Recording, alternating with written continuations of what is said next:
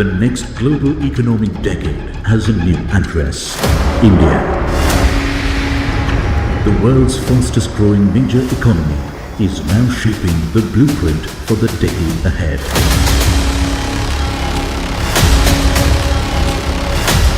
At the forefront of India's financial journalism, etnow.in has emerged as the country's most trusted destination for business news and market intelligence. ना सिर्फ हम आत्मनिर्भर हैं, indigenous हैं, बल्कि दूसरे हम पर निर्भर करने की इच्छा व्यक्त कर रहे हैं। India's approach to AI is to make sure AI solves real problems that confront government, real problems that confront people. जिस राज्य में आप 1 घंटे में 100 किलोमीटर डिस्टेंस नहीं तय कर सकते हैं, कभी विकास नहीं होगा उस जगह का। After successful editions across the West, East and South, the conclave now brings its momentum to a new stage, driving deeper conversations on India's growth story. This year, the spotlight is on thought-provoking conversations across emerging and high-impact sectors, while recognizing the leaders and organizations powering their growth. Let us come together to envision a powerful India and shape its rise as a global economic force. etnow.in Business Conclave and Awards 2026, where business meets technology, where ideas become action. And now, ladies and gentlemen, please welcome your host for the evening, special correspondent at Times Network, Pooja Jain.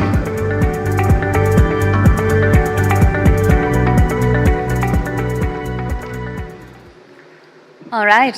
Good morning, ladies and gentlemen, and a very warm welcome to the etnow.in Business Conclave and Awards 2026 on this very unusually rainy Friday morning in Delhi.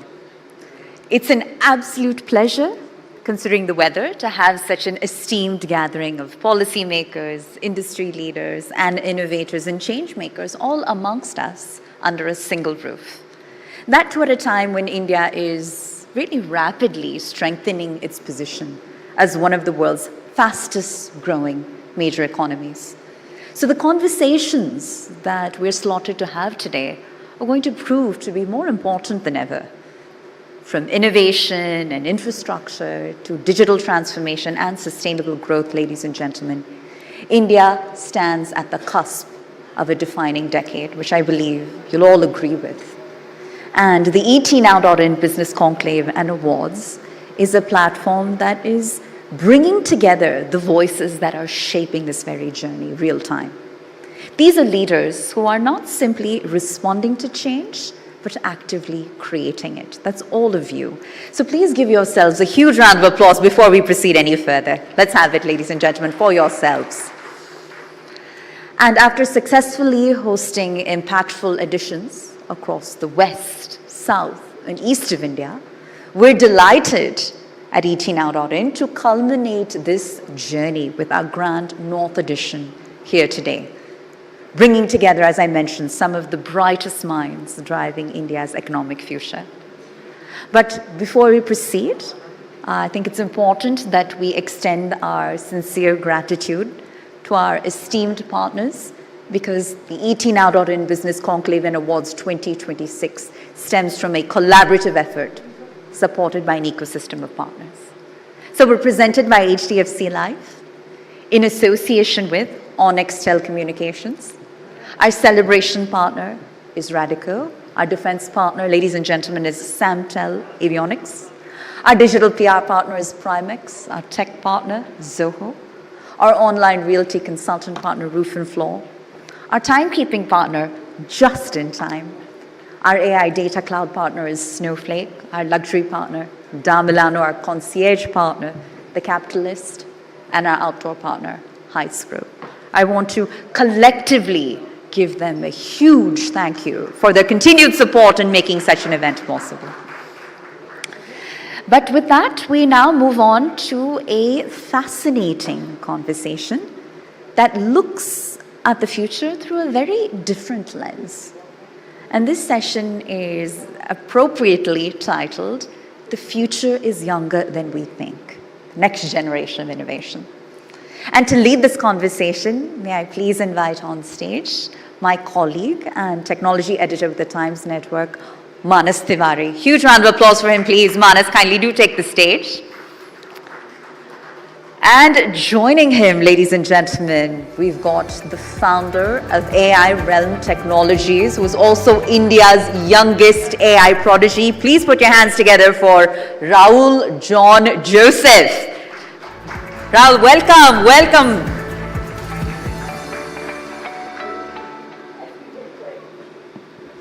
We can't wait to see how this conversation unfolds.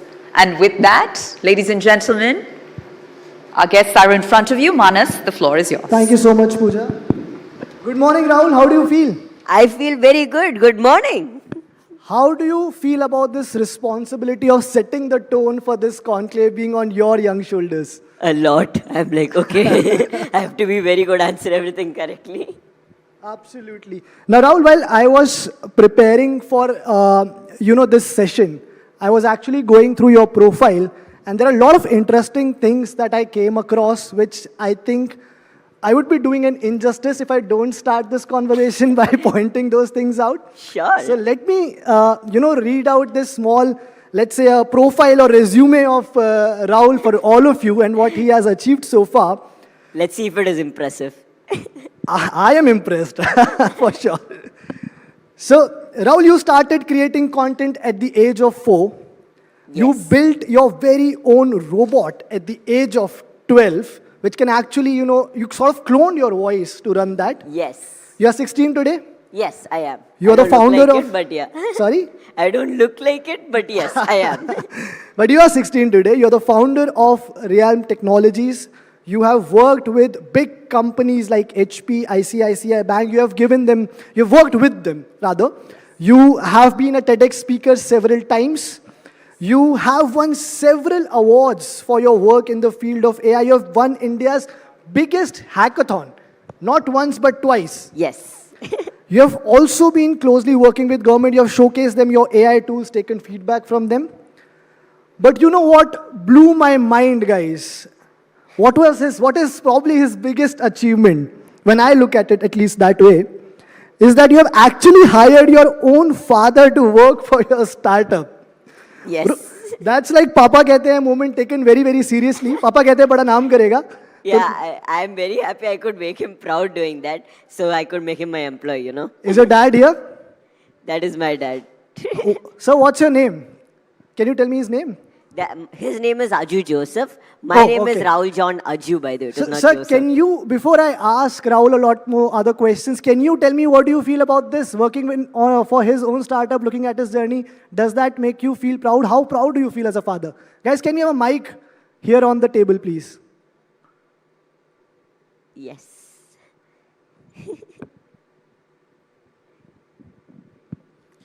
Hi. First of all, obviously, as a father, it's a very, very proud moment. I mean, I think this is what every parent strives to be. And he's very hardworking, very hardworking. I mean, he works like round the clock. So my duty is to support him. I mean, like I said, as every parent would want to support the child and make sure, they take your dream across. So yeah, definitely it's a proud moment. Thank you so much, sir. I think Rahul should be equally proud of you. I'm sure he's equally proud of you as well, as much as you are proud of him. Yes, I can say that I'm proud of my dad. So Rahul, let's now start our conversation, and I want to touch upon, your journey, right? You, of course, used to make content, then you started getting into AI. You're now doing a lot of great work in AI. How did that transition happen? How were you first introduced to this world of artificial intelligence, which actually a lot of people are still struggling to, get used to? I mean, see, I believe AI is not some, rocket science. Even rocket science is simple if you put it out. But I never started off with the thought of, I'm going to learn AI, I'm going to do this. Everyone has to discover their own passion. You won't believe it, but I used to run marathons, 15 kilometers, 14 kilometers. In between, I even used to do classical dance. I think district level, I was able to get second place, like folk dance. That's what I did. So I used to try everything, and like even acting. So I was like, okay, that seems fun. I'll try that. Then I got into video editing.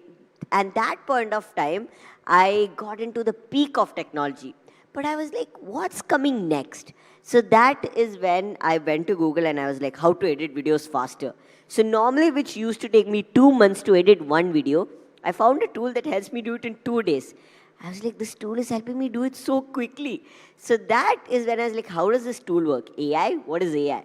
So that is the point of time when I got into the world of AI and started using it and discovering it. And now you have obviously started your own company, which is Yes. AI Realm Technologies.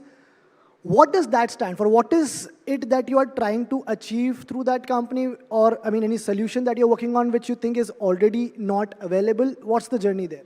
That's actually a very good question. See, I used to be a consumer of AI, but then I became a builder, right? I tried to do something out there, not just because some random reason, but I saw that, keeping AI aside, we need to solve real problems, right? My company's aim is that to solve real problems and help people. No matter what your age is, no matter if you're 70, no matter if you're 20, I wanted to prove to the world, if you have an idea, if you have an aim, age is not a barrier. At this age, if I can create a startup, why not the rest, right? Like, there was a kid who called me the other day. He was in a wheelchair, paralyzed from the waist down, but still he saw my videos and he's like, Rahul, I'm creating my own startup. Inspiring those people, that is what matters to me, right? And yes, at the end of the day, the tools I create, the content I create, whatever I try to do is to just make our lives easier. Absolutely, and I think it's kind of interesting, Rahul, because what I am also seeing, and I'm sure most of you would have, there are a lot of young innovators, creators who are coming out these days. I remember meeting a sister-brother duo a couple of years ago who made an iOS app which won the Apple App Store of App of the Year. And one thing which is common for most of you is that you are learning through unconventional ways, right? You are learning through YouTube videos, you are learning through experimentation, through communities, internet, which also makes me, ask that do you think or where do you stand on this debate whether school education is equally important today, or should more and more kids be promoted to, sort of learn from outside of traditional or conventional ways of schooling, which is where my doubt also comes, because I was reading this somewhere a few days ago. Today, the problem with Gen Zs is that a lot of the relationship, career advice that they get, it is actually from Instagram Reels, from the internet, through the content which is already also being generated by Gen Zs who have not lived these experiences yet. So where do you stand on that? I mean, that example very well applies to what you are doing in terms of AI, innovation, any technological advancement as well. Now, Gen Zs are going to comment on this video. I'm going to rush after this. I mean, okay, here's my question to everyone here. How many of you guys think the education is very good? Can you raise your hands? Okay, no hands. Okay. There's one coming up right there. I can see one hand. Slowly. Okay, what?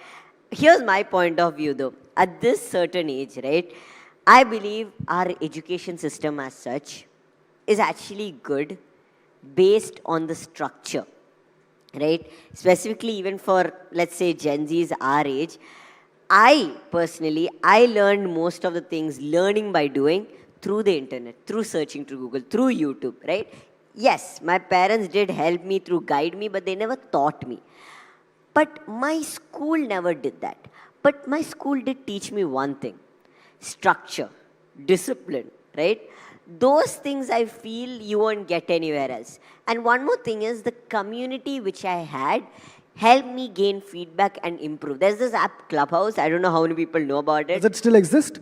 It does. I don't know. I don't go, but it still does. It's dead I remember almost. it was quite big during the COVID days, but I don't know if it's still around. Yeah, it's basically like a social audio platform where you can talk to anyone in the world. So I used to join groups where there were people from US, where there were people from around the world. Even NASA, right? And it's still out there. And I'm very lucky I could gain perspectives from them, learn about AI from them also directly, which anyone can do. So yes, even though my education system didn't help me, I was able to gain information, gain feedback from other sources. But I believe our education system should be the one teaching this to us. That should be the one, teaching us how to live. You know, the basic skills of, let's say, how to do taxes, that we still don't teach. The basic education of how to do finance, basic civic sense, all these things our education definitely should teach. And yes, with that, we should not teach, you know, we should not teach what to think. We should not, you know, try to make every kid by heart. Rather, we should teach them how to think of a new idea, how to innovate. I think that's what matters. Let them explore, basically. Exactly. Right? And also make reforms which are needed in the education system. Definitely. Yeah. You know, having the latest updated information. Yes, absolutely. Now that we have offended the Gen Zs, let's also put the adults in the room in a spot here. You are going to... I have to walk out of this room, by the way. I'm going a little too far with this, but let's be honest. What do you think that adults still completely get wrong about kids and AI? Oh gosh, okay, you put me on the spot. Okay, here's one thing. So about children, right? I believe it's not just children, even adults. Mostly I feel adults kind of underestimate them. See, at this age, we can gain any knowledge we want from this, right? Literally right now, I can see myself underestimating a 4-year-old. Okay, you might not know this, but I see them, you know, they can unlock the phone, right? But through lock screen, without knowing the password, they go open YouTube through ads without opening their phone, okay?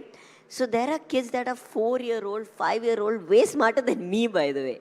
So what I'm trying to come to is, right now, the knowledge and the thinking power of kids, we should not underestimate, because they are way smarter than what we are capable of, I believe, right? Obviously, I'm not putting myself as an adult, but what I'm trying to say is, yes, the experience of an adult, we can't ever get. The failures that they might face. But the knowledge is democratized. Anyone can learn anything and everywhere, right? And I think that is something unique to this age, which is not there in the previous ages, right?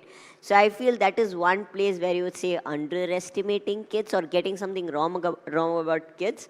Now, getting something wrong about AI. Everyone says this thing, AI will take your job, right? I believe that is not the case, because if you look in the past, computers were supposed to take our jobs, right? A lot of people say it's going to take our jobs. But did it actually? No, right? It actually gave us a lot of jobs back. So I believe the same thing is going to happen with AI. The more people start adopting AI, the more job opportunities we are going to see. Think of Google. Would we need Google if there was only 5 people using the internet? Would we need something to search the internet if there were only 5 people? No, right? Yes?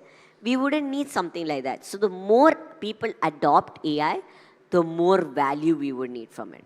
So I keep giving this example, and maybe you won't know this movie, but there was a Dilip Kumar movie called Naya Daur, wherein the whole conflict was in a village, you are introducing cars as a mode of transport, public transport, and people who would run tangas back then were against it, saying that it will take our jobs.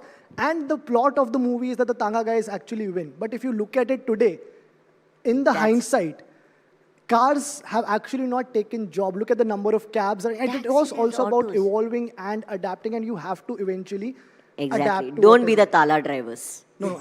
That's the moral of That's the not story. the lesson that I want to give. I think learn and evolve and adapt and look at new technologies and adapt them as early as possible instead of resisting them and thinking that they will, harm you or take your jobs. But learn over time, yeah. My second very direct question to you is, because you have spoken about how AI, can sort of, there's a lot of conversation around how AI can take jobs. Again, what is your bigger fear? Will AI replacing jobs, or people not understanding AI completely yet and making regulations about artificial intelligence? Okay, here's one quote which I say everywhere. I believe that AI will not take our jobs, but someone using AI will. So we have to be that someone who uses AI. But at the same time, our government specifically, or any government, they have to make sure these AIs, right, they are regulated the right way where speed is not affected, but at the same time, our trust is still there. For example, right now what is happening in US is, Claude was, supposed to be used in the American army and to survey, American people, right? Literally surveillance was happening there through Claude AI. Claude was like, you're not going to use our AI. And then ChatGPT said, you can use AI, our AI for defense. Why not? We're getting money. Then ChatGPT, hashtag cancel ChatGPT went viral. So people don't just care about features or using AI, but they also care about the trust and the privacy. So I believe the regulation standpoint is that the trust matters in your company. Plus one more thing is, you have to use AI in whatever you do. I'm only able to manage being a content creator, being a, teaching all these people, building these AI tools, and being a board student. I'm writing my 11th board right now, only because of AI. But where do you see it go from here in the next 5 years? And what sort of role do you think external factors like tech ecosystem, VC regulation, and maybe even access to infrastructure play into this? So basically the future of AI in India, absolutely. right? See, India as such has very good young population, right? That is one, and we have very good, like infrastructure-wise, we can definitely improve upon it. We have a lot of advantages. We have problems which no other countries can solve. We have local problems, right? We have like farming to a lot of, let's say, water shortage. All these things we can solve with the help of AI, and we're already doing it. So we can focus on those and actually solve real problems. And I believe that is what matters, not trying to create another ChatGPT. So in the future, thinking of infrastructure point of view, we can definitely improve upon that. And if we solve real problems, if India improves upon that, then only these VCs and all will invest in our company. They have to see a certain potential, right? Then we will get foreign investment also. So that's what I believe. I just hope someone uses AI to solve Delhi's air and traffic problem, because this morning, little bit of rain, there was so much traffic jam. Right? Bangalore traffic, I've never not gotten late to the airport. Yeah. Next up, Rahul, I'm going to put you on a spot now. We have talked about Gen Z's, adults, now it's your turn. Okay. There's a quick rapid fire round before I take up my next question. So I'm going to throw in some really quick questions to you. I expect answers in a word or a phrase maybe at max, without giving it too much of a thought. Sure. Let's Are you ready? Yeah. AI in one word. I guess, okay, that is, how would I, okay, ease of access. Okay. Accessibility. Let's try it again. Okay. One AI app you can't live without. Claude AI right now. School or YouTube, where did you learn more? YouTube. One myth adults have about young innovators. That they are not capable of doing things on their own. India's biggest AI advantage in one line. Local problems. And one big challenge in one line. Biggest challenge. Oh God. Okay. What? Okay. So it is a challenge and the problem, and I believe that's our overall. Okay. What would I answer that? Okay. Population. Let's say that, because we have a lot to cover. Startup or college first? What would you pick today? Startup or college? I would personally say startup, because anyone can learn, but college also we can definitely do simultaneously at this age, right? We can obviously learn online from Upgrad and all those tools while we are doing a startup. So you can do both. Don't have to choose. One AI tool you believe everyone in this room should start using right now? I would say Head AI, because if you have a business or even just a company, Head AI helps you market that product, gets to people, reaches out to people. So I think that's a good thing to start with. One thing AI should never replace. Oh, human touch. Okay. If you could build with one global tech leader for a day, who would it be? That's a hard question. I'll be happy with a lot of people, but let's say Elon Musk. Okay, if you have to pick top three? Top three, okay. Oh God, this is hard. Okay, obviously one is Elon Musk. Second, I would say someone like, if it was, okay, I would say the head of Claude and Sam Altman. Why not? Oh, nice. All the popular CEOs. Nice. Your age. Okay, so this is the last question. Let me frame it correctly for you. Okay. What surprises people more? Your age or the work that you have done so far? I think I would like to believe it's the work that I have done, because I want that to be more than, I don't want people to just see me as an age. Like, okay, he's young, so whatever he does matters. Whatever I do, I want it to be actually valuable, more than just, okay, he's 16, let him do anything, he'll get that popular. That's not what I want it to be there. So yeah, I guess my value, what I do.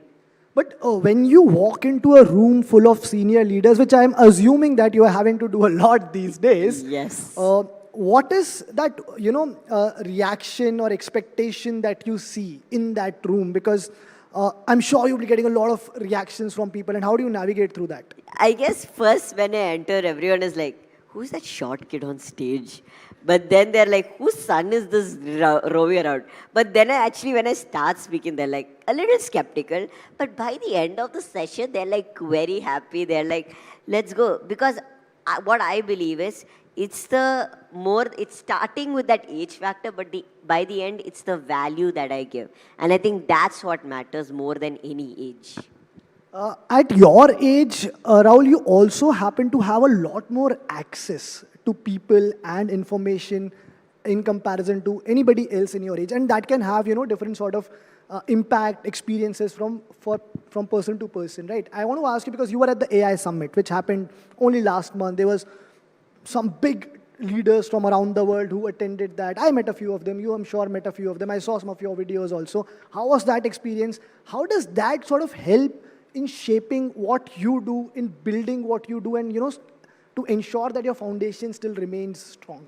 That's a very good question. See, at the end of the day, I'm still learning. Whenever I go to these events, I try my best to talk to others, learn from them. Especially at the AI Impact Summit, I was able to meet Antonio Sir from UN, the secretary.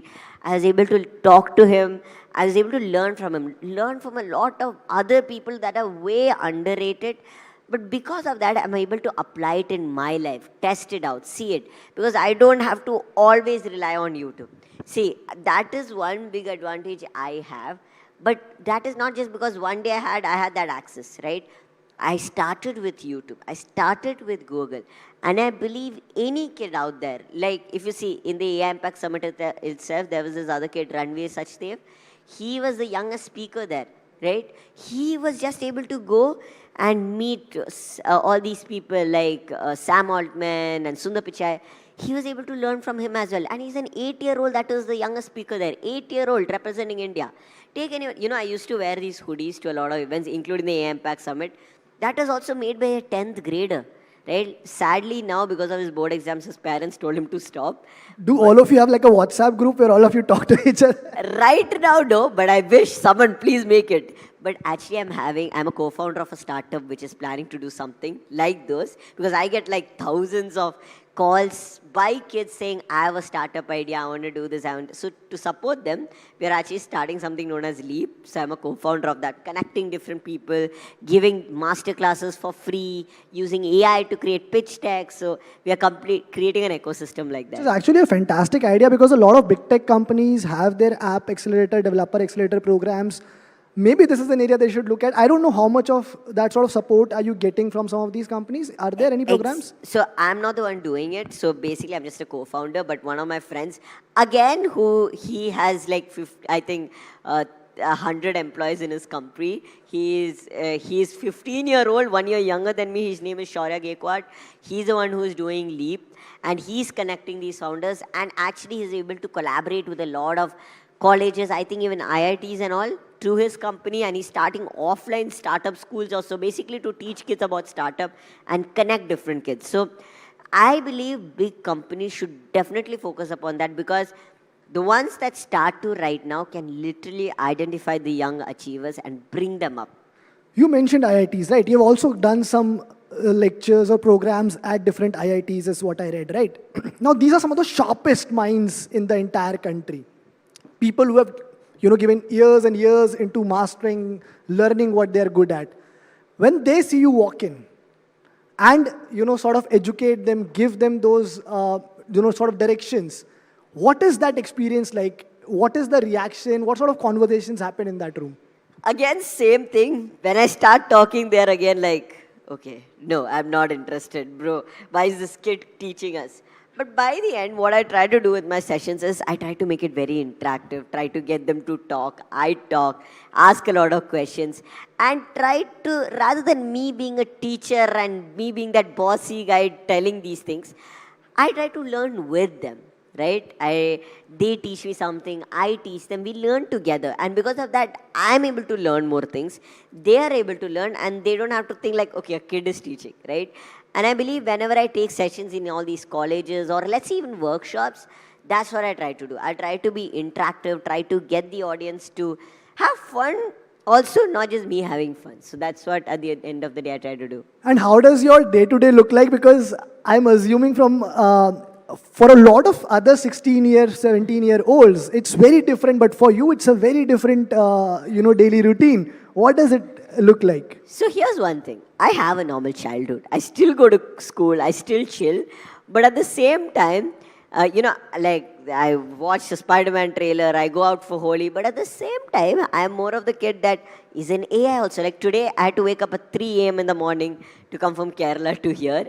So I have to go to sleep after this. But yes, there are a lot of differences in my life, but if you look at my day-to-day, I'm building this tool for legal, right? We have to look for funding, building that tool, and content creation on Insta, YouTube. Then, especially, like I said, the main thing is my board exam. Right now, it's my board exams and I'm chilling here. What are you doing here? Exactly. That's what my teachers are going to ask once this goes up. As long as your father doesn't say that, it's all good. I mean, see, at the end of the day, I'm very much able to manage it because I have AI and I have the support of my parents, which I'm pretty sure anyone can have soon. But while you do all of this, Rahul, we often talk about, like how the current generation doesn't go out enough, doesn't involve in a lot of, physical activities. How do you balance that part out? Because it is equally important for, building, like you said, you used to run a lot of marathons, you used to do a lot of classical dancing. Are you able to pursue some of that even now, even acting? Like, are you able to do some of those things even now? If any directors are seeing this, I'm always available. Bro, you have told them how to make films using AI now. All the actors are going to be jobless. Like, get out here, you are useless. I mean, but I still do like acting. And yes, at the end of the day, like I said, day for yesterday I was out, I go for concerts, I go out with my friends also at 1 a.m. in the night. But at the end of the day, I am a normal child, right? I'm not this prodigy that everyone sees. Yes, I know a bit about AI. It's my passion to work and build a company. It's my passion. It's like when you create your own AI, it's like creating your own baby, right? Doing that. And yes, there are a lot of mentions. Like right now for my company, I'm looking for AI servers, which is very hard to find. So if anyone has, please do reach out to me. But, I'm trying to look for that. There are a lot of problems in the way. But once you solve that adventure, right, that journey, that is the fun part rather than the destination. Do you also watch a lot of movies? I do. I'm a big Marvel fan. Oh, is it? And do you watch a lot of Malayalam cinema as well?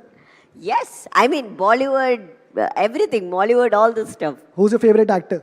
Overall, Ryan Reynolds. And if you have to pick from Malayalam cinema, Indian cinema? I think Malayalam, I would say Tovino. And India, obviously, who else than Shah Rukh Khan? Very nice. Naam to suna hi hoga. Now, before I take up the next question, I also want to bring in your father once again. So if we can have a mic here once again. Yes. Does my father have a mic? No. He is looking at you. He's No one smiling. wants He's very to hear proud you. of you. I'm joking. Okay, he's like, okay. Do we have a mic here? Yeah.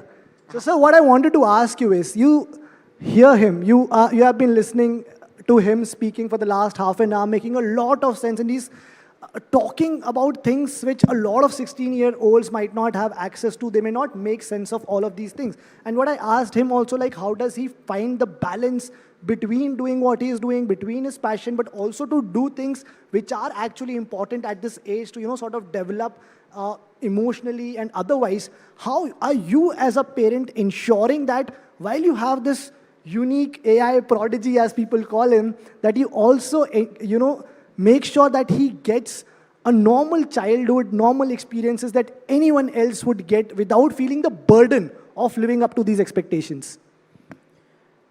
First of all, thank you for inviting us. It feels good.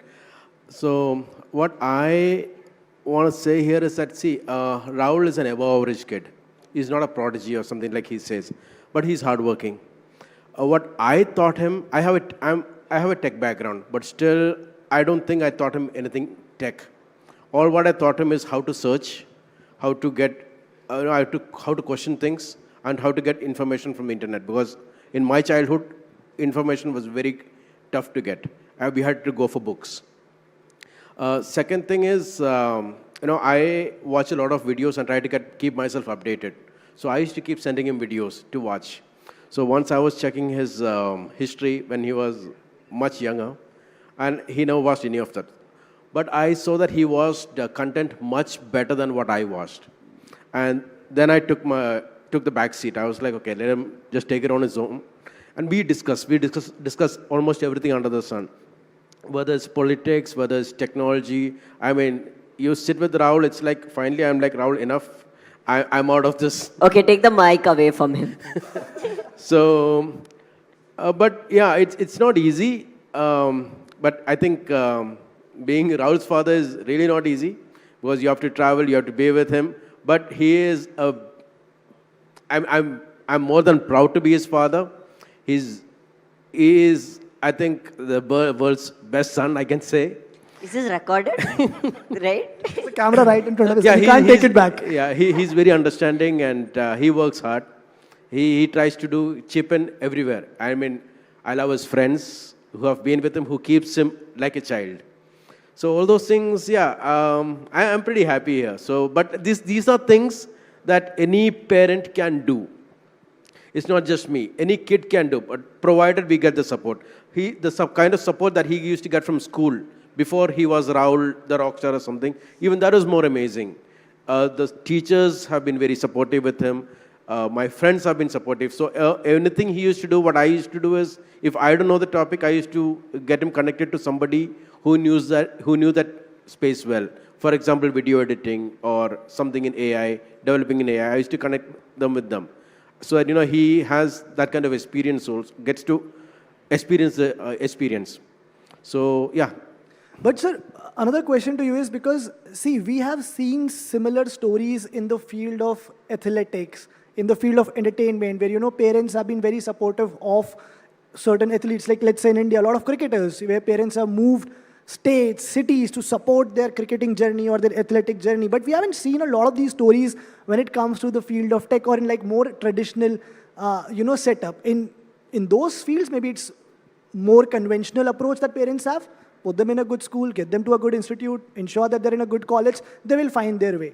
What was your motivation? Was there any story, was there any reference point for you to, believe that this non-conventional journey can also lead to something more meaningful? I want to add one thing to that. My name is Rahul because it is taken from the footballer Rahul I sort of Gonzalez. Thought that, yeah. Rahul. So my father actually wanted me to be a footballer. I went the totally opposite route. But yeah, Papa, please answer. Yeah, I mean, that is something that I wanted to say right now. I wanted him to be a footballer. But then I realized that, see, as parents, we would want our kids to be better than us. But what I thought is, I don't want him to be what I want, like a footballer. I thought, let him be what he wants. So he tried a lot of things. Right now it's AI. Earlier it was like running, dancing. And at one point of time, I literally told Rahul, enough of all these things, choose one.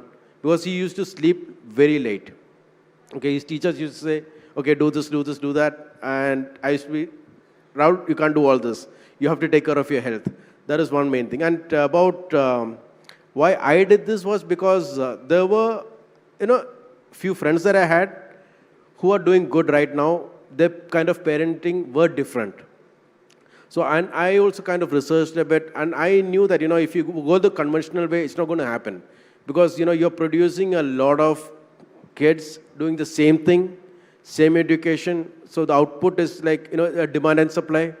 It's not going to happen. So you whatever you want to do, you need to focus. The knowledge is out there. Teach your kids to, don't teach your kids. That's the first thing that I did. I stopped teaching my kid. In fact, I learned from him.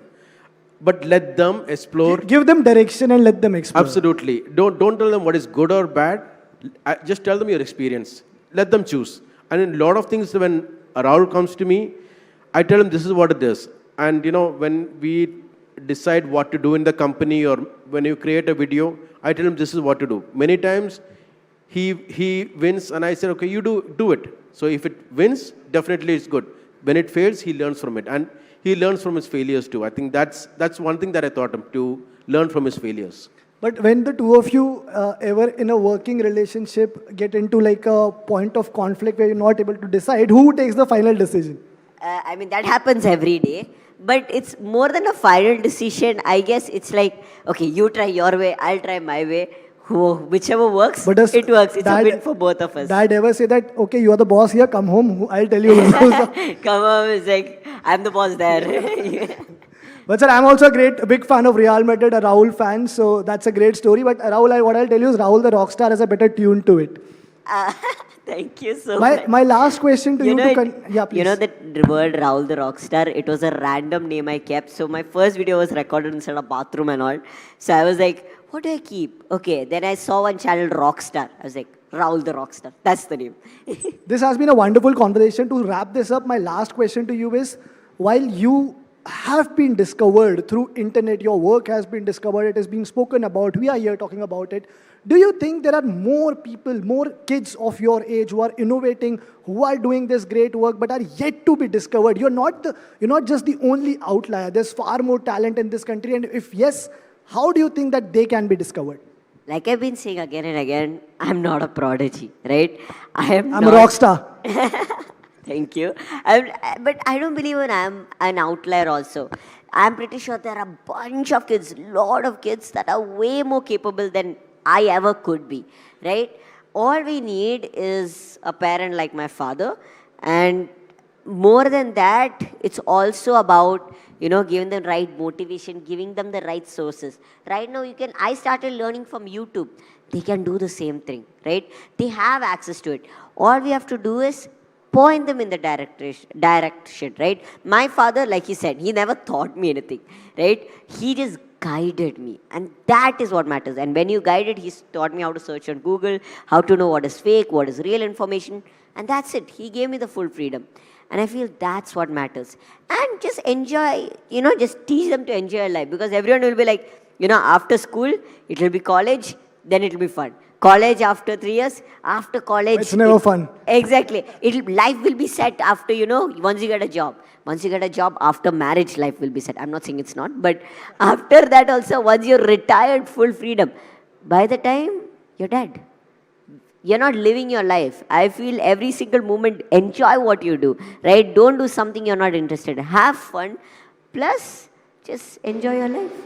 There's so much to learn here actually for all of us in the room. Thank you so much, Rahul. It's been a wonderful conversation. I hope I get to see you again, I meet you again, and I'm sure by the time we'll meet again, you would have added another 10 things in your profile, in your resume, because at the rate you're going, it's absolutely impressive. Thank you so much. Thank you so much. I hope you had fun. I did. I hope all of you had fun. Did you guys have fun?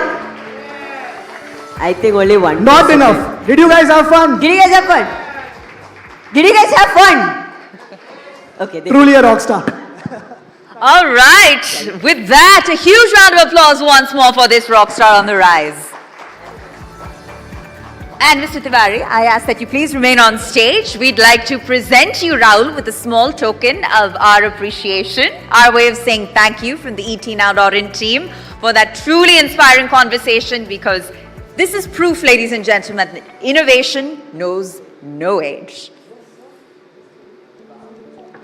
This is so special. And to Mr. Joseph as well in the audience. Thank you so much. Thank you. Thank you. What an inspiring story. What a remarkable job you've done as a father.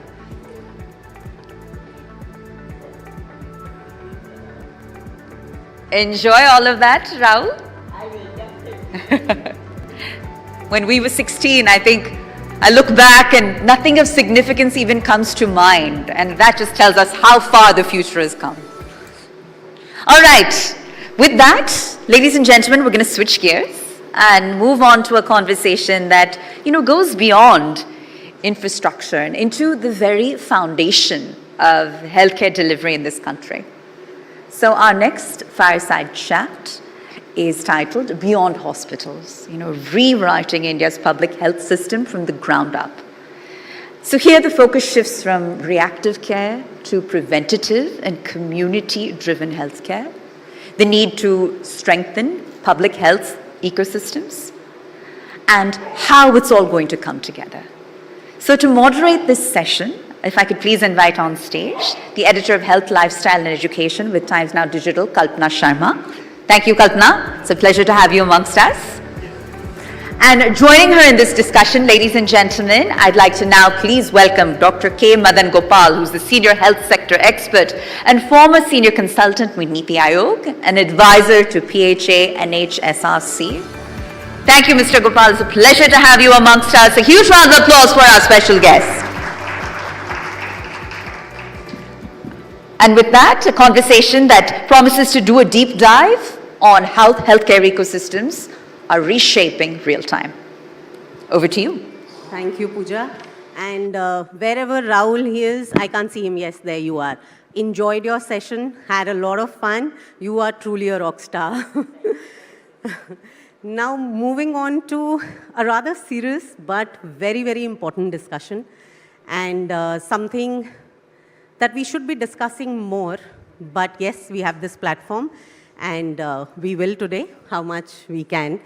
So, Dr. Madan, you have been, on the insides, and you've seen closely how public health system works.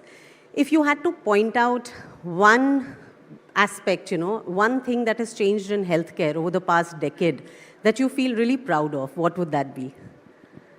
One is focus on health strengthening as well as moving towards targets to saturation. That's the major thing which I have seen in my 3 decades of career. So I used to work at the states also. So then when I migrated to the central place, a lot of shift has happened. I've seen how the H1N1 epidemic was handled a decade earlier, and now COVID, how the COVID was handled. Entirely a shift has happened. It used to be a siloed approach, that means the health department approach. Now it's a whole government approach. That means from a siloed approach, we are moving towards a whole government approach. That means all other departments which are related to a particular area, they are getting involved. That's a major thing which has happened over the last. If you had to give one example to elaborate this, what would that be? You take the example of after the COVID, there was a lot of focus on antimicrobial resistance. It encompasses many other departments, and slowly we have moved towards the One Health aspect and concept. What has happened, One Health is related to environment, animal husbandry, agriculture and health, as well as the other departments. To have a single response to that, now we are having an institute and a coordination mechanism which are required for this. Previously, we used to talk about interdepartmental coordination and that's it. Now we are actualizing the interdepartmental coordination and seeing that how it fructifies and yields results. That kind of shift has happened, and that's a major example I can say. The other example is the nutrition programs. Previously, we had the world's largest nutrition program, middays. This is the Poshan Abhiyan was there. Not to talk about, the take-home ration was there since 70s. Now, we are having a very organized effort in tackling that issue in conjunction with the different agencies. It's not only one department, the Women and Child Department. Now it's a health department. Niti Aayog is also there with their aspiration program. That means all the people, they are coming together and trying to achieve a common goal for the people of the country. That kind of approach is there now. Okay, that's very interesting. And if we look at public healthcare today, do you feel that we still have a more treatment approach rather than a preventive approach? Or do you feel there's a change there?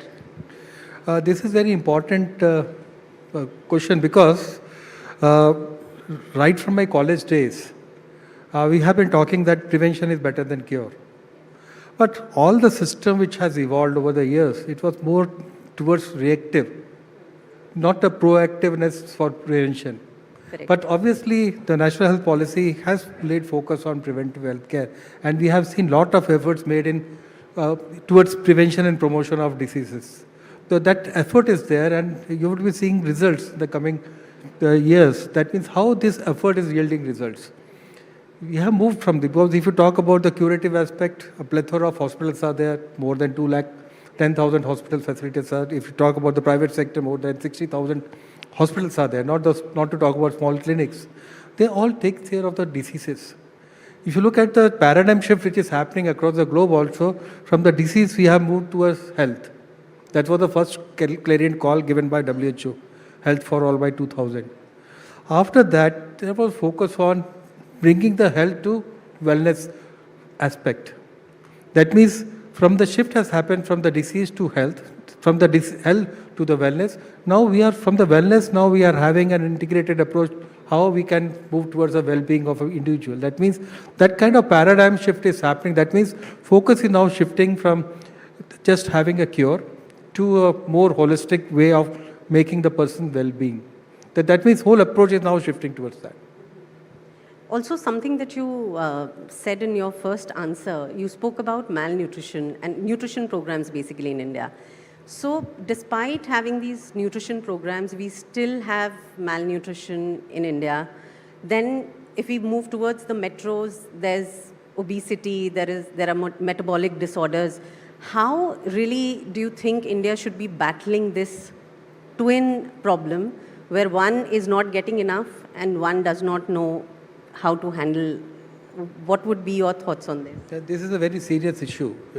It's not that only just for the sake of discussion we should be discussed. This is a very serious issue. We usually celebrate our demographic dividend. That means we are the youngest population in the world, 29 plus years, the average age. But if you talk about the BMI of that population, then a lot of things is desirable. If you see that the number, 10% of the babies are born underweight as of now. The number would be less. But the time the baby becomes 5 years, this number becomes 35%. And that's an issue. If a baby is malnourished, they are going to become future children. If we are taking pride in our demographic dividend, our population should be productive and contributing to the economy of the country. That's a serious challenge which we are having and we are facing. To compound this aspect, one is in the rural areas you talk about the obesity means the person is chubby and fat. But in the urban areas, if a person is fat, is looked as a fat. But if look at the rural area, the person may be lean and thin, but he would be having a central adiposity. That means the abdominal adiposity is there. That means we are having that problem that the metabolic kind of obesity is there. That's one type. And the other fatness, another thing which is quite visible. There are many reasons to that. We need to address it holistically. That means efforts are already been made in reducing that. We have already recognized this as a major determinant. That's why you are having nutrition supplement programs, midday school meals and other programs are there of the government. Apart from that, to make the people healthy, you see that you are having Fit Eat India campaign is there, Eat Right movement is there, Fit India movement is there, and many other campaigns are there. Apart from that, our leader, he also gives challenges to have fitness and other kind of things in their daily routine. That means this aspect has already been recognized. Already a lot of discussions have happened, a lot of efforts are being made to see that the population which we are targeting, the demographic dividend which we are having, we are investing into that and seeing that they become healthy so that they can contribute to the economy of the country. That's the major thing which is happening. Yeah, and this is like you said, a very, very important topic. Another important and yet very serious issue is antimicrobial resistance that you touched upon. And we know it's an issue. There is some level of awareness as well. Do you think but what we are doing is enough? At least something is happening that's more important because this is going, because if you look at the molecules, antibiotic molecules which we are having, we have reached the zenith of that. And after that, if any of the organism reports the sensitivity or the resistance to any of that bacteria, we don't have an answer for that, how to handle this antibiotic related this. Apart from that, in this antimicrobial resistance is one of the priorities which are being highlighted and identified.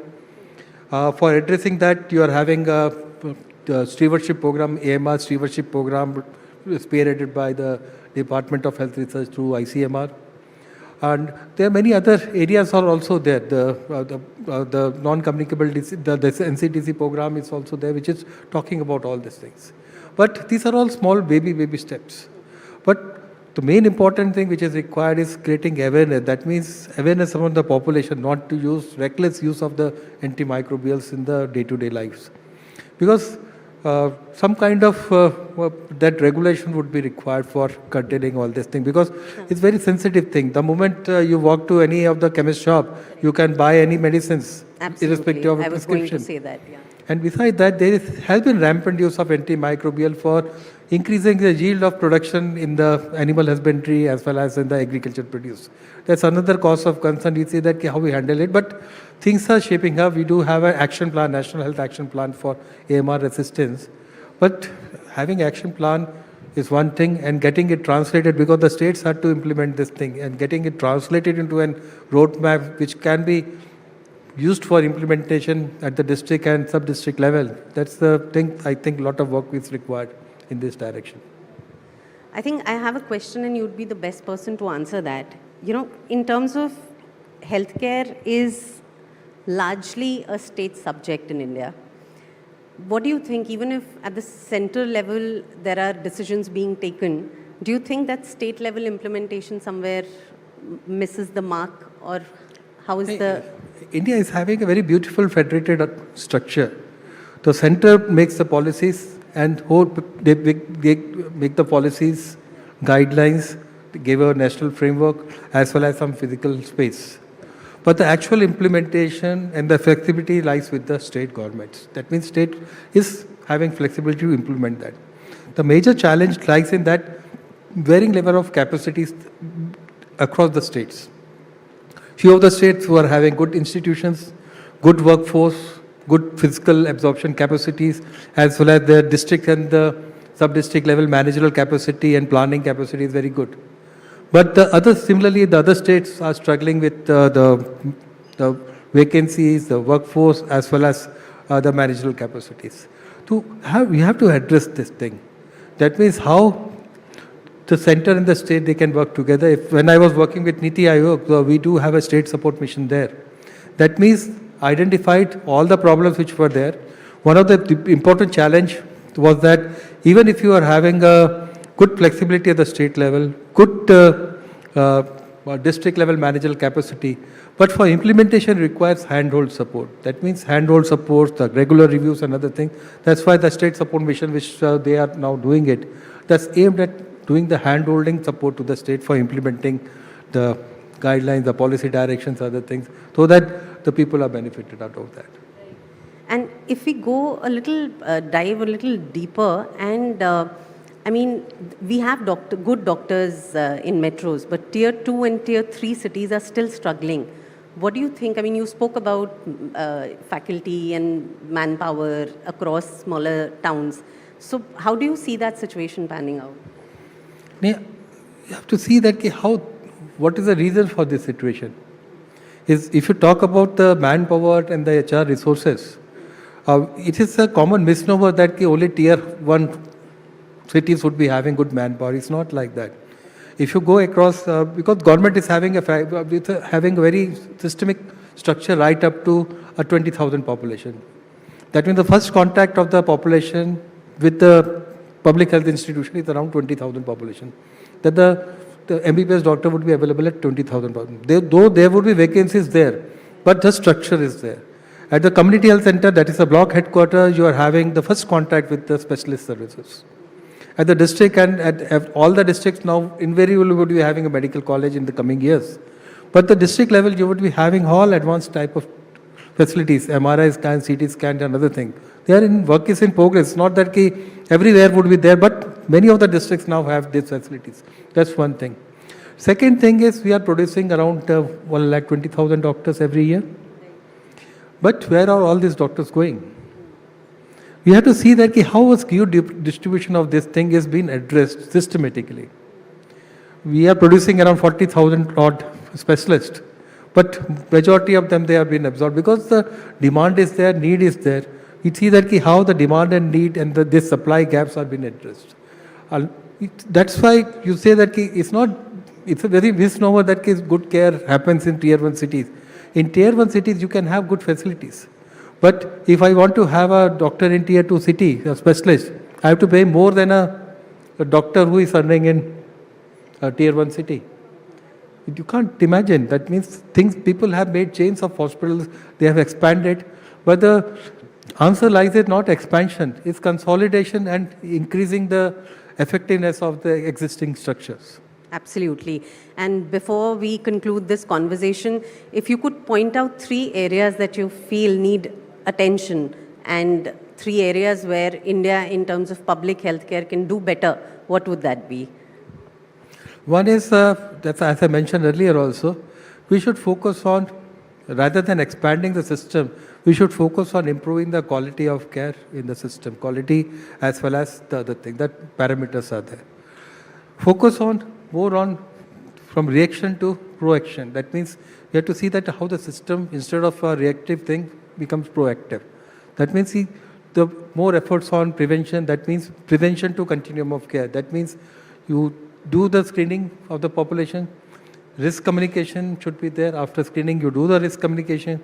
After risk communication, you talk about the nutrition and the wellness of that person.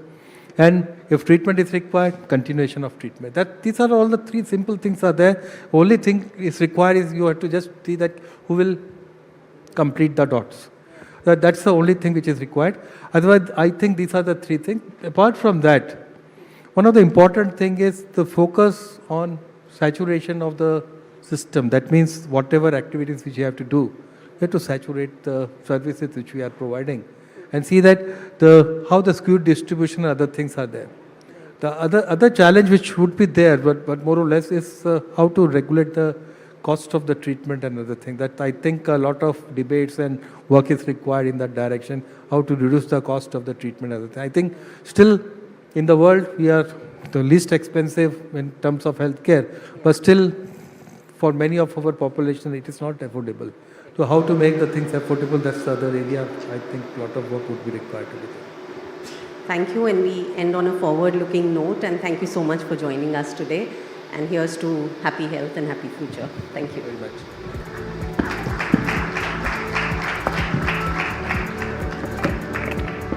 A lot of candor in that back and forth. And Kalpana, I ask that you please present Dr. Gopal with a token of our appreciation, our way of saying thank you from the etnow.in team.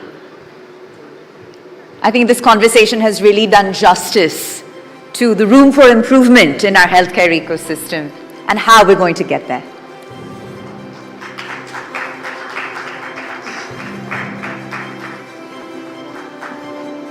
Our heartfelt thanks once again, Dr. Gopal. All right, and thank you, Kalpana. Okay, ladies and gentlemen, so to set the tone really for the event and the day that lies ahead, and to share his perspective on the evolving business landscape and opportunities it poses, may I please invite on stage Rohit Chadda, President and Chief Operating Officer of Times Group, to deliver the thematic address. Huge round of applause, please. Thank you. Rohit, over to you.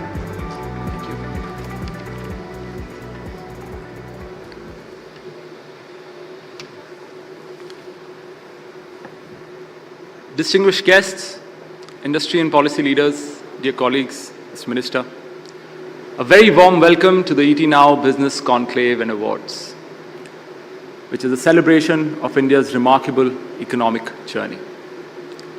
We gather today at a defining moment in India's growth story, a moment that reflects our nation's resilience, ingenuity, and extraordinary ambition. At Times Network, we see this transformation unfold every day. Through platforms such as timesnow.in, etnow.in, Times Now Na Bharat, Digit, Times Drive, Zoom, and several others, we have built a dynamic digital ecosystem that reaches over 250 million monthly users across 20 brands in 8 languages, generating more than 3 billion monthly video views. I'm happy to share that within only 3 years of its digital debut, etnow.in is now consistently ranked among top 3 business news platforms in the country on Comscore, with a reach of over 30 million monthly unique users across its various platforms. But beyond scale, what excites us is how this digital landscape mirrors India's own transformation: energetic, innovative, and constantly evolving. When we look at the broader economic picture, the story becomes even more compelling. As we move towards the next phase of growth, India continues to stand out as one of the world's most resilient major economies. Leading institutions such as the IMF and the World Bank project India's GDP growth to remain between 6.5 and 7% in the coming years, placing us firmly ahead of many developed and emerging markets. Our manufacturing sector is witnessing renewed momentum. High-value exports in electronics, semiconductors, and pharmaceuticals are expanding rapidly, supported by initiatives such as the Production-Linked Incentive Scheme, which has already attracted investments exceeding $25 billion. India's digital economy is also redefining global benchmarks. Our IT and IT-enabled services exports crossed $254 billion in FY24, while digital public infrastructure has brought financial access to hundreds of millions of citizens and laid the foundation for a $1 trillion digital economy by the end of this decade. Our startup ecosystem continues to thrive, with more than 100 unicorns and thousands of emerging ventures driving innovation across sectors, from fintech to clean technology. At the same time, India is positioning itself at the forefront of the AI revolution, with the potential to unlock nearly $1 trillion economy in economic value in the coming decade, while ambitious renewable energy and green hydrogen initiatives are steering us towards a more sustainable future. Ladies and gentlemen, these milestones are not just statistics. They represent the aspirations of 1.4 billion Indians. With nearly 65% of our population under the age of 35, India's demographic energy is one of its greatest strengths. The ET Now Business Conclave is more than a gathering. It is a platform where ideas are exchanged, perspectives are shared, and the blueprint for India's next phase of growth begins to take shape. Today we celebrate excellence, recognize leadership, and engage in conversations that will help shape the future of India's economy. To everyone present here today, thank you for being part of this journey. Your ideas, your investments, your leadership, and your courage to build and innovate are what power India's growth story. On that note, I wish you a very engaging and insightful day ahead. Thank you.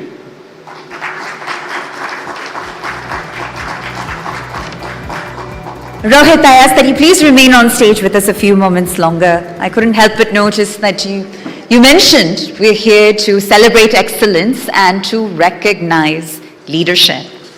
So speaking of recognizing leadership, sir, I'd like for you to join us in welcoming on stage a very special guest who has dedicated his entire career to public service. That's right, ladies and gentlemen. If I could please invite on stage the Minister of State in the Ministry of Corporate Affairs and Ministry of Road Transport and Highways, the Honorable Harsh Malhotra. Let's kindly please have him on stage. So it's an honor to have you amongst us. We're truly honored, deeply humbled. And Rohit, I ask that you please present the Honorable Minister with a token of our appreciation, our way of saying thank you for being here.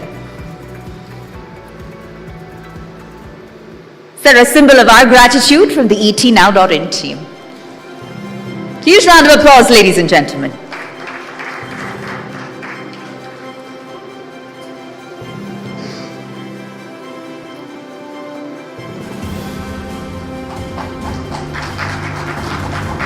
Wonderful. All right, thank you so much, Rohit. And to the Honorable Minister, I ask that you please remain amongst us for what promises to be a power-packed conversation next. That's right, ladies and gentlemen, we now bring you a fireside chat on building the backbone of a Viksit Bharat. This is a theme that lies at the very heart of India's long-term growth ambitions. And to take the conversation forward, it's my honor and pleasure to invite on stage my very charismatic and capable colleague, senior news editor with the Times Network, Sumit Lakhutia. Huge round of applause, please.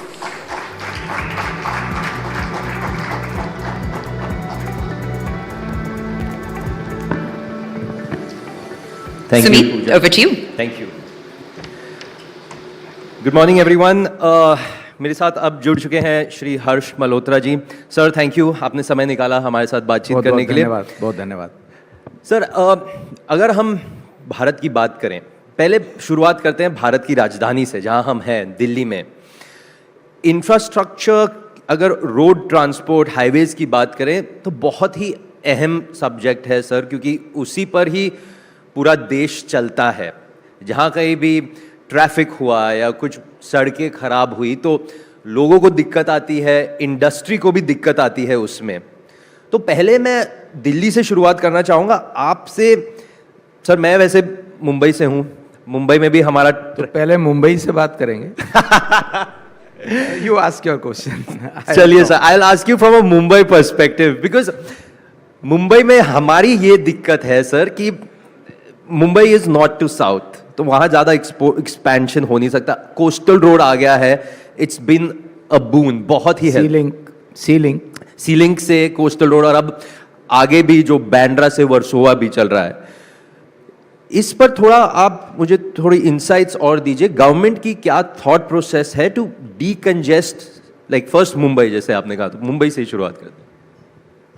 मैं आपको overall perspective बताना चाहता हूं कि हमारे government of India का मोदी जी की visionary leadership में और गडकरी जी के मार्गदर्शन में हमने पिछले 11 सालों में 60,000 किलोमीटर का नेशनल हाईवे बना के दिया है. 65 सालों की आज़ादी के बाद 2014 तक 92,000 किलोमीटर का नेशनल हाईवे था, जो आज लगभग 1,50,000 किलोमीटर का नेशनल हाईवे बन के आया है. एक समय था जब नेशनल हाईवे बनाने की जो स्पीड थी वो 12 किलोमीटर पर डे थी, आज 30 किलोमीटर पर डे पर हम आ गए. और सबसे बड़ी बात, मैं मुंबई की जो बात कर रहा था, आज हम दिल्ली मुंबई एक्सप्रेसवे बना रहे हैं. दिल्ली मुंबई एक्सप्रेसवे 1 लाख करोड़ की लागत से बन रहा है, जो कि अगले 1-1.5 साल में कंप्लीट हो जाएगा. अभी जब हम दिल्ली से उसको शुरू करते हैं तो कोटा तक वो रन थ्रू है, और जब ये कंप्लीट हो जाएगा तो केवल 12 या 13 घंटे में दिल्ली से मुंबई बाय रोड जा पाएंगे. पहले जो दिल्ली मुंबई हाईवे है उसमें 33-34 घंटे लगते हैं, अब केवल 12-13 घंटे में जा पाएंगे. आप सोचिए कि आधे से कम टाइम लग रहा है, आधे से बहुत कम टाइम लग रहा है. और इसका इकोनॉमिकली क्या बेनिफिट होगा? ट्रांसपोर्टर्स जो सामान लेकर के यहाँ से वहाँ जाते हैं, 1 महीने में अगर 4 चक्कर लगाते हैं या 5 ही चक्कर लगा पाते थे पहले, तो अब वो 7 या 8 या 9 चक्कर लगा पाएंगे. तो डेफिनेटली लगभग डबल फोल्ड इकोनॉमिकली बेटर होता है जी. और इसके अलावा पॉल्यूशन कम होता है. इसके एलाइड फैक्टर्स भी बहुत हैं, खाली ये एक बताया मैंने, इसके अलावा बताता हूँ. पूरे देश में लगभग हमने 89 ऐसी सिटीज़ हैं जो कंजेस्टेड रहती हैं, उनकी रिंग रोड्स, उनके बाईपासेस, उन सबको भी बनाने का काम शुरू किया है. आप दिल्ली का पूछ रहे थे, तो मैं दिल्ली पे आता हूँ. मैं खुद दिल्ली में जन्मा हूँ.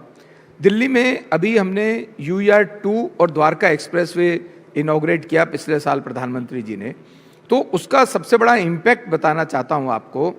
जिन्होंने इंदिरा गांधी इंटरनेशनल एयरपोर्ट आना है और सिंघू बॉर्डर से आना है, जिनको दिल्ली में आने की आवश्यकता नहीं है, पहले उनको 1.5-2 घंटे लगते थे, वो मुकरबा चौक, रोहिणी, पीरागढ़ी से होते हुए एयरपोर्ट आते थे, 2-2.5 घंटे का समय लगता था. अब केवल सिंघू बॉर्डर से लेकर के इंटरनेशनल एयरपोर्ट तक केवल 45 मिनट में पहुंचते हैं UER2 के माध्यम से.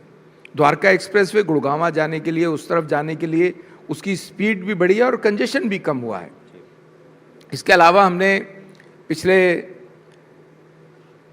एक साल के अंदर 2024 में जब मोदी जी की सरकार तीसरी बार आती है तो दिल्ली को डीकंजेस्ट करने के लिए, क्योंकि दिल्ली में एक बड़ी प्रॉब्लम डीकंजेशन की है, ऐसे बहुत से लोग हैं जो दिल्ली में डेली आते जाते हैं, एक बात, और दूसरी बात जिनको दिल्ली आने की आवश्यकता नहीं है लेकिन उनको मजबूरन दिल्ली आना पड़ता है कहीं और जाने के लिए। मान लो अभी हम दिल्ली देहरादून एक्सप्रेसवे तैयार कर दिया है जो जल्दी 1 महीने के अंदर हम जनता को सुपुर्द करेंगे। वो अक्षरधाम से ईस्ट दिल्ली से शुरू हो रहा है, तो हरियाणा से या उत्तर प्रदेश से, नोएडा, गाजियाबाद से अगर किसी को आना है तो उसको अक्षरधाम आना पड़ेगा।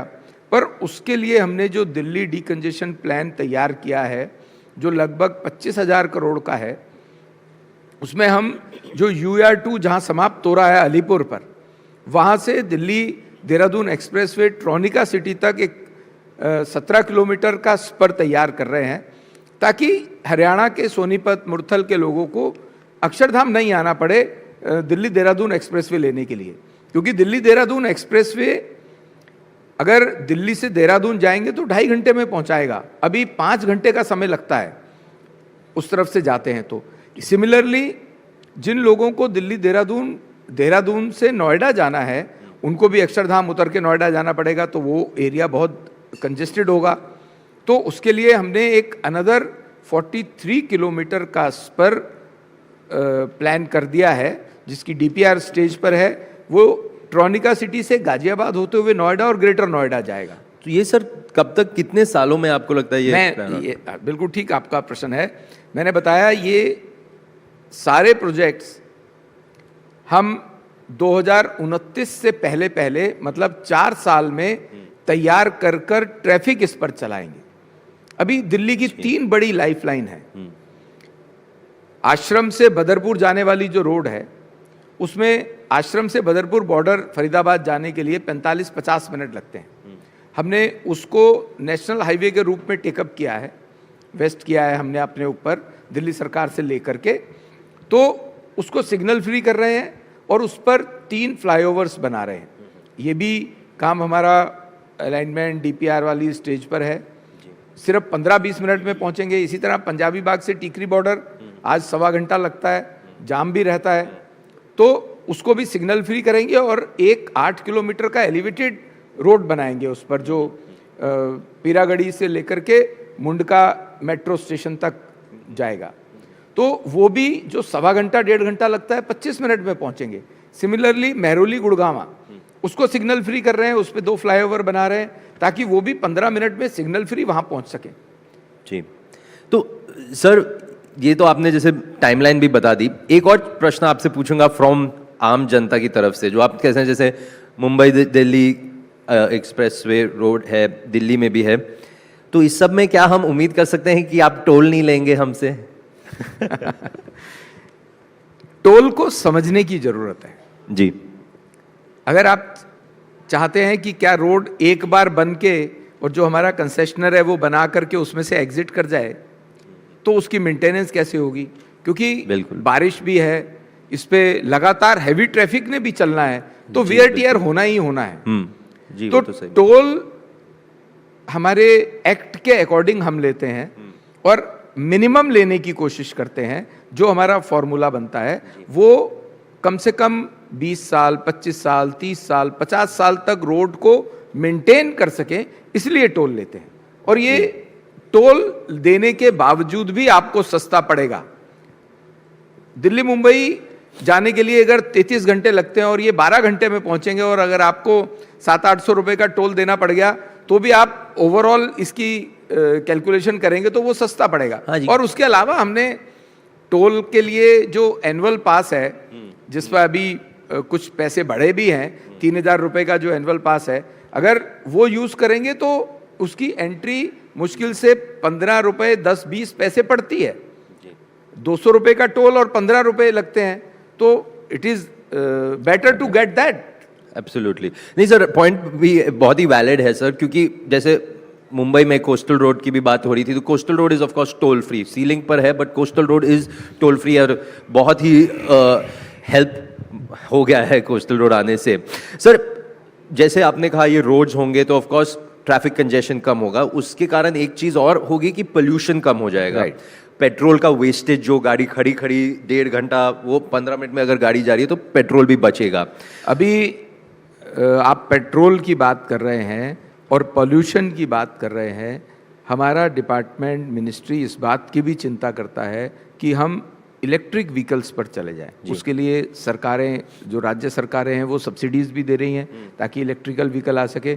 और जो हम अपने हाईवेज़ बना रहे हैं, जैसे वहाँ पर हर 100 किलोमीटर से पहले 90 किलोमीटर पर हम वे साइड एमिनिटीज़ बना रहे हैं, वहाँ पर पेट्रोल पंप है।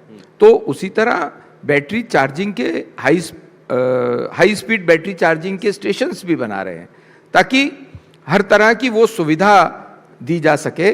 और not only for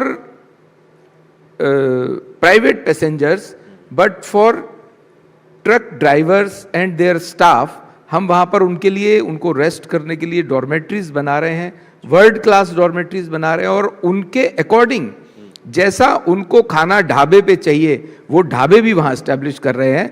बड़े ईटिंग जॉइंट्स के अलावा हम उनकी भी इस बात की चिंता कर रहे हैं ताकि वो रिलैक्स महसूस करें और एक्सीडेंट्स कम हो। जी, क्योंकि वो राइट है सर, क्योंकि पूरा इकोसिस्टम साथ में ही बिल्ड करना पड़ इट्स मोस्ट इम्पॉर्टेंट कि वही साथ में बिल्ड करना चाहिए जो आप कर रहे हैं। आपने एक और बात की अबाउट, क्योंकि welfare of the truck drivers, road safety पर, तो रोड सेफ्टी पर भी आपसे बातचीत करना चाहूँगा, both point of view, not just highway sir but cities में भी। तो गवर्नमेंट का क्या राय है? ऑफ कोर्स बहुत सारे स्टेप्स आप ले रहे हैं, बट आपको क्या लगता है कि और क्या करना चाहिए? आपको कैसे लोगों की सहायता चाहिए ताकि लोग भी गवर्नमेंट के साथ जुड़ें और ये रोड सेफ्टी बेटर और बेटर होती रहे? Road safety is also one of the prime concern of the government. Road safety, अभी अनफॉर्चुनेटली एक साल में लगभग 5 लाख एक्सीडेंट होते हैं देश में, और उसमें 1,70,75,000 लोग एवरेजली उनकी डेथ हो जाती है। तो ये हमारे लिए बड़ा कंसर्न है। उसके लिए हमने आर्किटेक्चरल पॉइंट ऑफ व्यू पर जो डिज़ाइन में फॉल्ट है या कुछ है, इस तरह लगभग 16,000 डार्क स्पॉट्स आइडेंटिफाई किए। जहाँ पर डार्क स्पॉट एक टेक्निकल भाषा है, जहाँ पर एक साल में 10 से ज़्यादा मौत होती है, वो डार्क स्पॉट कहलाता है। तो हमने वो आइडेंटिफाई करके उसमें से 14,000 डार्क स्पॉट्स इरेडिकेट कर दिए हैं परमानेंटली और टेम्परेरीली, और जो टेम्परेरी के हैं उनको परमानेंट करने की तरफ निकले हैं। जो जहाँ डिज़ाइनिंग के पॉइंट ऑफ व्यू पर गड़बड़ होती है उसका डिज़ाइन चेंज कर रहे हैं। अगर हमें लगता है कि यहाँ पर अंडरपास देना है या फ्लाईओवर देना है या रोड का शार्प कट है, उस कट को ठीक करने की ज़रूरत है, वो हम लगातार अब कर रहे हैं। उसमें 14,000 हमने डार्क स्पॉट्स को इरेडिकेट किया है। उसके अलावा हम अवेयर करते हैं, हम यंगर जनरेशन को भी अवेयर करने की बात करते हैं। डिफरेंट प्रोग्राम्स हमारे उस पर चलते हैं, क्योंकि जो एक्सीडेंट्स हैं उसका बड़ा कारण ओवर स्पीडिंग है, हेलमेट ना पहनना है और कानून को ना मानना है, रॉन्ग ओवरटेकिंग है। ये इसका बड़ा कारण है। ये साइंटिफिक सर्वेस के बाद मैं कह पा रहा हूँ। तो इसलिए हम अवेयर करने के लिए डिफरेंट फिल्म्स हम मैं धन्यवाद करता हूँ शंकर महादेवन जी का। उन्होंने हमारे साथ एक फिल्म बनाई है, गाना बनाया, और वो 22 लैंग्वेजेस में वो गाना है जो हम सोशल मीडिया पे और अदर प्लेटफॉर्म्स पे देते हैं। स्वयं अमिताभ बच्चन जी वर्ष में एक बार आकर के रोड सेफ्टी का कार्यक्रम करते हैं, संदेश देते हैं। हमारी कोशिश रहती है कि रोड सेफ्टी अधिक से अधिक अवेयर कर सकें लोगों को। और दूसरा, जो एक्सीडेंट हो जाता है तो अभी प्रधानमंत्री जी ने पीएम राहत स्कीम लागू की है। किसी भी रोड पर, not only on the national highways, state highways पर भी कोई एक्सीडेंट होता है और कोई बहुत ज़्यादा गंभीर रूप से घायल होता है तो उसके लिए 1.5 लाख रुपए तक का इलाज फ्री है। 7 दिन तक इन दोनों में से जो कम होगा वो इलाज फ्री है। और हमारे जितने टोल प्लाजास हैं आप देखेंगे वहाँ पर हाई एंड एम्बुलेंसेज अवेलेबल हैं, और न केवल वो उसमें मेडिकल फैसिलिटीज़ हैं बल्कि हम उसमें ऑटोमेटिक कटर्स भी रखे हैं, क्योंकि एक्सीडेंट होता है, कार में से जो इंजर्ड है उनको निकालने में बड़ी डिफिकल्टी आती है, तो उन एम्बुलेंसेस में ऑटोमेटेड स्ट्रॉन्ग कटर्स हैं ताकि व्हीकल को कट करके पेशेंट को निकाला जा सके और उसको नियर बाय हॉस्पिटल में पहुंचाया जा सके। मध्य प्रदेश ने एक और अच्छा काम किया है, उन्होंने तो अपने कुछ हाईवेज पर एयर एम्बुलेंस की भी व्यवस्था की है, तो ये हमारा प्राइम कंसर्न है। क्योंकि सर ये भी जानता हूँ कि गवर्नमेंट ने ये भी इम्प्रूव कर दिया कि जो फर्स्ट रिस्पॉन्डर है, मतलब अगर कहीं एक्सीडेंट हो गया और कोई सिटीजन, नॉर्मल सिटीजन देख के हेल्प करना चाहे तो उसे अभी पीनलाइज, उसको हम राहवीर बोलते हैं जी। और राहवीर अगर किसी इंजर्ड पर्सन को लेकर के हॉस्पिटल जाता है तो उसके ऊपर कोई कानूनी कार्रवाई नहीं है। अपार्ट फ्रॉम दैट उनको 25,000 रुपए का हम एक पारितोषिक भी देते हैं। जी, ये बहुत जरूरी है क्योंकि सर ज्यादातर लोगों को वही डर रहता है कि चलो हम तो हेल्प कर देंगे लेकिन उस पर बाद हमारे ऊपर क्या होगा। सर शुरुआत में हमने जैसे आपने दिल्ली डी कंजेशन प्लान के बारे में भी बात किया, उससे लगकर एक और बात होती है सर जो होती है लास्ट माइल कनेक्टिविटी, जिसमें कई बार लोगों को लगता है कि ठीक है रोड हो गया या मेट्रो हो गई, लेकिन मेट्रो से उतर के मैं ऑफिस कैसे जाऊं, घर कैसे जाऊं, इस पर कुछ बताइए। अभी देश के अंदर मेट्रो का जो नेटवर्क है वो लगभग 1100 किलोमीटर टच कर गया। ये प्रधानमंत्री जी का हमारा विजन है और वो लगातार ऑल्टरनेटिव सिटीज के अंदर ऑल्टरनेटिव लोकोमोटिव की बात करते हैं और उसके ऊपर काम करते हैं। दिल्ली में भी लगभग 450 किलोमीटर का मेट्रो नेटवर्क तैयार हो गया।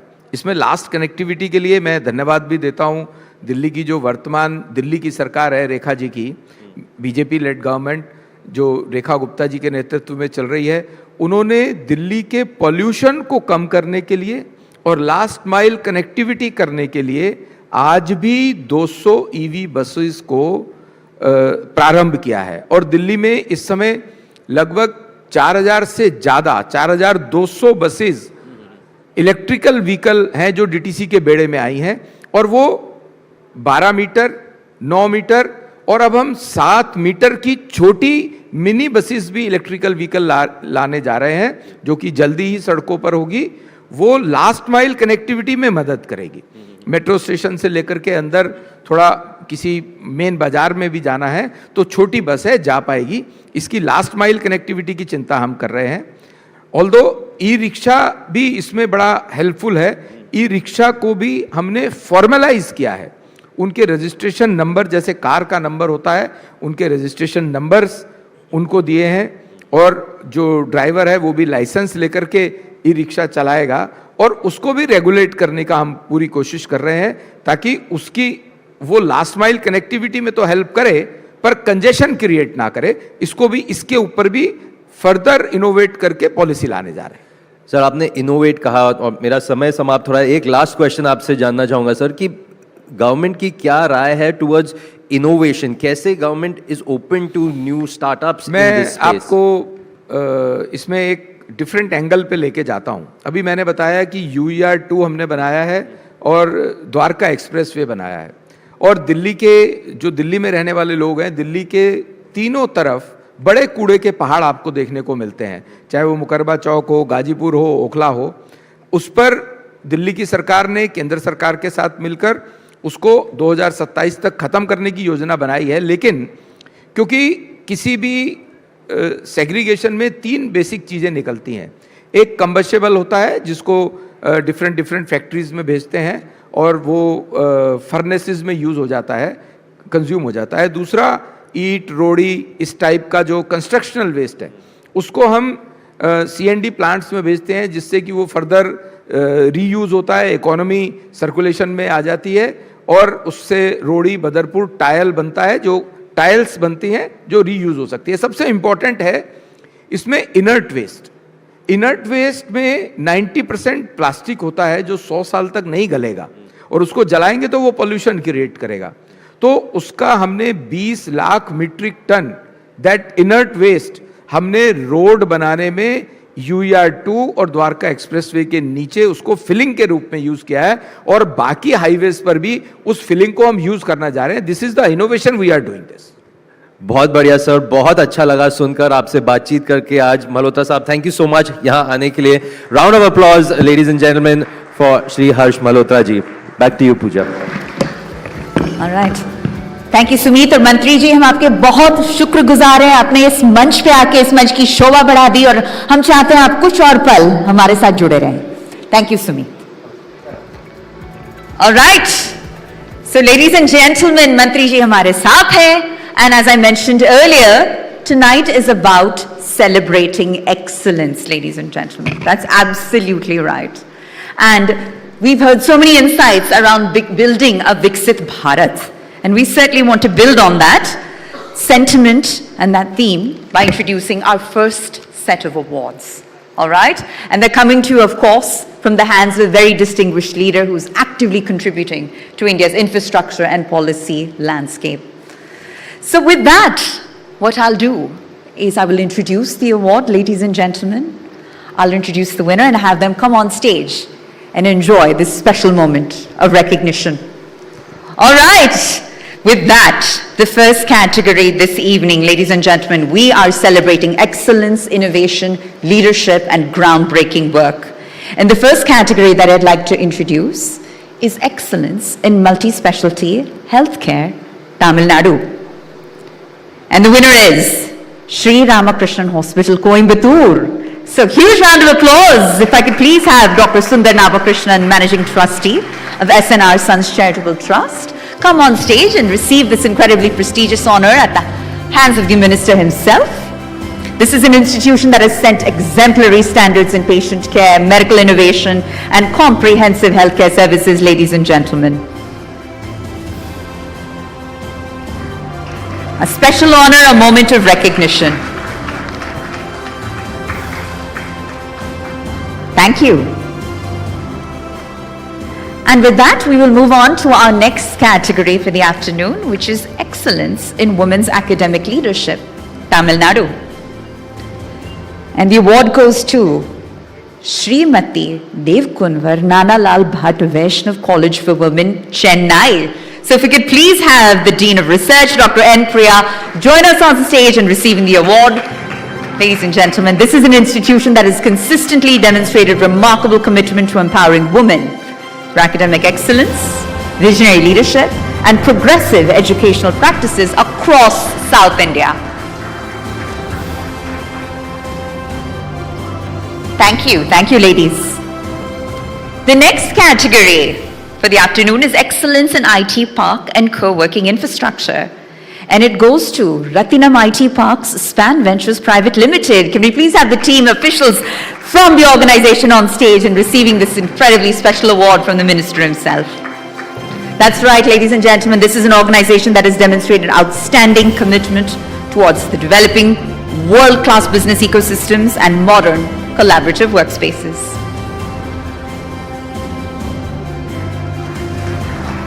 Excellence in IT park and co-working infrastructure. With that, we move on to our next category for the afternoon, which is valuable and trusted builder of the year. And it goes to the Nest Builders, Chennai. Let's have Mr. Shankar Ganesh, Managing Director, on stage to receive the incredibly coveted honor. This is an organization, ladies and gentlemen, that has earned immense credibility through quality, construction, customer trust, and a consistent commitment to excellence in the real estate sector.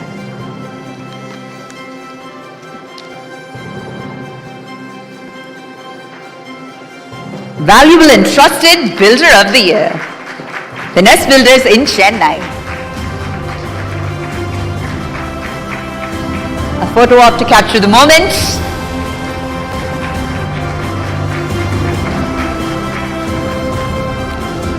And we'll now move on to our next category, ladies and gentlemen, which is Best Aviation College in South India.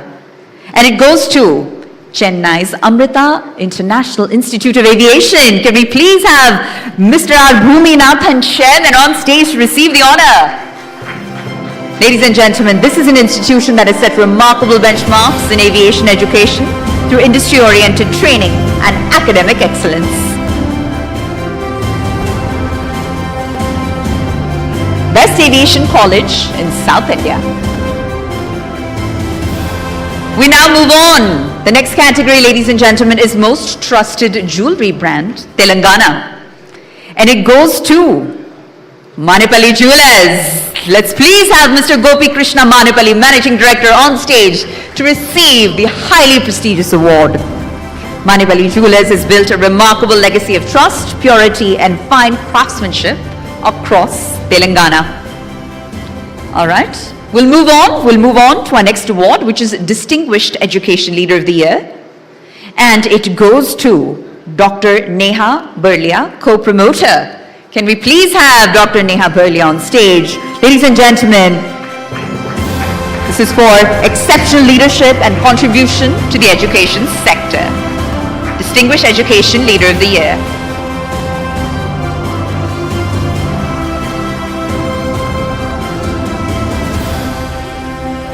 Our next category, Innovation Leader in Pharmaceuticals, and it goes to Nishant Burlia for his remarkable innovation and impact in the pharmaceutical space. Welcome, sir. Congratulations once again from the entire ETNow.in team.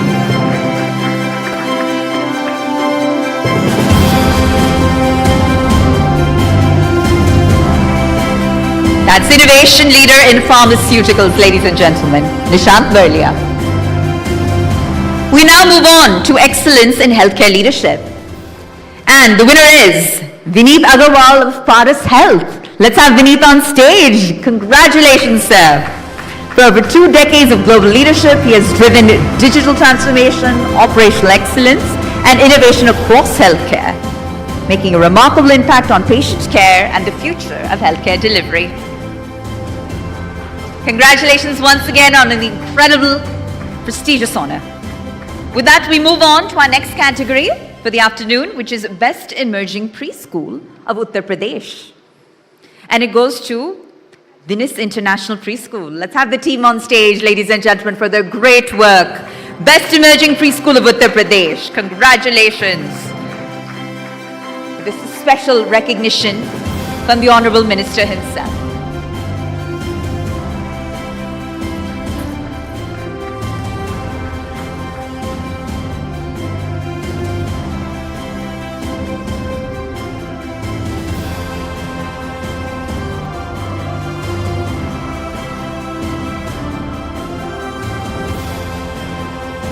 Congratulations once again, and we now move on to our next category, which is Outstanding School in Academic Excellence Award. And the winner in this category, Outstanding School and Academic Excellence Award, goes to Vidya Bal Bhavan Senior Secondary School. Let's have the team on stage. Congratulations on this special honor.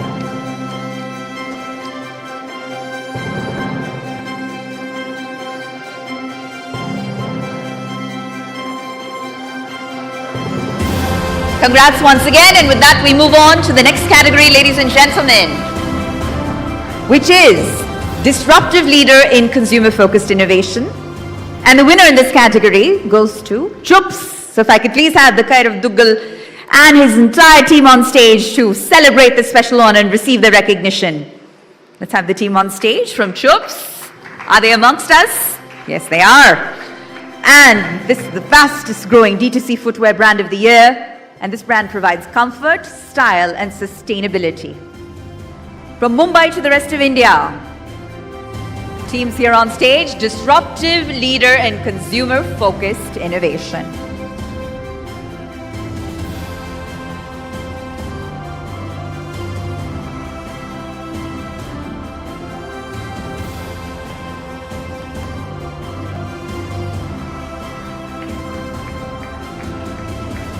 Congratulations once again. With that, we'll move on to our next category, ladies and gentlemen, and that is Excellence in Advocacy and Communications. And it goes to Nambiar Group. If I could have Ayush Nambiar on stage to please receive the honor. Congratulations, sir, once again. And he's a political consultant, a communications and advocacy expert, and global managing director of the Nambiar Group. He's advised over 100+ public and private entities, driving strategic growth, crisis management, and thought leadership, while advancing a vision aligned with India's progress towards becoming a globally respected, developed nation. Nambiar Group, ladies and gentlemen. Congratulations once again. And with that, we move on to the next category, which is Woman Business Leader of the Year. And we've got two winners from the MBD group, Miss Sonika Malhotra Khandari and Miss Monica Malhotra Khandari. If we could have both these lovely ladies on stage, ladies and gentlemen. Driving MBD Group's remarkable growth, Sonika Malhotra Khandari, Joint Managing Director, and Monica Malhotra Khandari, Managing Director, are visionary leaders that are redefining excellence across hospitality, education, and global markets. So from landmark luxury hospitality partnerships, including a prestigious association with Radisson Hotel Group, to transformative EdTech initiatives like Ashoka, they're impacting thousands of learners, and their leadership seamlessly blends ambition, innovation, and purpose. Congrats once again. And we now move on to our next category, which is Excellence in Corporate Value Creation Conglomerate. And the winner in this category is Areeth Group. Can we please have them on stage? So ladies and gentlemen, let's welcome Mr. Virendra Kumar, Vice President of Marketing, a strategic leader who's driving impactful brand growth and corporate value creation. His visionary approach has contributed significantly to building a strong and diversified conglomerate presence. And this team is being recognized for excellence in corporate value creation conglomerate.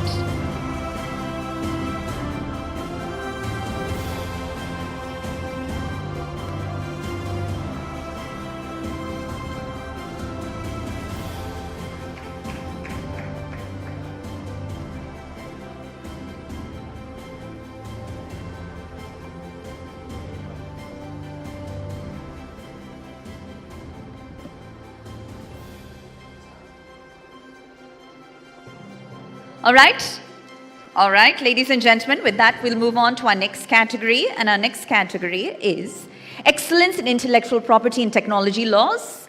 And the winner is Jotwani Associates. So if we could have Dinesh Jotwani, partner Jotwani Associates, please come on stage and receiving this honor. Dinesh Jotwani is a seasoned legal professional with nearly 30 years of experience in litigation, corporate law, and intellectual property rights. And as the co-managing partner of Jotwani Associates, he leads a team of over 40 advocates advising Fortune 100 companies, multinational corporations, startups, and individuals. Congratulations once again.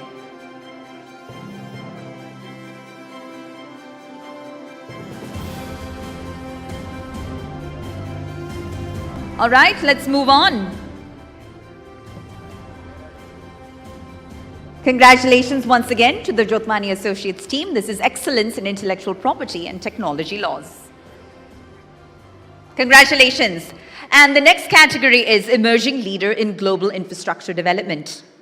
And it goes to Mr. Benish Dhar, Principal Advisor to the Chairman, Shapurji Palanji Group. So if we could please have Mr. Dhar on stage to receive the recognition. Thank you, sir.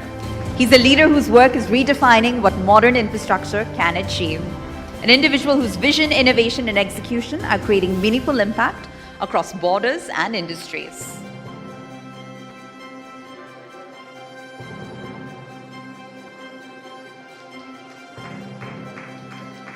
Congratulations once again.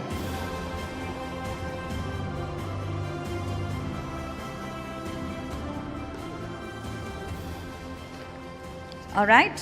And with that, we move on to our next category, which is Global Architectural Leadership Award in Vastu and Vedic Sciences. And it goes to Astro Parduman Private Limited. So if we could have Parduman Suri, CEO and Managing Director, on stage to please receive the recognition. He's a visionary astrology and Vastu consultant who's been working globally, transforming lives through the timeless wisdom of Vedic sciences. Congratulations once again, sir. With a 62-year spiritual legacy and over 15 years of professional expertise, Astro Parduman has successfully guided numerous international projects, offering powerful solutions in Vastu, architecture, astrology, and energy sciences.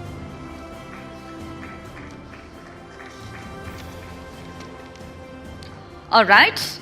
And with that, we move on to our next category, which is Most Trusted Jewelry Brand, Telangana, and it goes to Manepalli Jewelers. So if we could have Mr. Gopi Krishna, Manepalli Managing Director, please come on stage and receive the honor. And Manipali Jewelers has built a remarkable legacy, ladies and gentlemen, of trust, purity, and fine craftsmanship across Telangana. Congratulations once again, sir, on this incredibly special honor, most trusted jewelry brand, Telangana.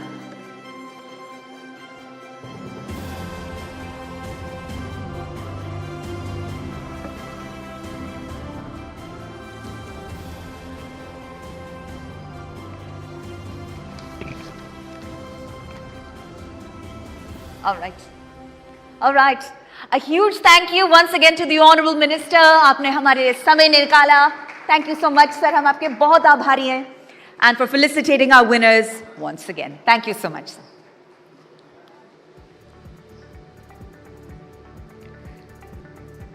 So before we move ahead, I think we'd like to thank our partners in this effort who've made such a platform possible, whose joint effort has enabled such a concept to come to life. That's right. The ETNow.in Business Conclave Awards 2026 is presented by HDFC Live in association with Onextel Communications.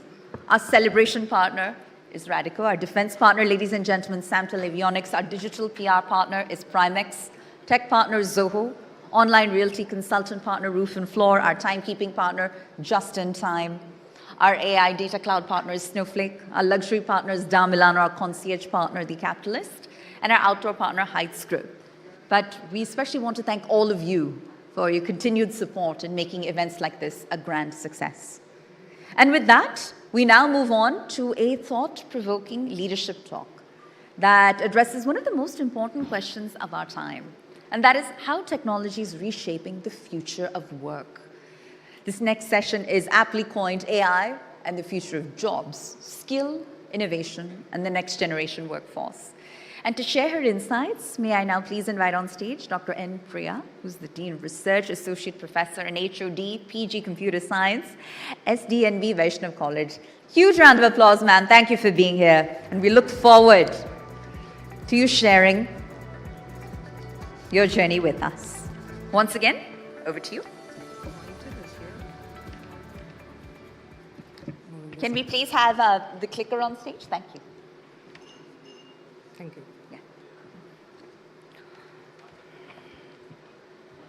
Very good afternoon to one and all present here. First of all, I thank our management and the Times Network for giving the great opportunity to present this topic, AI and the future of jobs, skill, innovation, and the next generation workforce. See, the next generation workforce, it's not just a skill. So here we have a combination of all the skills, like technical skills, cognitive skills, human skills, like soft skills, and adaptability. So that is a continuous learning it is needed here. Then only we can get the future of jobs in AI. See, as we all know that our future is AI, because AI is transforming in all the sectors, like IT, finance, education, and healthcare.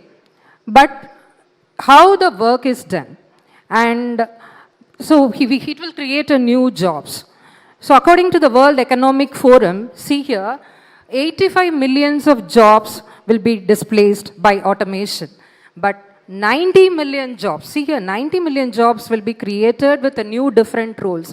So here the opportunities are more created, but with different technical skills are needed here. And according to that, 30% of jobs will be go for automation. So here the routine and repetitive task, it will be replaced. But the human roles, see here the human roles will be created and with a make for decision making and with a different kind of creativity roles. And another major important thing is the 45% of the skills, it will be replaced. That means 60% of the skills we need to reskill, then only we can survive in the future of the AI jobs. So the one important thing, see the major one thing is only we have a lot of graduates here, but the 50% of the graduates only we go for the industry readiness. The other rest of the 50% of the industry student graduates is have the lack of industry skills. So that is a major problem we are facing here. So there is a gap. There is a gap between the academician and the industry here. So here, the academy strengthens the knowledge, but the industry demands the applied skills. So here we need a strong collaboration between the academia and the industry. So the one thing is, it is not like an easy one thing. We can collaborate with the industry. It's not just an easy one thing. Because academia, it is very strong in research, ethics, and as well as they are the strong foundation for the knowledge building. But the industry needs the demanding skills, applied skills they are needing. So here the collaboration, it is not like a just easy one thing. So we need to work and we need to reskill, then only we can go to job ready graduates. And also we will move on to the faster innovation and we move on to the industry aligned curriculum here.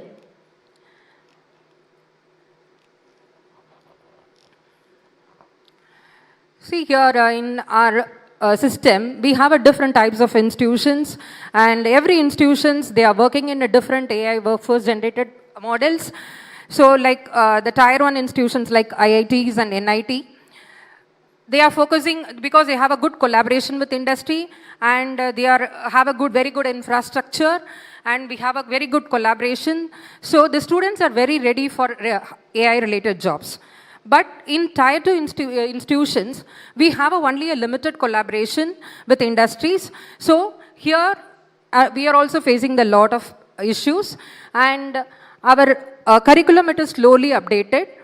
So that is the main reason for tier 2 institutions. And also we have in women institutions. See here in women institution also facing the same kind of challenges.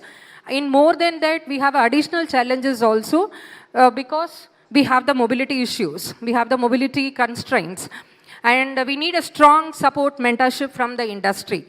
So these are all the challenges we are facing in our women institution here. So we need to propose an inclusive AI workforce model.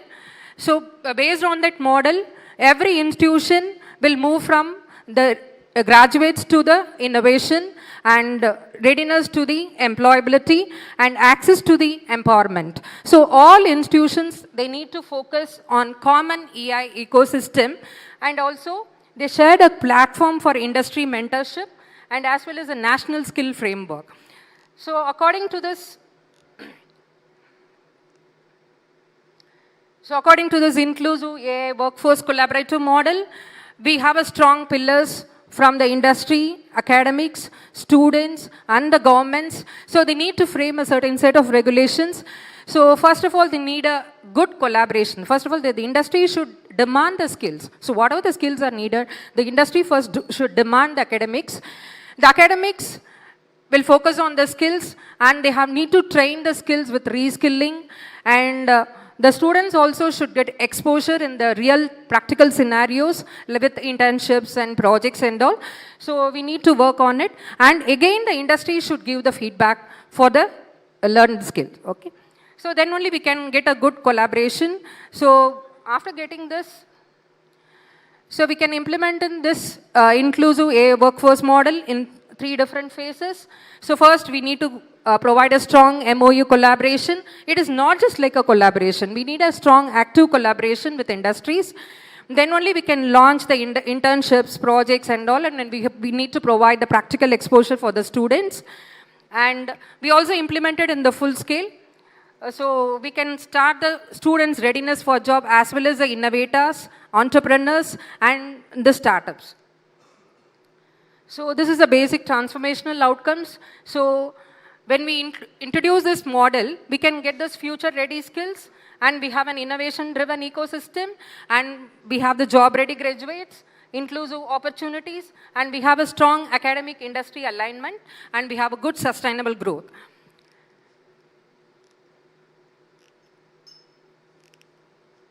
So coming to the conclusion, so AI, it is not just like that. We need to compete with AI. So we, academy and industry, we should work collaboratively. Then, and the skill transformation is more needed, then only our future will get the good jobs. And before concluding that, so our SDNB Vaishnav College for women, It's a 58 years old institution. So here I'm very proud to say it's a good transformation model for being a part of this journey. So here our founder, late Nanalal Bhatt and Sri Chandrakant Tolia, so both pillars, they started the institution.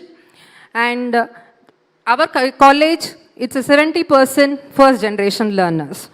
So our current chairman, Srimati Mamta Bhatt and Sri Nimesh Tolia, so both the pillars, they are transforming our first generation learners to the skill-based learners from theory to practice as well as from access to empowerment. So here we are practicing our students, but not only providing an academics, so we are providing a skill is mandatory for every students, and every semester we are providing a skill week. So through this skill week, the students can practice for innovations, for technical as well as cognitive skills, for entrepreneurs. So through this skill weeks, we are providing all type of innovations here. And not only for students, we are providing a reskilling for staff also. So that is a great innovation from our institution. And not only that, we are collaborating with, we have a separate innovation cell, Vaishnav Incubation Cell also in our institution we have started.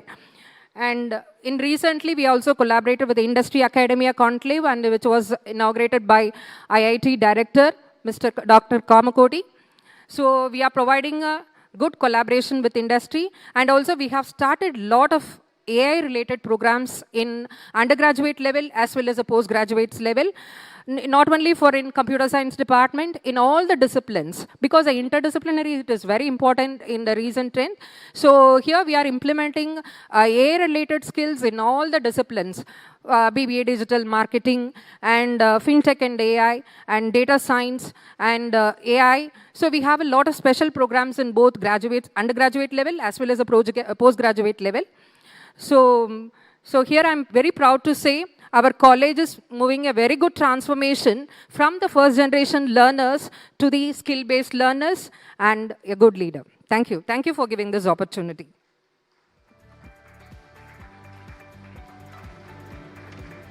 Thank you, Dr. Priya. And Dr. Priya, I ask that you join us on stage once more. We'd like to present you with a token of our appreciation, the good work that you're doing with respect to democratizing technology access, essentially making it available, accessible, and affordable.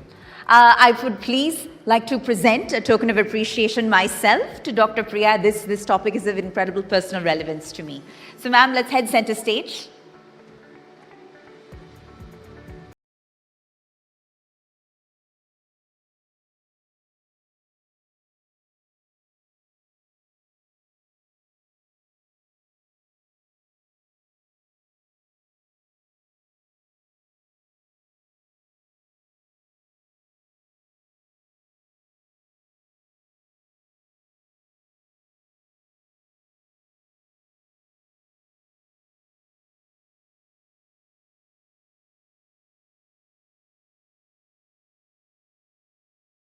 With that, ladies and gentlemen, we come to a short pause in our proceedings. We'll now break for a networking lunch. This is an opportunity to connect with your peers, exchange ideas, and continue the conversations beyond the stage itself.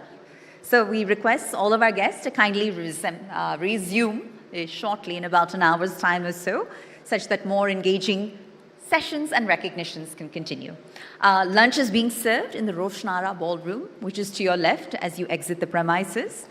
And the ETNow.in Business Conclave Awards 2026 shall resume very shortly. Thank you.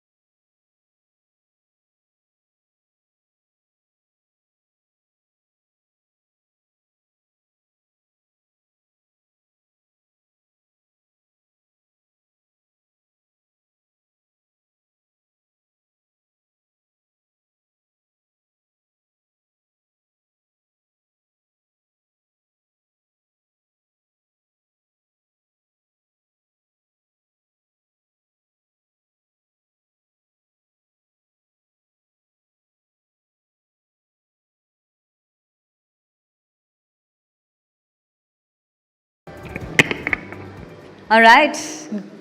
Good afternoon, ladies and gentlemen. It's great to see everyone back.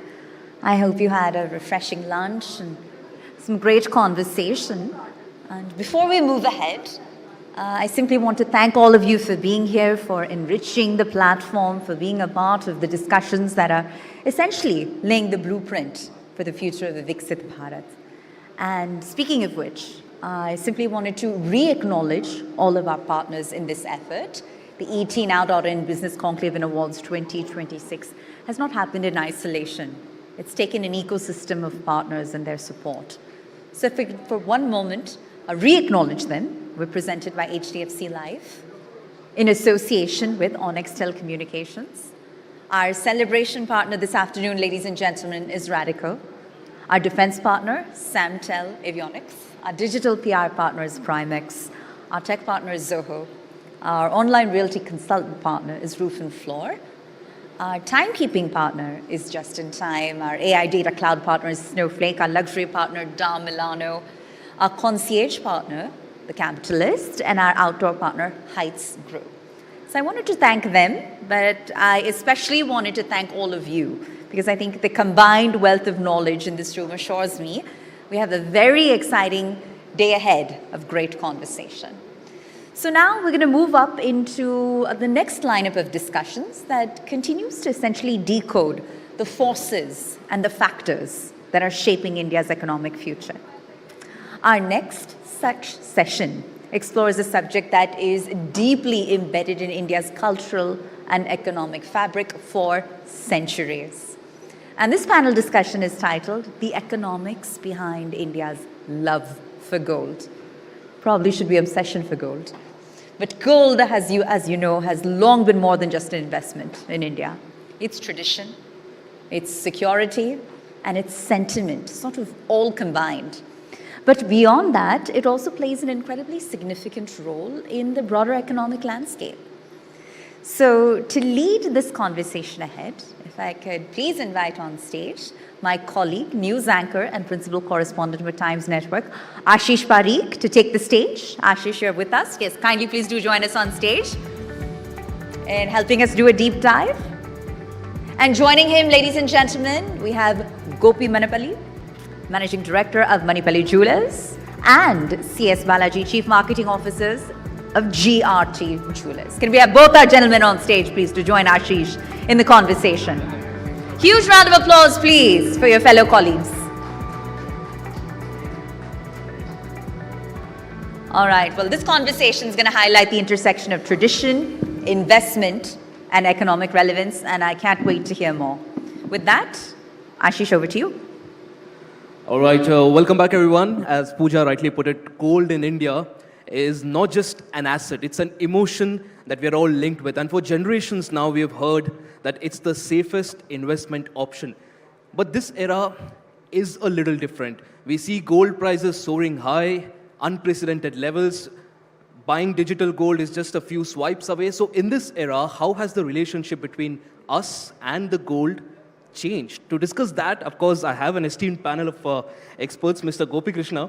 Before we get into the details of gold, India's love for it, and the economics behind it, help me understand, why are Indians so obsessed with gold? What's behind that obsession? Very good afternoon, everyone. Good afternoon. So we are here to discuss about the gold. So everybody always feel happy with listening the word gold, because it's a part of everybody's growing wealth. That's what. And you see it, jewelry is one of the biggest market and enter of a global trade. And especially in the global platform, India is one of the biggest player for jewelry. So the jewelry consumption, what India does is one of the biggest imports of gold, what we can say the consumer. So in 2024, we are the #1 to import the gold, and the consumption of the gold, in fact, to say about in India. And the question is, why do Indians have that craze about the gold? You see the Ramayana, Mahabharata, everywhere you have a sentence about the gold, you have importance given for the gold. So gold is a part of a memory for any of the celebrations in Indian culture. And India is a place where everybody puts the investment in the gold. So whatever the savings, at 20%, 30% or 40% savings into the gold. That's a tradition we are seeing from generations together. And a lot of gold, maybe not officially the government has, but the Indians have a lot of gold with them, which you cannot count it also. So India is a place where you see different cultures, and every culture has their own customs and their own tradition. And as you know it, now jewelry is not just as for, it's an investment. Jewelry is for luxury, for your fashion and style statement. So now the generation has changed. Earlier gold was just mostly they used to buy in the form of coins and bars. But now the trend has changed. People have the interest about the jewelry, design, collection and a choice. And every state has a different culture and a custom behind it. So every state represents some kind of exclusive designs. So you take in the south, you see the traditional kasu malas, your traditional mango malas, and you take up with the north by Jaipur, you see beautiful kundan, you see a meenakari work, you see Calcutta, you see a beautiful gold filigree work, ball work, you see the south in Kerala and all, you see a very lightweight and exclusive jewelry with the dye works and all. Every tradition has a different kind of make and the work. So people always wanted something new beyond their box. Now people who are in south, they prefer to have more of the kundan jewelry, they more prefer to have the poliki jewelry because they want to see the change of a trend. In the same way, now the people have also, the designers have started creating such exclusive patterns where the fusion kind of makes, like you see the different cultures together. They're making the south mango malas with the kundan and the polikis with some kind of exclusiveness. They're making it to feel different. They're catering the same product in a different way, which always people prefer it.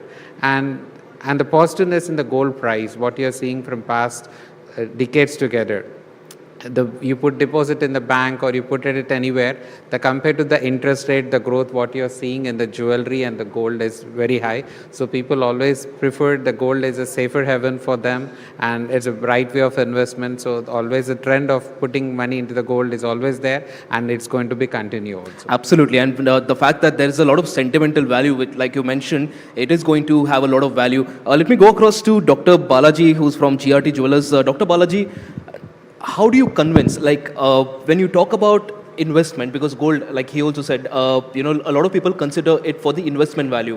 But now with youngsters looking at SIPs or cryptos, there's a lot of diversification when it comes to your asset allocation and investment. How do you convince a young person that instead of buying a digital token, a physical gold in the hand, beyond the sentimental feeling, it's still the best investment option? Happy afternoon to everyone.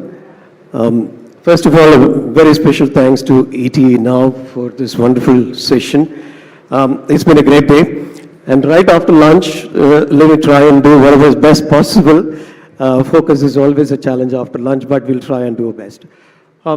Answering your question, actually, gold, like, Mr. Gopi also mentioned, has a lot of love. There's a lot of love for gold in India. And youngsters today, not only youngsters, you see across age groups, people have a lot of choices. And youngsters, more because of the technology invention, there is plenty of options available. But in spite of all that, there is something that physical gold gives, which has it has a very, very unique benefit, Now, what it does is actually only the physical gold, unlike other asset classes, allows you to own gold as an investment. Husband and wife typically buy jewelry, and they have a beautiful investment which is already made, which keeps appreciating. And at the same time, the lady of the house gets to wear the jewelry and look even more beautiful.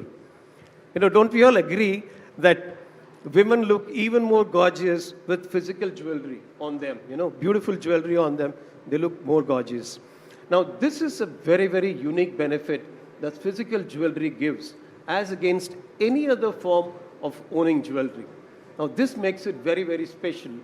So, even the younger audience, though they have multiple options for, investments in gold, they still prefer the physical jewelry because of this reason.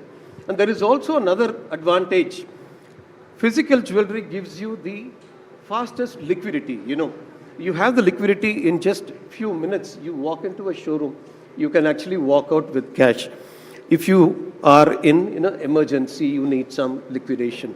Immaterial, whether it's a weekday or a Sunday or any time, you can. So these are some advantages. And beauty is certainly a fantastic quotient which makes it very, very special for physical jewelry. Well, the question was about gold, and you spoke like a true jeweler there, talking about how gold looks good on women, and that's the reason why it's preferred option. Talking about jewelry, because both of you seem very keen on it. Mr. Gopikrishna, Manipali jewelers are known for their Nizam-style jewelry, and how do you guys appeal to these youngsters? Because I've personally seen people buying gold based on an Instagram ad. And the reason for that was it had a very minimalistic design. So how do you ensure that these youngsters also find your heavy, intricate, complex designs interesting and appealing? Manipali, you see a tagline since 1890.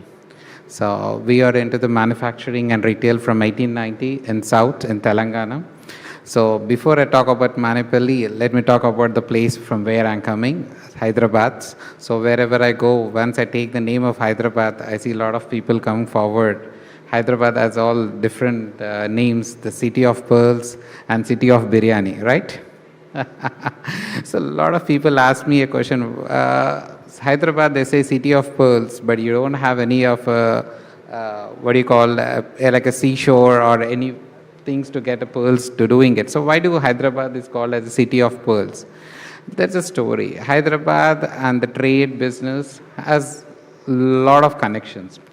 See, you see a lot of Nizams who rule the Hyderabad, so or a practical business kind people. So they always know how to multiply the wealth and how to utilize the wealth. That was the Hyderabad, a place where a lot of rich families used to live. And they know the process of grading the pearls and catering them in a right way to the client. So that's the way for generations together, you see the pearl processing happen in Hyderabad. So that's the reason Hyderabad is famous for pearls. In the same way, my forefathers who worked into this Nizam way of things. So 1890, they started the workshop. They created a platform where customization of jewelry to the clients, and especially for the small size jewelers and the karigars. So the way the journey started, we have seen a lot of things in the life, the generations together, we are coming, the business up and downs, we have seen how the way it happens. But one thing is common, you try to get on the best creative product to the customer, 100% customer is going to honor that.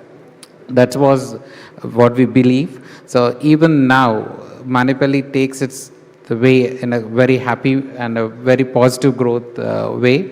So where we are able to cater the older generation, the younger generations, the teenagers, we are delivering what they need in all channels. So to make you survive in a right way into the industry is always making sure that you are up to date with what the latest technology is there, and you need to adopt the new things, what to deliver the best thing to the client.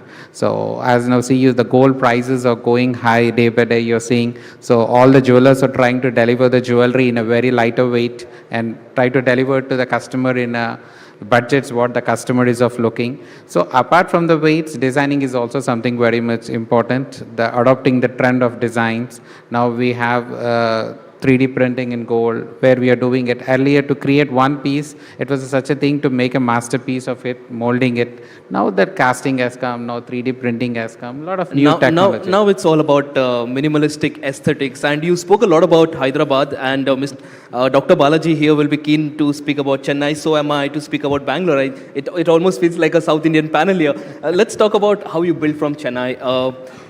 This, like Mr. Gopi also said, this is an era where there's so much focus on expansion, creating chains across the country among jewelers. So at GRT Jewelers, how do you ensure that the quality is maintained? Because eventually what we look at is that the identity of a brand somewhat gets diluted when you try going national, when you create a lot of these chains. So how are you doing at GRT, given the fact that you have over 60 outlets yourself?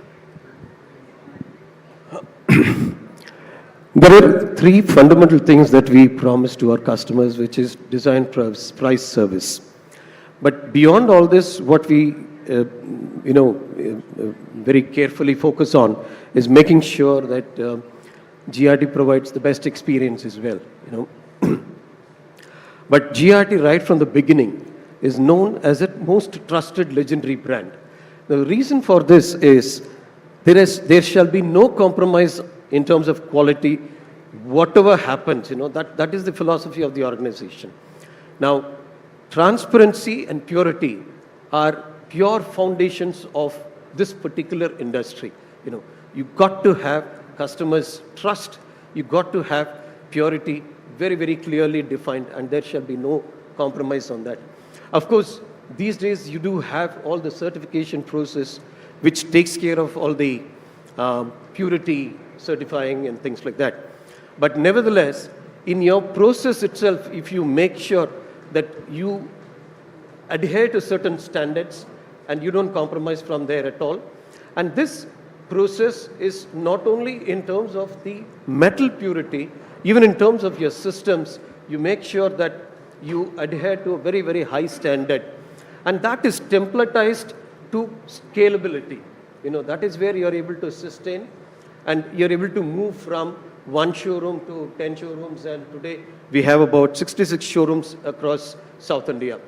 And we are able to achieve this, and the customer is able to get same kind of experience, same kind of quality across all showrooms. Of course, so far all our showrooms are company owned. We don't have a franchisee owned. It's all company owned. And we make sure that everything is as per our standards and nothing is compromised in any sphere. Absolutely. And one of the things with gold and buying gold, jewelry, is the trust.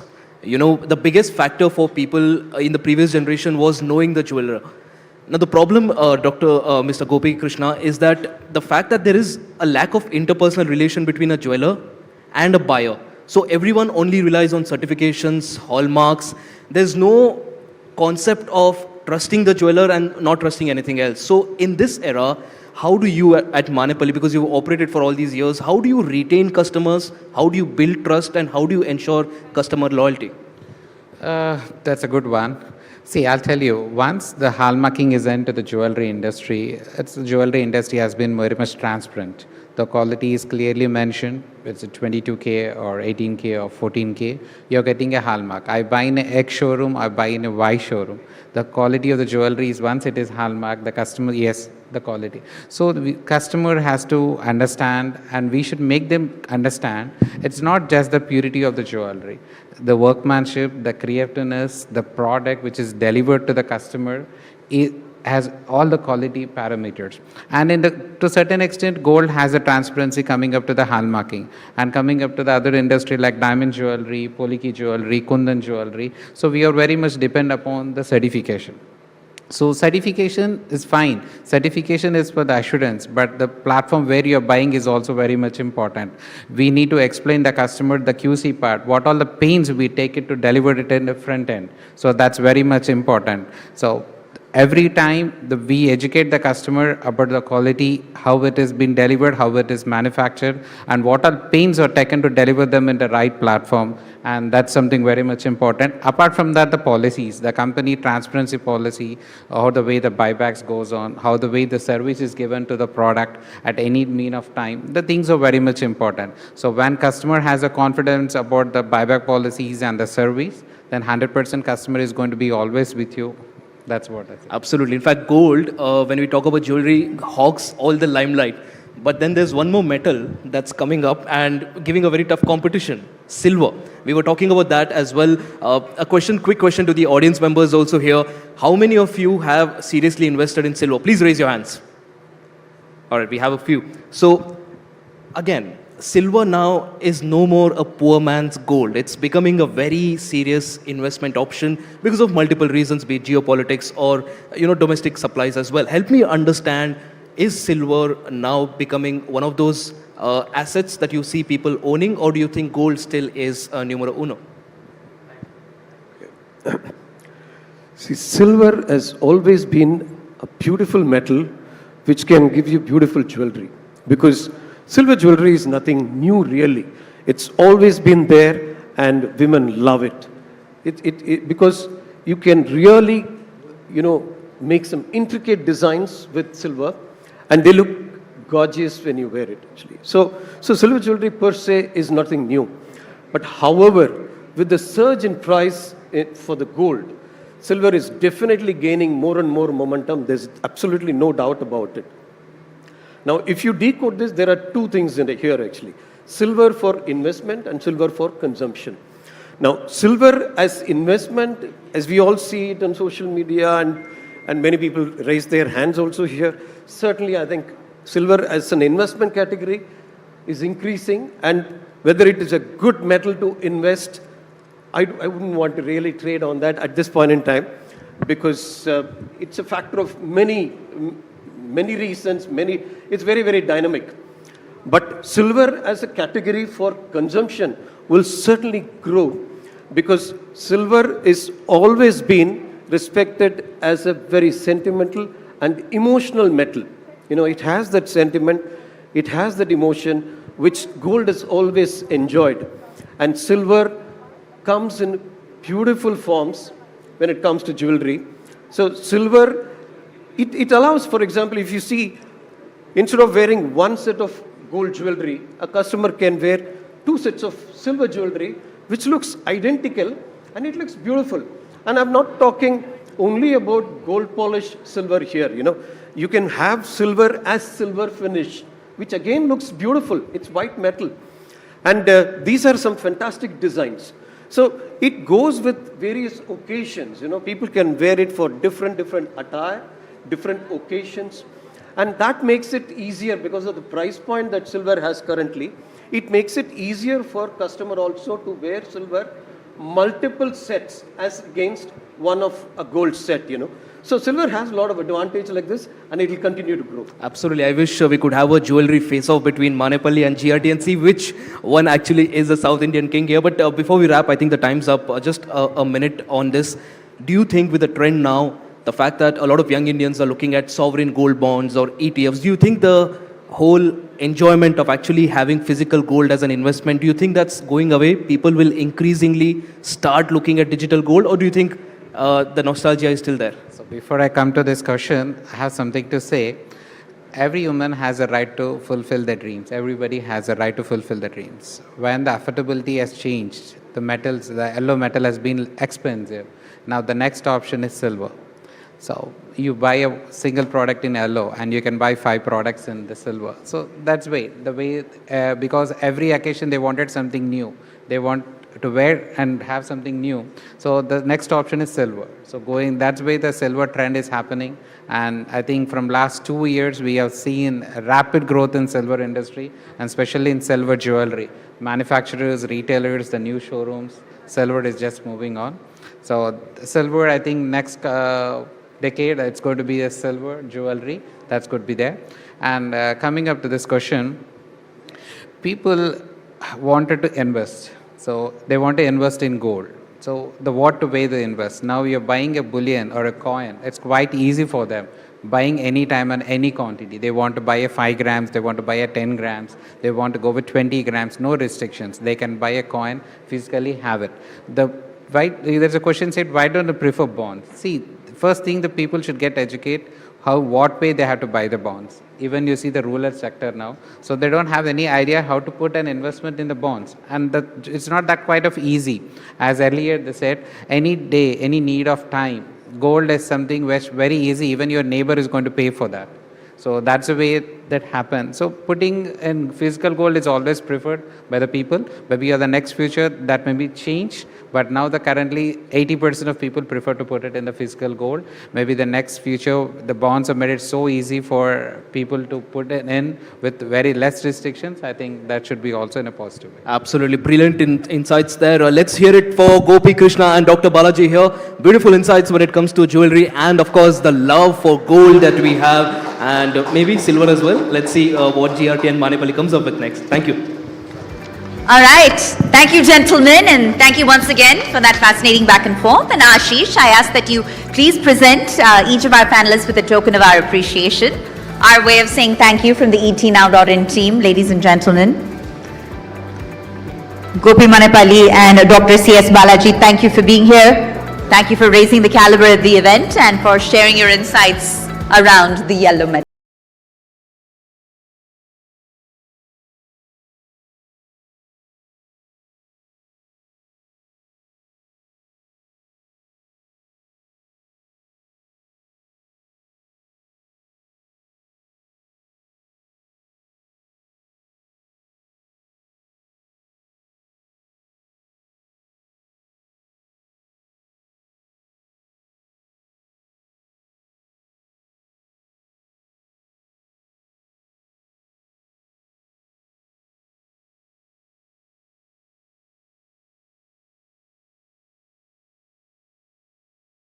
Fireside chat, which focuses on a sector that is fundamental, to the country's growth and well-being. And this session is titled The New Frontiers of Healthcare in India. To moderate this discussion, may I please invite back on stage Kalpana Sharma, the editor of Health, Lifestyle and Education with Times Now Digital. Welcome back, Kalpana. And joining her in this critical conversation is the Group COO of Paras Health, Vineet Agarwal. Vineet, kindly do join us on stage for what promises to be a fascinating back and forth. We're looking forward to it and the valuable insights into the evolving healthcare landscape in this country. Take it away, Kalpana. The floor is yours. Thank you, Pooja. So, what makes this discussion important and interesting as well is because for us, you are representing the healthcare, the hospital side of things, something that impacts all of us. So I would like to begin by asking you that, in your entire experience in the healthcare sector, what are your biggest learnings? I think the biggest learnings have been when I joined healthcare at the beginning, someone told me that you may not always be able to provide cure, but you can always care. So lovely. I think that has been, these has been the words that have been driving me ever since. And when I look back, medicine is not about technology and doctors alone, it's about humanity. And as long as you are able to look at a person in their most vulnerable moment and tell them, you're not alone, I'm here. That is the biggest work, and that is the privilege that we as healthcare providers are given. So that is the biggest learning for me. Care is at most, treatment automatically happens. There are always the doctors who provide the treatment, there is supporting staff who provide the support. But as long as you are able to give them a feeling of care and compassion, that is the biggest thing. You've seen both the diagnostic and hospital side of things. In the past decade, if I ask you that, what are the biggest changes, positive changes that you've seen in the healthcare entire domain, what would that be? I think the shift has happened in the last 10 years or so. And this will continue to happen in the next 5 to 10 years or so as well. So for far too long, we have been concentrated as a metro-led healthcare setup. But now I think we are moving into areas into tier 2 and tier 3 setups as well. So whether it is diagnostics, whether it is healthcare, I think this expansion into tier 2 and tier 3 cities, bringing it accessible care to where it matters the most, where the gap is the widest, is the biggest shift that we have seen. Second shift, obviously, is that technology has played a very important role, right? And there are two aspects of technology. One is, obviously, we have more than 800 million internet users in India, which makes the patients much more informed and aware about their patient journeys, right? This brings in a lot more accountability for healthcare providers like us to be more consistent and to ensure transparency with the patients and to ensure that we provide the right treatment, obviously, right? The third element also is that there is a lot of personalization also that is happening. Again, thanks to most of the retail folks who have been personalizing the customer experience.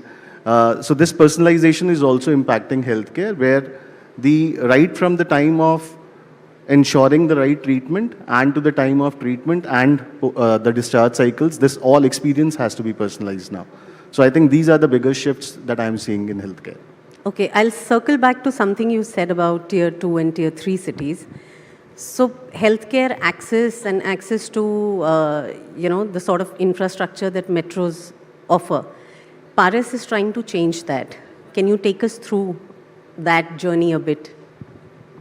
Sure. I think at Paras, our mission and vision always have been that we want to democratize access to healthcare across the entire North India, and especially in the underserved areas in tier 2 and tier 3 cities. The shift is important because it is also a learning moment for us, where when we ventured in tier 2 and tier 3 cities, we realized that problem is not about demand, problem is about latent demand. There is a lot of under-recognized demand that is available, and that is largely due to either lack of accessibility to healthcare or lack of awareness. So you will find more and more patients reaching out to healthcare providers like us in tier 2 and tier 3 cities at a very advanced stage.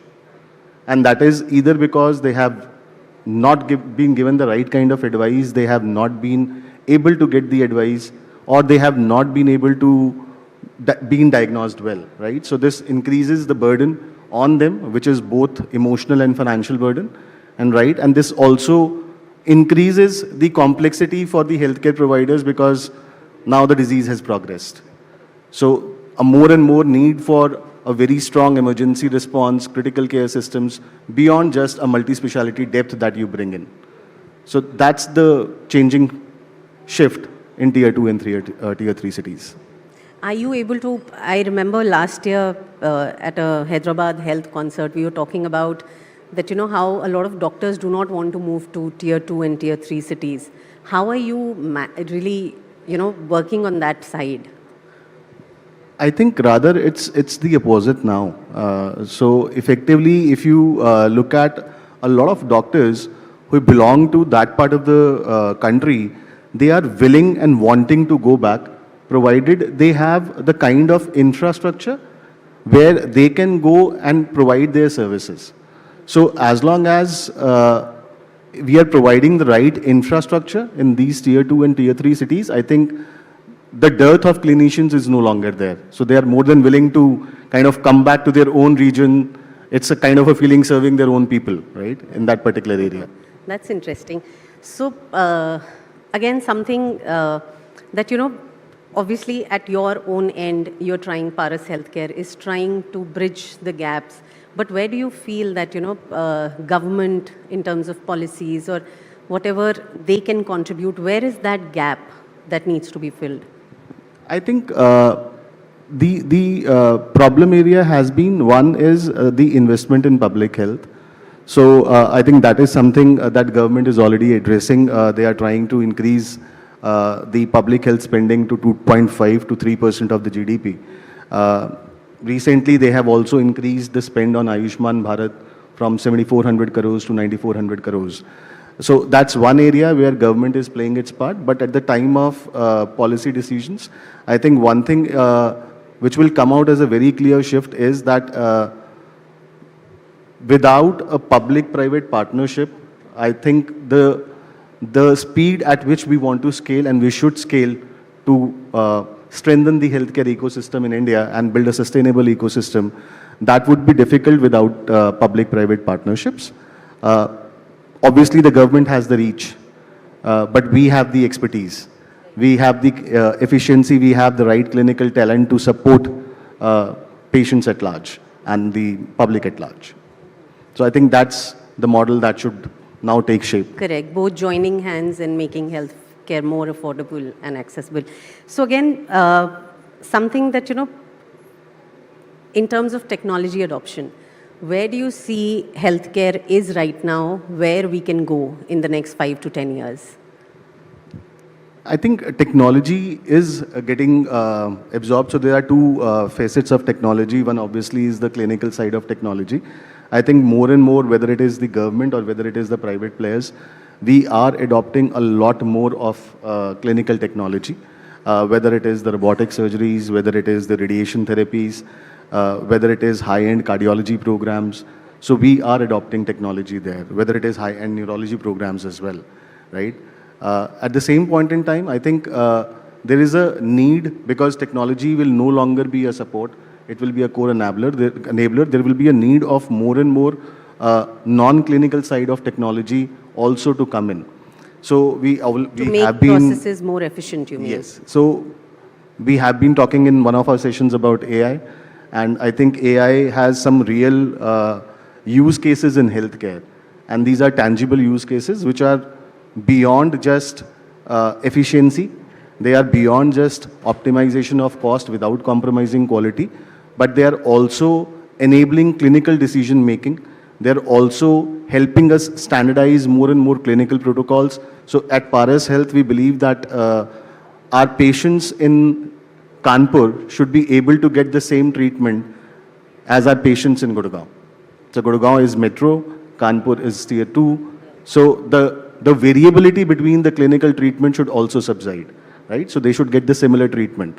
So effectively, technology is playing a role in each of these areas, and obviously there is a lot more role that AI can play in clinical decision making as well. What are you looking forward to? Like in the next 5 years, 10 years, how do you see technology changing healthcare? If you have to speak on behalf of Paras. So in the next 5 to 10 years, I think there will be 3 important areas that technology will bring a shift to. One would be, we so far has been restricting ourselves to episodic treatments of patients. A patient will come with a certain problem, we will treat the patient will get discharged, they will go to their homes, job is done. I think a more integrated approach, which is where technology will now play a part, where care is going beyond the hospital walls, and we are creating a system where right from the time of admission to the time of discharge and post-discharge, there is a continuous engagement with the patient, there is a continuous support that we are providing to the patient throughout their journey from admission to the final line where we say, now I am okay, I can go back to my job, I can work well, I am fine now. So that's the most important shift, and that's the most important role that technology will play on how do you support beyond the hospital walls. Okay, before we conclude this session, my last question would be, Paras Healthcare is expected to enter an IPO this year. How do you see things changing? And, where is that balance between business, healthcare, delivery?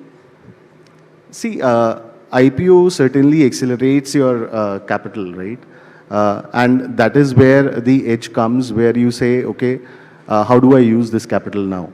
So typically, any healthcare provider will use this capital for creating a robust infrastructure, for attracting top talent, and for ensuring that the right patient care ecosystem is built.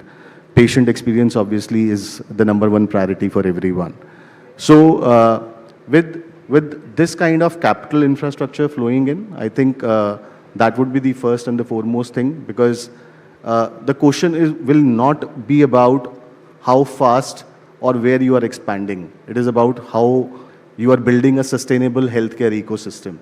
So that's where this kind of capital should be utilized, and that's how the capital will be utilized in future. We are looking forward to that, and thank you so much for joining us today. Thank you. Thank you so much, Kalpana and Vineet. And Kalpana, I ask that you please present our guests with the token of our appreciation, our way of saying thank you from the ETNow.in team.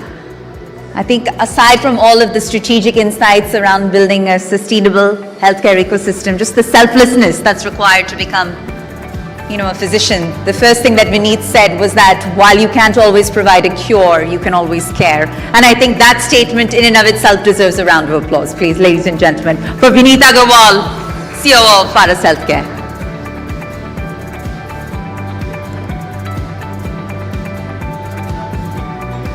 Thank you so much. Thank you, Vineet, and thank you, Kalpana. All right, so with that, we'll move on to our next fireside chat, and this is one that focuses on the financial backbone of the economy, ladies and gentlemen. The session is aptly titled, I believe, The Strategic Role of Banking in Powering India.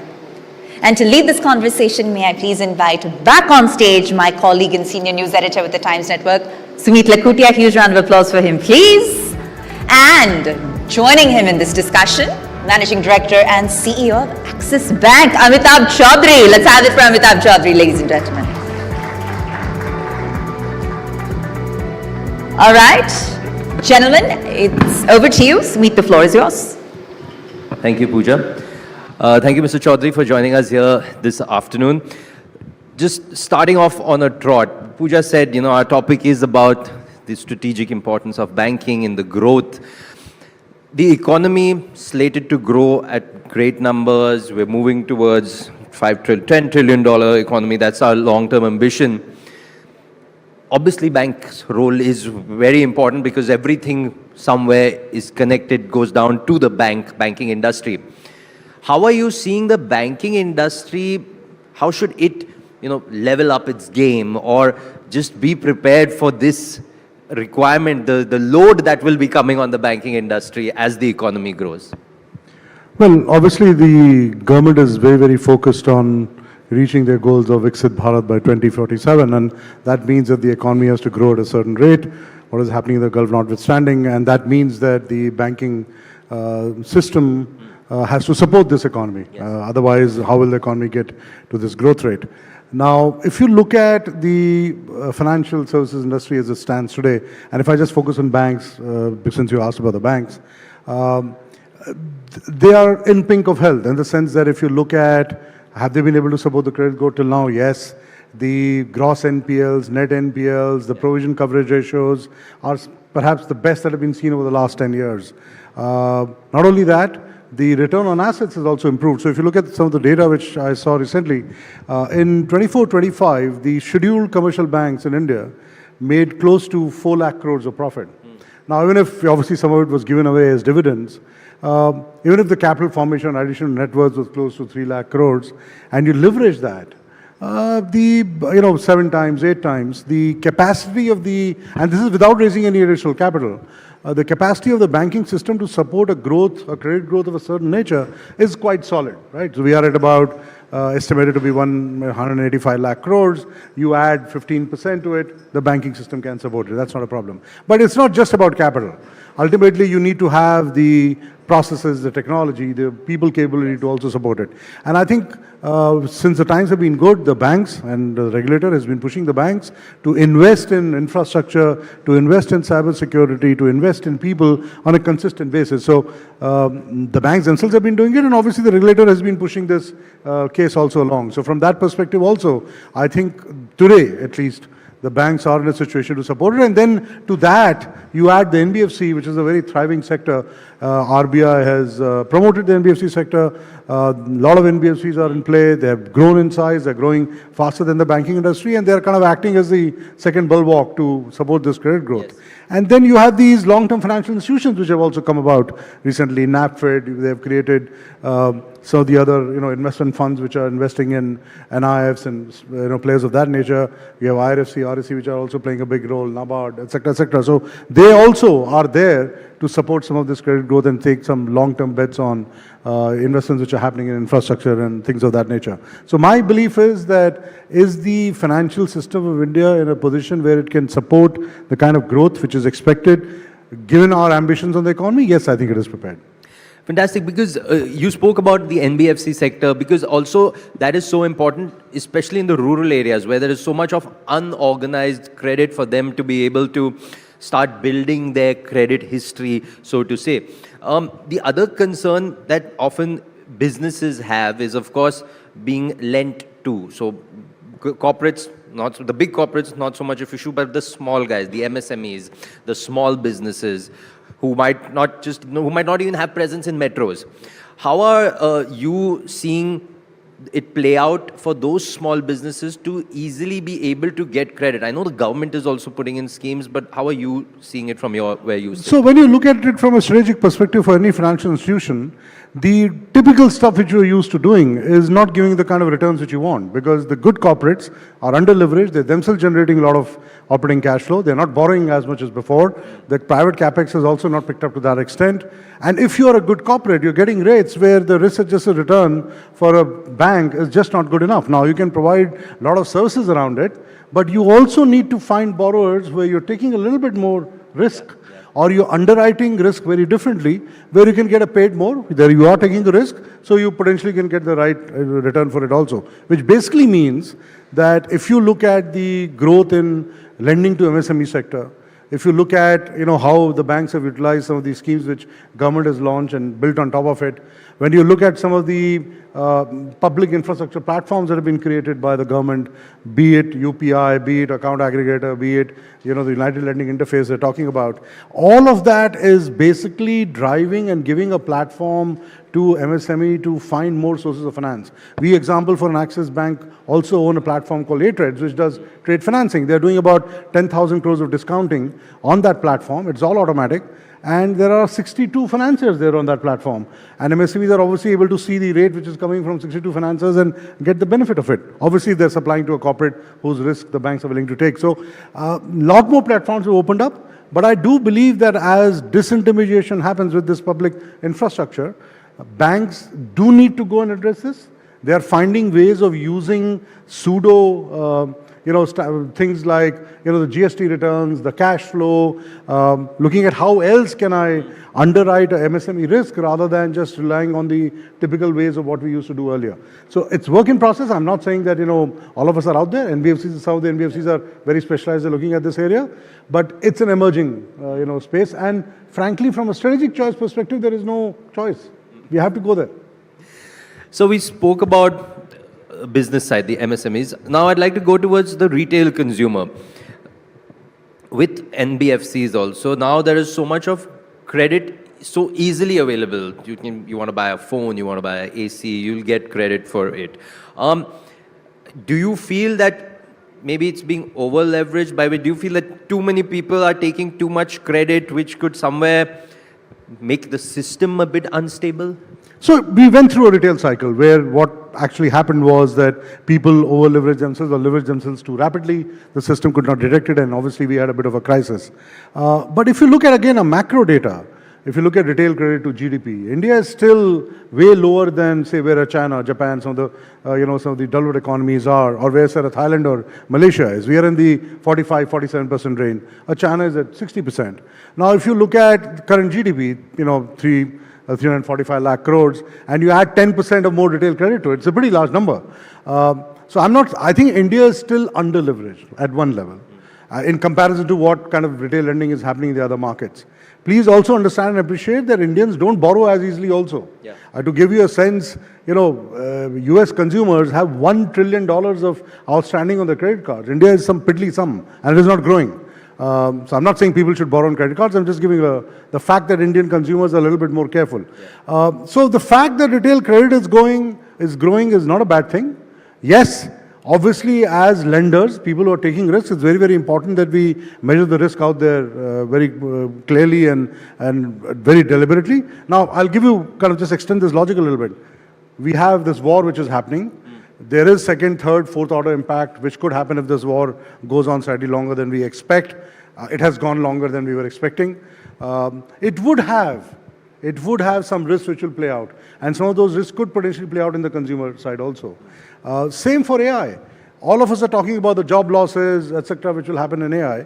No one knows how much of job losses will happen. We have some idea in which sectors will happen. We don't know the extent of it. We don't know the extent to which people will get redeployed. There is risk which you can see is coming up sometime in the horizon. Yeah. So as banks, obviously we are looking at that risk and saying how will we assess it, how will we react to it, what will we do about it. Now if you don't react to that emerging risk and keep lending, you will have a problem. But you need to watch that risk, you need to assess that risk, and you need to take some action around the risk in time, so that this risk doesn't play out at least on your institution. So we are in the risk-taking business, but as I was saying to someone, we also need to watch our risk very, very carefully. And you need to keep finding the right balance as we go along. And world is too volatile, changing too rapidly, so you need to watch it much more closely than before. So everyone is watching. I like how you said you're in the risk-taking, risk-managing business because, that's what it is, but people usually don't look at it from that angle. Continuing with our conversation on retail investors, do you see the need for branches anymore? When we talk about online banking, I'm sure pretty much everyone here has, if not more than one, at least one banking app on their phone. How are you tackling this change? So, let me take an example of Axis Bank and then we kind of expand the answer. We are still opening 400 to 500 branches every year and that would seem to indicate that, you still need branches and that branch expansion is the way to go. The reason we are setting up these branches and some of the other banks are doing it is because new pockets of residences or where you don't have a presence are emerging, which are displaying signs of wealth, where the expectation of the customer is that I might not ever enter your branch, but I want to see that branch there, which will create the trust in me that yes, you are there. Secondly, if I need you, hopefully I don't need you, if I need you, I can walk through that door. So the nature of the branch will change. It might not happen in a hurry that you will stop opening branches. So as I was sharing with you outside, we are doing a couple of things there. One is that today we have brought a branch down to a desk. So in that desk, you can open, we have a couple of PC screens, you can open an account. Standing on the other side, there's only one person required. We can issue a debit card from that desk. There is an ATM machine attached to that desk. So most of the services which you would need in a typical branch, it doesn't have a locker obviously, but most of the services can be provided from that particular desk. You need 150 square feet at best to set up a branch of that nature. So we are reducing the, the size of the branch. We are reducing what we do, we are changing what we do in the branch. It's becoming more and more of a sales outlet rather than servicing outlet, because all the servicing can be done using the app you mentioned. So we are experimenting it. We already opened one in one of the IIMs, and the demand which we are getting from various institutions is quite high. No, because giving 150 square feet is not very difficult. Giving a larger space is more difficult. We are also going to experiment very soon, and from Axis Bank you will hear it. We are going to open branches which might have only lockers, and they will have the latest technology there. So it will be a locker-only branch, because we believe that in a lot of the residential areas or where large complexes exist, the customers are looking for a locker in that vicinity. They frankly don't need obviously we'll have people who can provide all the services, but almost the entire premises will be used for lockers. So we're going to experiment with that also and see how that pans out. Because as we ask the customer what they need the branch for, is the door, is the presence, and locker. That's all they need for, because Indians are still buying a lot of jewelry, gold, whatever valuable they have, and they want to keep it somewhere. No, I've even heard of people how they've started putting, say, the documents, the property that they own, the documents are being put in the locker as opposed to just keeping it at home. Just a funny note, I just want to take a sidestep, and I was reading this book called, I think it's Anxious People by Frederick Backman, and in that, I think it was in that only, where this guy goes in to rob a bank, and the bank's like, this was in Sweden, I think, and the bank's like, well, we don't have any cash. It's a digital-only bank, so I can't give you anything. Jokes aside, I want to come to a very serious point that you also touched upon. You spoke about trust. Currently, the scenario that we're here, it's in the news for the last few days. We all know about it. A bank is a lot of people, before putting in money, they put their trust in that bank. How do you see the current scenario? How should banks be working, the banking ecosystem as such, to keep the trust of those customers, because that's what they want first before a big bank or a small bank or a gold credit card or a silver credit card? So obviously all the institutions who are working in the financial services industry realize that the trust is the foundation of what we stand for. We are the most leveraged companies in the world. If you look at our leverage, we leverage it 7 to 8 times. So if we cannot carry and have that trust of our customers, we'll have a problem. So all the boards, the regulators, the management teams work very hard to ensure that that trust is maintained, it is creditably maintained, and it is sustained over a long period of time. Now, that does not take away the fact that once in a while, you do run into situations where things of a certain nature happen, which obviously the market does not like or does not respond to. I think that does not mean that everything is wrong. That does not mean that the governance standards are completely lacking. There are cases, times when there are differences, and differences when they persist for a long period of time. Some of these things can happen. That does not mean that governance was non-existent. That does not mean that enough governance mechanisms don't exist. It does not mean that the regulator has not gone and looked at those governance standards and kind of satisfied themselves that yes, they are there. And please understand that the boards of most of these institutions have people who have done very well in their lives. They have a reputation to protect. They're not just sitting there, frankly, they don't get paid enough. They're not sitting there for something to happen. Right. They are on top of the game. They want to ensure that the institutions they're part of the boards of are, continue to represent a certain level of governance which people cannot question. So, we have to give them some credit. Obviously there is some news out there, but my belief is that generally the institutions work very, very hard, and the boards are very, very conscious of the fact that trust, the level of governance, frameworks to maintain those level of governance, constant checking, continue to add controls is all in place, and it's an evolving framework. It's not that once you set it up, it's all okay. You have to keep, depending on what you see around, you keep adding to it. so that, you know, the trust never breaks. Mr. Chaudhary, one last question to you. Going ahead, since we're talking about, you know, the strategic role of banking in the growth of the economy, the role that fintechs will play in this, are they going to be competitors of banks or co-partners of banks? So we have about 10,000 fintechs. Let me just give you some statistics on Axis Bank, and then I'll tell you. Today, Axis Bank is working with 50% of fintechs which have got Series A in our funding. 80% of unicorns and fintechs are actually using Axis Bank as a primary bank. Today, the pipes we provide for, you know, shifting of money, we own 40% of NEFT market, we own 30% of IMPS market, we have 20% share of, you know, the Bharat Bill payment system. So we are very large on the payment side also. We have 450 APIs to support some of these fintechs. We have created a separate platform to ensure that they can get these transactions done. Now let me come to the fintechs themselves. See, they are, the reason they exist and they come into force is because they're looking at a revenue pool of the financial services system and saying, I can attack it. Maybe because it's inefficient, because the charges are too high, or I can provide a customer journey, or I can go and attack some customers which the banks are not looking at. So they are finding these white spaces and attacking. Now from our perspective, we can do a couple of things. One, we need to become more agile so that we don't allow them to come in. Second, in many cases, we cannot attack it, so partner with them. In third cases, they're themselves going to become very big and become their banking partners. And I think all the institutions are doing all three. But the biggest thing we have to do is at least have parts of the bank which behave like a fintech themselves. That's the only way we will ensure that there is a moat and they will find it tough to come inside and attack us. But that's part of an evolving competitive landscape. I think it makes us better. So it's good for the industry overall. And please note that a lot of these fintechs, after being successful in India, have started looking outside of India also, because they're finding markets where, given all the public infrastructure that has been created, given what they've done in India and size of the market in India, they can easily go and acquire companies, you know, outside of India and become more of a multinational player rather than just an Indian play. So we are with them. We believe a very essential element of what's happening in the financial services system. Fantastic. So going hand in hand to keep the growth going. Absolutely. Thank you so much, Mr. Chaudhary, for your time and for sharing your insights. Ladies and gentlemen, round of applause. Thank you so much. That made for a wonderful tete-a-tete. And Sumit, I ask that you please present Amitabh with a token of our appreciation, our way of saying thank you from the ETNow.in Business Conclave Awards team. And thank you, Amitabh, for adding that candor and color to the conversation.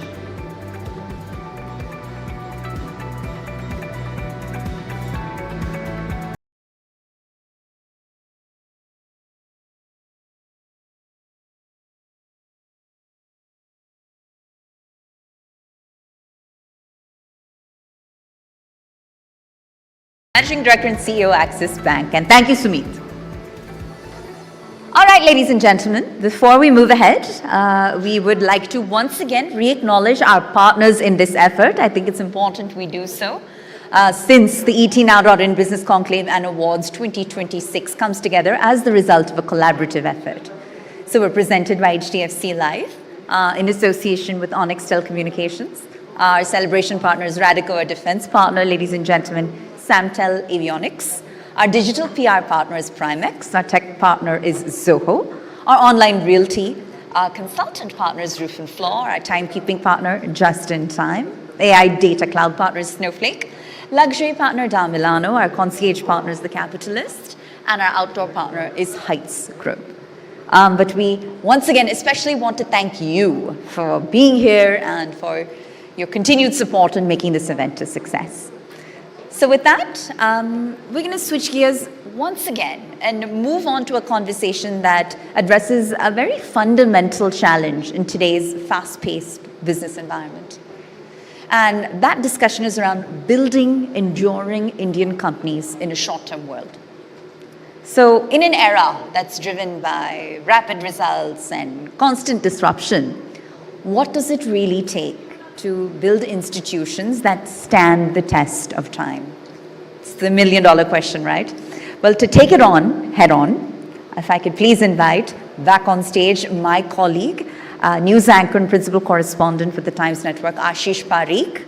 Ashish, let's kindly have you on stage. And joining him, we've got Padmaja Ruparel, co-founder of Indian Angel Network Group, and Naina Lal Kidwai, the chair of Rothschild & Co. India and ISC, or the India Sanitation Coalition. So let's have our entire panel on stage, Padmaja, Naina, in conversation with Ashish Parikh. That's right.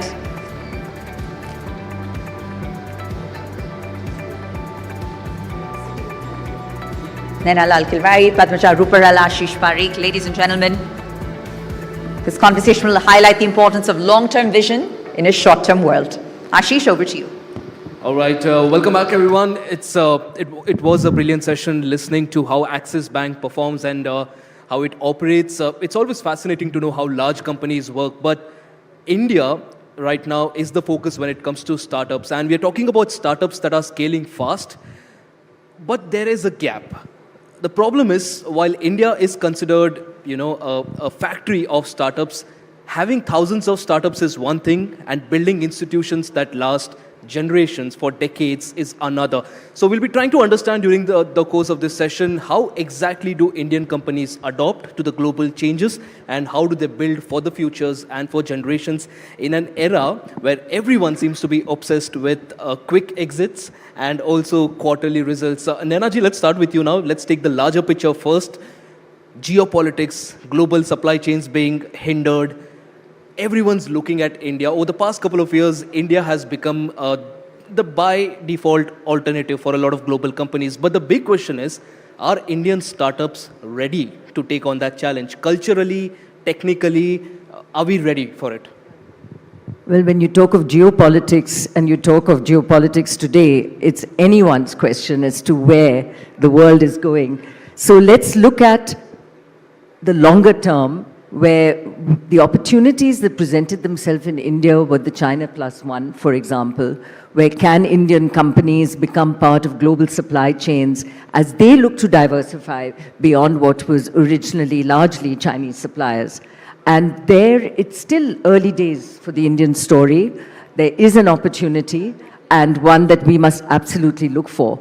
But I also believe the geopolitics of today will make that diversification of those that looked at the whole West Asia space for investment beginning to diversify geographically, so that there can always be a go-to proposition when one area or region flares up, as indeed we have in the West Asia area today. So the space for us to occupy as one that is relatively unexplored, to substitute China, to be in geographies which are probably less troubled in today's times, is the opportunity. However, in order to belong to that supply chain, that is the opportunity. But in order to belong, we have to be competitive. And to be competitive, we have two things which are working a little against us in the country. One is logistics costs, much improved, but still not single digit. So all the investment the country is making in infrastructure is certainly going to help us there. But it can be a negative in terms of the global context as we compete. And the second is cost of capital, where Abhijit's run away, but the interest costs that we face today in the country are still higher than what the rest of the world has. And that becomes a factor of cost of production, which is negative. On the other hand, the positives are we have a strong digital economy, we have labor, hopefully productive labor, and the advantages I stated in terms of geography. So the opportunity awaits us. There are some headwinds, but nothing that we can't conquer as we scale up. Absolutely. Everyone's scaling up, and building on that macro point of view, Padmaja, we've had a lot of the great Indian success stories over the past decade that suddenly have disappeared into thin air. And the problem is, it was a cultural problem or it was a systemic problem, whatever it was, all of these companies are nowhere to be seen now. When you look at a startup, when you look at a new company, what are the key indicators that tell you this seems to be a player for the long run? It's a very good question, I must say. And I think just as much as there are stories of companies disappearing, I think there are stories of companies which have been very resilient and created value. I think we should balance that out in some ways. So just because you asked me of the companies which have disappeared, I think to me, one of the big factors is the founders. themselves. I think the founders, their ability to think, lead, their focus on value systems, their focus on being able to execute and govern. It is the onus of the founders to build that. And to a great extent, I would always say this, that as early stage, that's what we are early stage investors. I think there is an onus because most of the entrepreneurs that you see today are really first generation entrepreneurs. They've never been through this whole experience of building a business. They don't even understand at times why is it that a board meeting is held. It's as simple and as fundamental as that. So I think to a great extent, good, high quality, early stage investors, there is an onus to help the founders, help the companies to build in the governance systems, make sure they're compliant, make sure that they're focused on cash flows, etc. That's one part of it. And as they scale, that should just keep improving. But I think resilience is not just governance, right? I think resilience in the last 6 to 8 years, if you look at it, we went through 2008, we went through 2015, we went through COVID in 2020, and today is not very different. We're not sure what we're going through now. Well, irrespective, I think it's disruptive. You can't move with the same kind of business model that you're moving. You have to look at a lot of changes. And to me, I think building a company is like building your life. It's a continuously evolving entity. You cannot have a business plan frozen, cemented, and say, this is it. It doesn't work. It has to keep evolving. It's a live document in that sense. And to be able to adjust to changes, to be able to bring in the needs of the hour is very different. And I'll give you just one example, right? We invested in a company, just to make it a little more alive. We invested in a company which was a last mile commute model on a two-wheeler, electric two-wheeler. It's a company at that time was called Mobisi. Takes you from the metro station to your office, 5 kilometers, auto drive, self-drive, get off, and that's it. Then COVID happened, nobody was commuting. Nobody was going to work. So we actually sat over 90 days over a Zoom call and pivoted that company into a last mile delivery model because online had suddenly spiked, right? And they have became from a B2C, they became a B2B. From being a self-drive, they had to get gig workers to drive and deliver. Net, that company is today. We were in our valuation at that time was in low double digits. Today it's preparing for an IPO. So resilience, governance, ability to build institutions, that's what's needed. You have to get down onto the ground and actually understand the realities of the day and build around it in spite of whatever else it is. Absolutely. I just want to come in here and take the benefit of Padmaja being here. And that is in the startup universe. I was very struck by 2 awards events that I'm deeply engaged in, one with the FICCI Water Mission and the other with the India Sanitation Coalition, where we give awards to startups. And those startups are not necessarily, they can be, but not necessarily tech-oriented. But they work in spaces, Padmaja, which you indeed invest in, which is the areas of water efficiency, sanitation. They're solving for real issues. And the awards we give are not just the fact that they work in those spaces, but they have to be profitable and sustainable. And the good news there is that there are entrants there in age groups of 40 to 50. So it's not all first-time startup straight out of engineering college. It is seasoned people who worked in businesses, seen an opportunity and moved in. So I do believe that this startup universe, as we have it set up in the country today, is quite wide, provided we can ensure that folks like you find them, invest in them, and then help them grow in the right way. Yeah, absolutely. And I think the big change has happened in the last 5 years, if I may say so, from building just revenues and grabbing market share to actually having a view on top line and bottom line. I think that's the big change. Absolutely. I think that's a very important point that you're coming to, the fact that profitability in the beginning isn't the only thing that we need to focus on while judging a startup. And everyone talks about the deep tech ecosystem. One of the biggest problems is the struggle that these companies see in retaining talent. And one of the things we are seeing in these companies is that there's a lack of patient capital. everyone wants results quick, everyone wants a quick, profitable exit. But when you come to deep tech ecosystems, any country that you see which has a successful deep tech startup, they take years to actually, the ecosystem to mature. Do you think we lack that patience? Because everyone talks about profitability, everyone talks about loss making and, No, I get it. I get that. I think I get that very well. I mean, I've struggled with this myself, so it's not an unusual question. But honestly, I think India is changing. That's the number one thing. We need to recognize that. And I'll give you a few points there because they're all very, very important. We ourselves have investing in deep tech, long gestation. That's number one. And remember, we are investing domestic Indian money. So is there money? There is. That's the first answer to your question. Number two, I think we have to also acknowledge the fact that the government has done a few things. One big thing they have done is the RDI fund, the Research Development Innovation Scheme, they call it, so RDIS, right? 1 lakh crores going into deep tech. And it is really soft returnable money, really soft returnable money. This money is not just one dimension giving money. It is catalyzing, it's going to catalyze a lot of private investment, and we are seeing that, right? It has been the fastest scheme, I think, in the Indian government, which is started to roll out on speed, scale, and the department which is doing it is on a swivel. From giving grants to giving returnable capital is a huge swivel, right?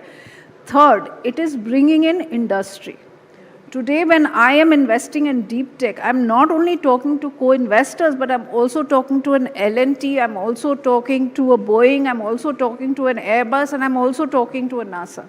I mean, that is the kind of industry engagement we need to do for deep tech. Fourth, I think today what we are seeing is a very different quality of talent. This has two levels. One, it is people who've got global quality foundational technology. Both are there. And that's extremely important because, and it's not surprising while it's important. Why is our tech talent being able to build companies overseas or lead companies overseas, and why not here? Right? So we always had the talent. We've been able to refine it further. And the second thing I think that has happened is we are today talking to youngsters which are 35, 40 years old. They have a lot of responsibilities. But the single most, and I ask this provocative question, why are you here? Why aren't you going to the US and building this company? It's a semiconductor chip company. They're designing some chips. You're saying, ma'am, irrespective of whether you invest or not, we want to build in India, for India and the world. That is the sentiment that's come. And the last piece, I think, which has really catalyzed deep tech is the geopolitical scenario. The world has become so multipolar, right? And it's so unpredictable that India has to build its own sovereign technologies. And if we can do that, which we are trying to do, right? We are doing defense tech, we are doing semiconductor, we are doing water, we are doing electric vehicles, we are doing battery, we are doing all sorts of things. I think that's a need of the hour, and that's what's getting pushed in different ways. Absolutely. I think that was the premise of the question. The fact that, we are moving towards a multipolar world, having our own deep tech ecosystem is the need of the hour. And I think in terms of capital, that's where it should go. And Nainaji, you've been a very strong advocate of sustainability, even when it comes to capital.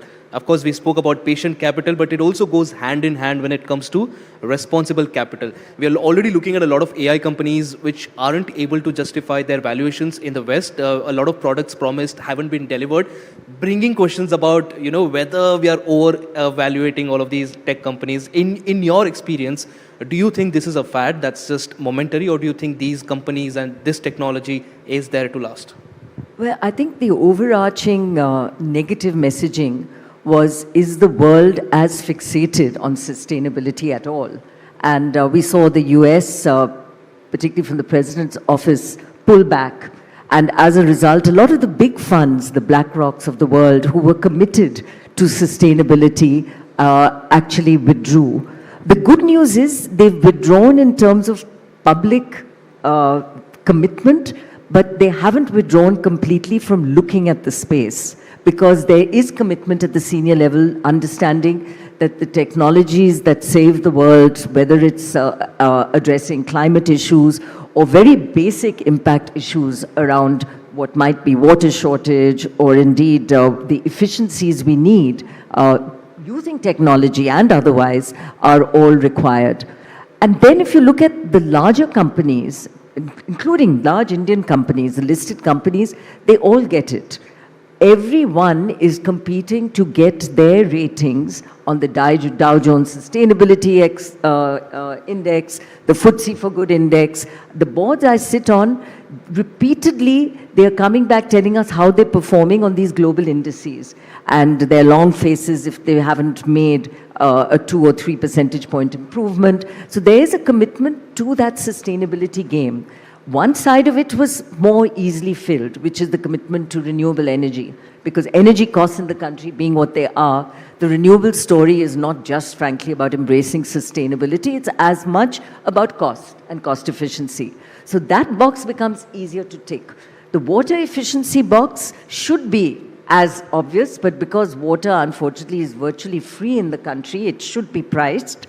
That equation doesn't get looked at sufficiently, but primarily from the aspect of shortage, or because the communities around which you work, the villages around you, they can't believe that you are drawing their water. We know of umpteen examples where factories shut down because the communities around them demonstrate against them, saying you're taking away our water, because water shortage is a reality. Equally, we know that power companies in the country shut down in the summer because water goes out and water is needed for cooling. So water is clearly an area where the water efficiencies and the technologies therein that I hope, Padmaja, now with you, and by the way, congratulations on your $100 million new fund which you've just closed, are the kind of technologies that we will see support in. But as Indian industry goes, particularly listed companies, they are not ignoring the sustainability space. And the government now has made it mandatory, and globally too, you have to have your sustainability report as an integral part of your annual report. So it sees the eyes of the auditor, you can't have greenwashing statements, so you have to have the reality on the ground and also showcase what you're doing in this direction. Absolutely. Yeah. I think it's very important to talk about sustainability, particularly in this era wherein there are already a lot of pushbacks that we are seeing against construction of, for example, say data centers, because the local communities think that their ecosystems, their day-to-day life will be affected as well. And I want to add on to this and bring your perspective on it. Where do you think India needs institutional support today? Because like you mentioned previously, we've got the talent. We are already heading in, international companies, so talent is there. What more can the government institutionally do to ensure that the companies that are built here are not just globally competitive, but also globally dominant? Yeah, I think it's a good question. I think there are 2 or 3 things. One, before I get to the government, I think our industry is not yet open to work with innovative startups. I think adoption of technologies, adoption of these deep tech or younger companies, whichever, I think that we do not work very collaboratively. Why do you think there's a hesitance? Well, it's been there because we didn't have a startup culture, right? Look at our academic ecosystem. Industry is not embedded into the universities, right? Look at the US. You have industry and university absolutely sitting together. So I think that is something that needs time to change. It's changing. I wouldn't say it's not changing, but I think that adoption has to be there. That's number one. The second thing I think is till the RDI came, okay, and it's not going to be enough for the size of our country. I think we don't have debt coming into young startup companies. Companies are going to continuously dilute raising equity money. It doesn't work. At some point, it is revenues, working capital, term loans, debt, which has to come in. So I think some change there needs to be done. Very little. There is money that is opening up as debt. We've seen that. We've seen that with some very good, very high quality banks. It's happened. But it's minuscule compared to the need that it happens. The third thing, I think our entire logistics, which ma'am talked about, to be able to export or import from suppliers, it's very expensive. And our indigenization is not at the level for these companies to start working with Indian When you say not at the level, is it in terms of quality or quality, the scale? technology, pricing, all of that, right? I don't think we've really, our SME, MSME, manufacturing capability has really evolved to a stage in design, in quality, in speed, in cost. It hasn't evolved to be able to become a really strong supply chain to these technology companies. I'm talking about, hardware, electronics, telecommunications kind of companies, right? Hence, what we are having to do is we are having to rely on overseas suppliers. And therefore, we are looking at multi-country supply chains because we have to risk mitigate. And as you do that, it's going to cost you more money, right? So I think there are many steps to get there, but the good news is we've started. Absolutely. I think if we can create more of what Maruti did for the auto ancillary sector, or what Apple hopefully is doing for us for iPhones, where you get a large supplier that comes in and is committed to developing the local supply chain. I mean, when Maruti happened, there was one of the issues they had to address and showcase to the government was how they were building the supply chain, and they did. And many of our large auto ancillary exporters today came from that universe. So we need to ensure that we can do this for industries where the supply chains to that company within India, maybe for export as the end product, but the building of the supply chain continues to be indigenized rather than imported. Absolutely. And for some of the very critical items, look at things like chips, look at sensors. We are completely reliant on overseas supply. Absolutely. And that is a huge risk today, right? Absolutely. And if you look at the space industry is evolving slightly differently. They have started with the thinking of building a lot of ecosystem for Indian space companies. So alternate fuels, if you look at satellites, if you look at solar arrays, all of this is now starting to get built. And defense also. And defense. And that's how you're looking at a defense export starting to happen. Absolutely. We never had that. There's, of course, a lot happening, and we're running short of time, but Padmaja Ruparel and Nena Kidwa, it's been an absolute pleasure listening to you. Thank you so much for the insight. You've been a trailblazer for women when it comes to Indian business, and thank you so much. Let's hear it for Padmaja Ruparel and Nena Kidwa, please. Yeah, truly insightful conversation, Ashish. I ask that you please present a memento, a small token of our appreciation to each of our lady panelists. I think there are very few conversations around startups and investing at a business conclave that add such a human lens to the conversation. I think they've more than done the topic justice. A huge round of applause, please, for our lady.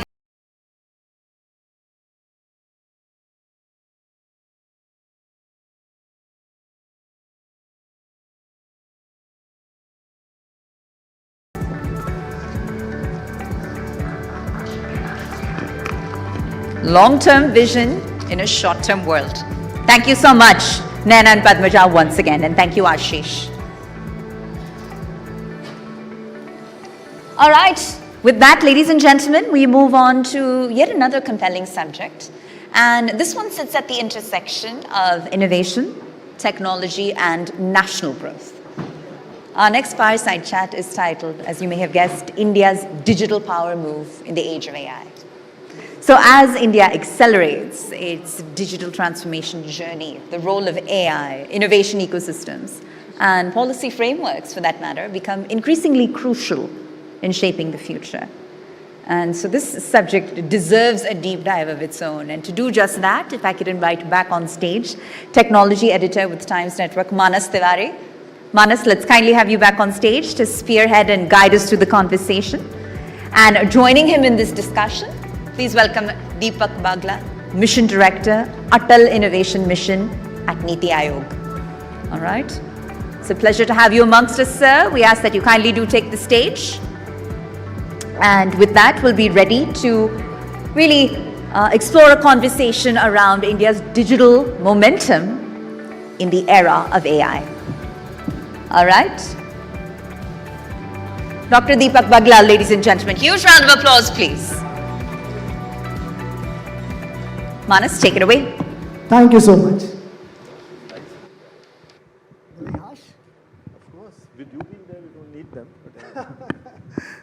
Thank you for your kind words, sir. But I think there could have not been a better time to talk about artificial intelligence in India's context, because we just hosted one of the biggest, largest AI summits with the entire world watching us, some of the biggest tech names being part of it. You were obviously involved as part of that initiative. So let me just pick it from there. And my first question to you is very direct, very straight. You see, the global conversation around AI in the last few years has largely been dominated by the US, China.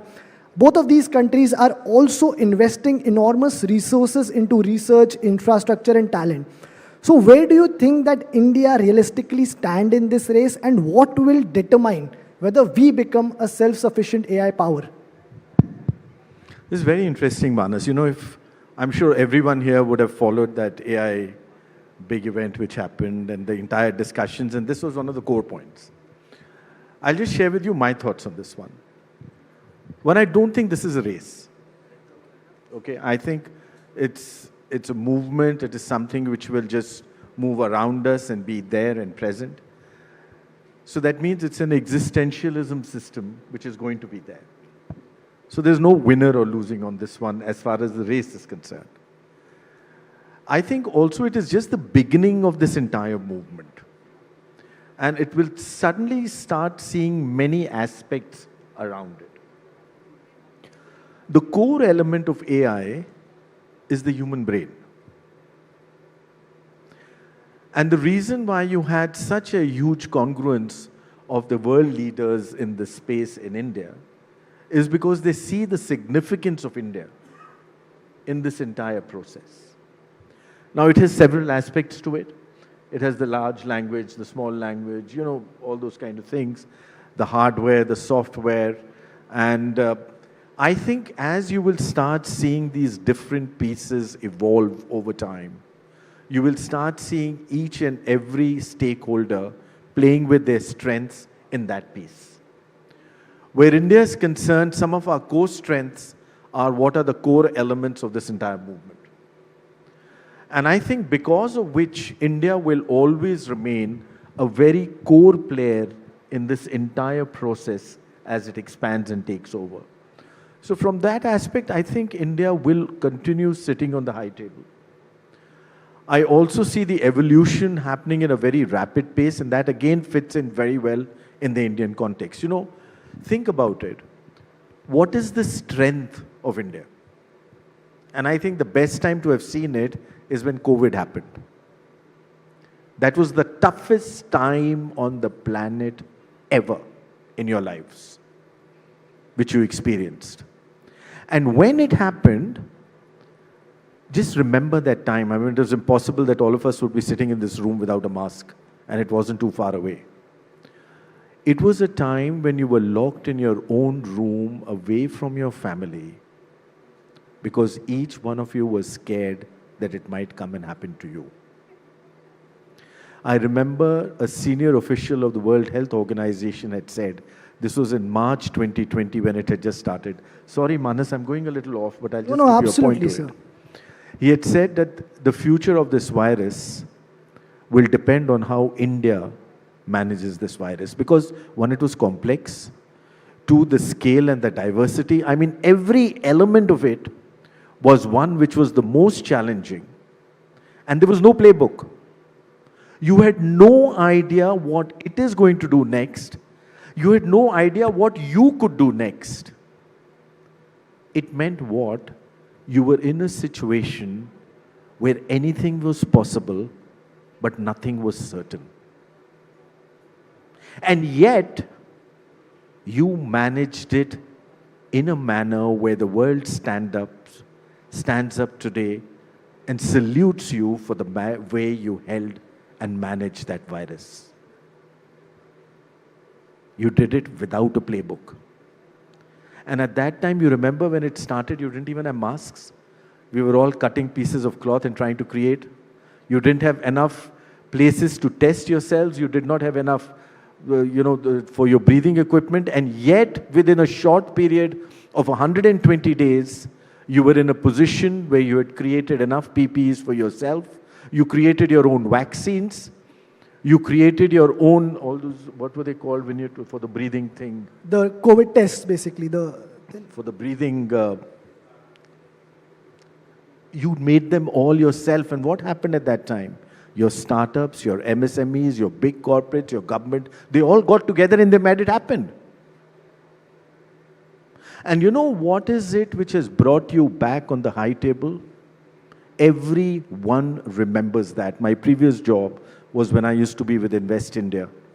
And I remember every global corporate saying that it was not just a silver lining. It was a gold lining where India was concerned, because what you showed to the world was your resilience and your ability to maneuver successfully one of the toughest situations on the planet, which had absolutely no roadmap to be able to do it. Now bring about ourselves to the situation where we are in today. You're now in the same situation and entering a world where everything is possible, but nothing is certain. That means there's a complete sense of an ability that everything is going to getting changed by the moment.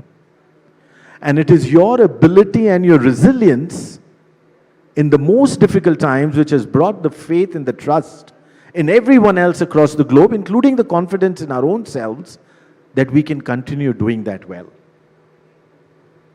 So when you talk about a new AI world, you're opening a world which is again going to go through a level of disruption which has never happened before.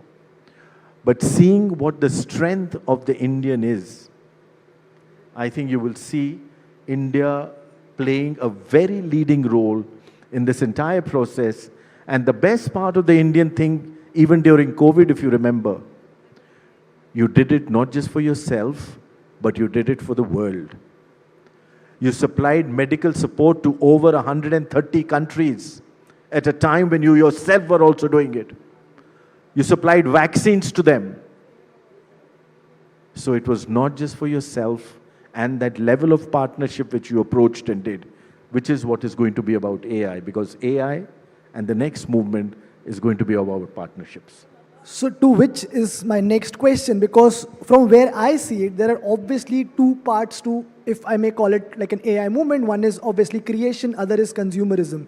From where I see it, we have as a country really opened up to a lot of AI platforms in last 12 to 18 months, where we are using them like anything, all the Geminis, Claudes, Perplexities, OpenAI, ChatGPTs, all those. In fact, we are already the second highest users of ChatGPT outside of the US market. How do we go from just becoming consumers of AI as a product to actually creating some meaningful tools to become a global leader in AI? So that process has started, Manas. You know, Sargam and some of the others which are you saying. Look at the core elements which are important. Diversity, scale, and skill, right? These are the three elements which are not just put you on the consumer side, but also on the creator side. I don't think there is any other society in the world which can match us where diversity is concerned. The more diverse you are, the more diverse are the kind of solutions you're working on, and the most diverse your solutions, the bigger is the bouquet, and the bigger is the bouquet, the more applicable it becomes, not just for yourself, but the entire world. I remember in Startup India, when we were working on the G20, everyone was very keen to see our solutions for our startups, because they said they're applicable not just for the top 500 million of the world's population, but for the balance part of the pyramid, which is the other 7.5 billion.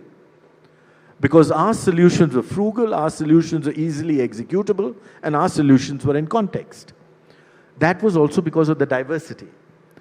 The scale provides us the ability to make it into a marketable proposition.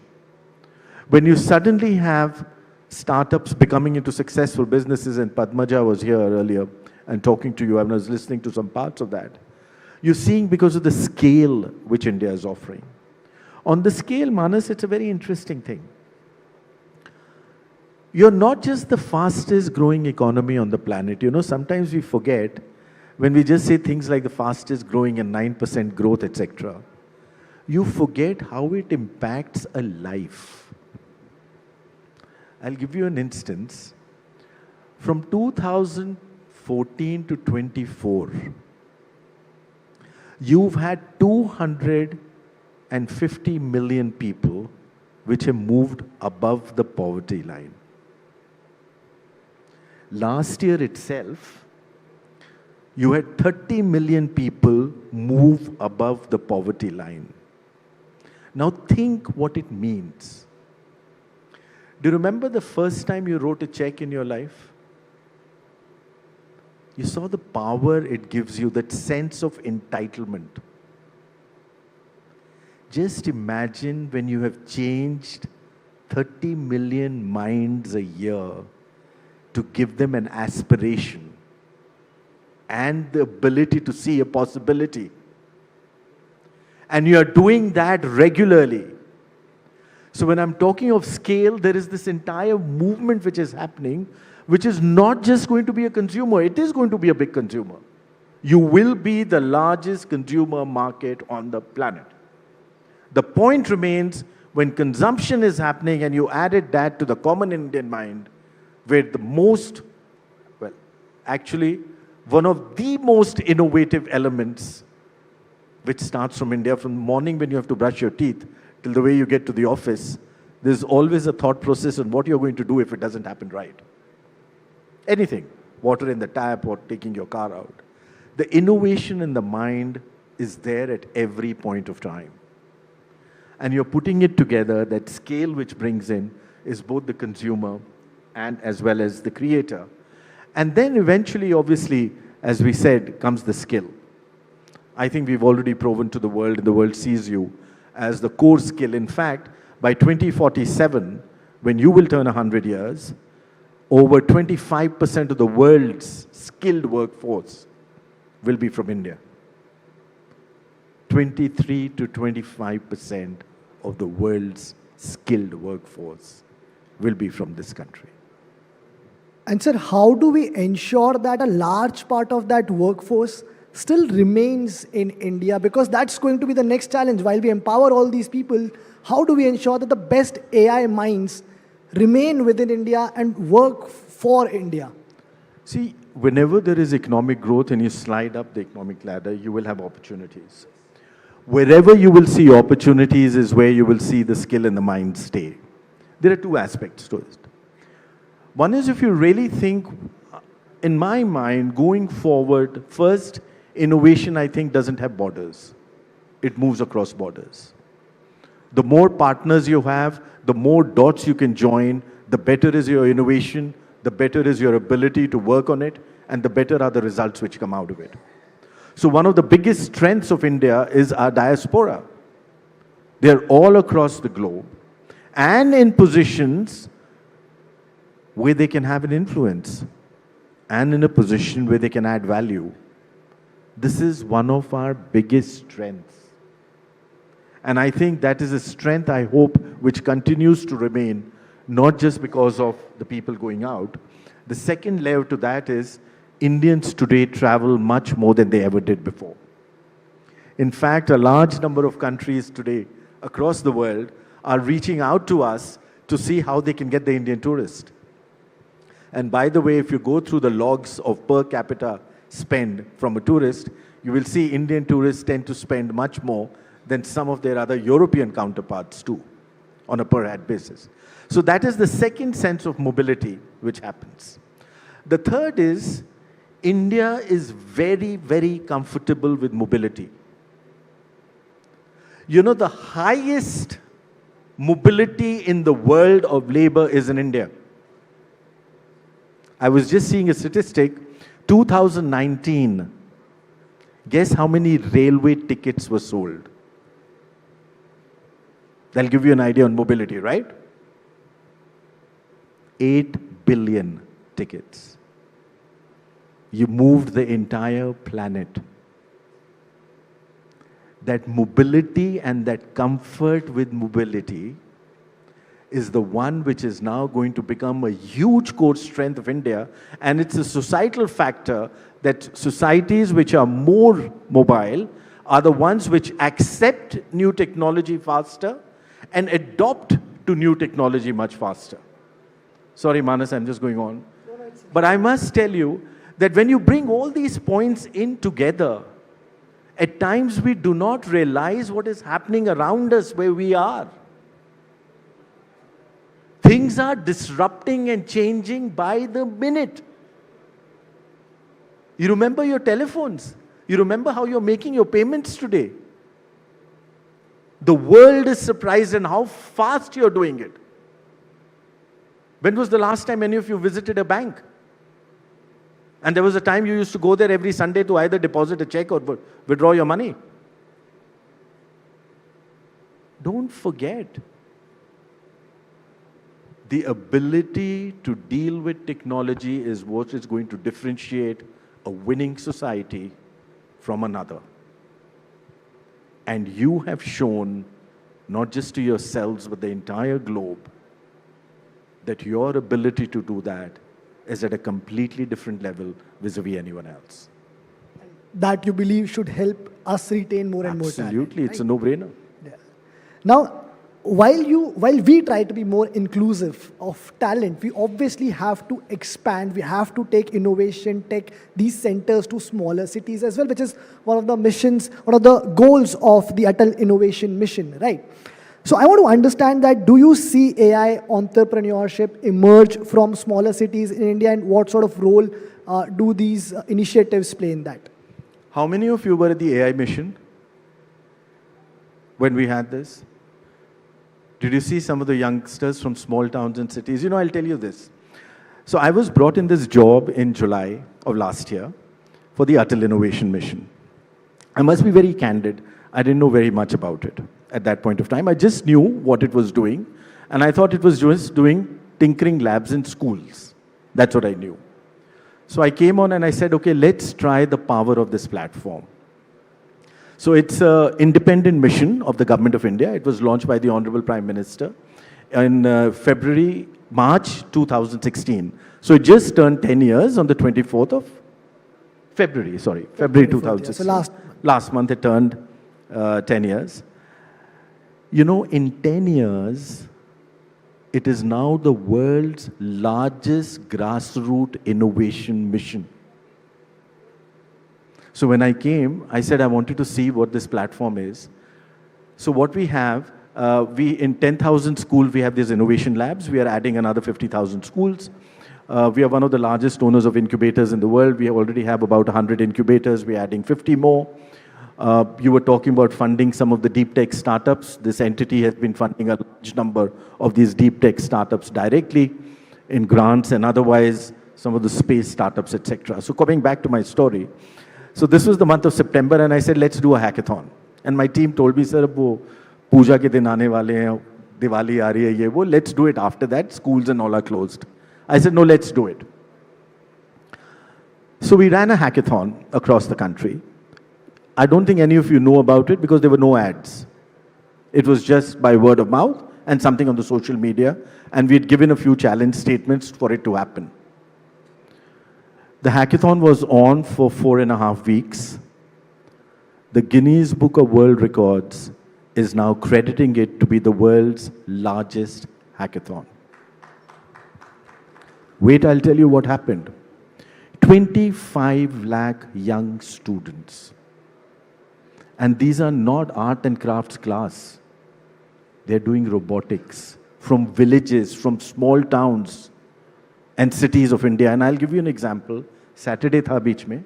I was sitting in my puja room in the morning. The phone rang. I didn't pick it up. When the third time it rang, I picked it up. There was a little kid who spoke. He said, sir, मैं झज्जर से बोल रहा हूँ.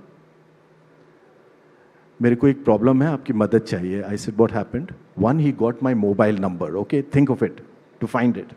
I asked him how he found it. That I'll tell you later. He said, sir, मैं 3 idea submit करना चाहता हूँ. Teacher सिर्फ एक अलाउ कर रहा है.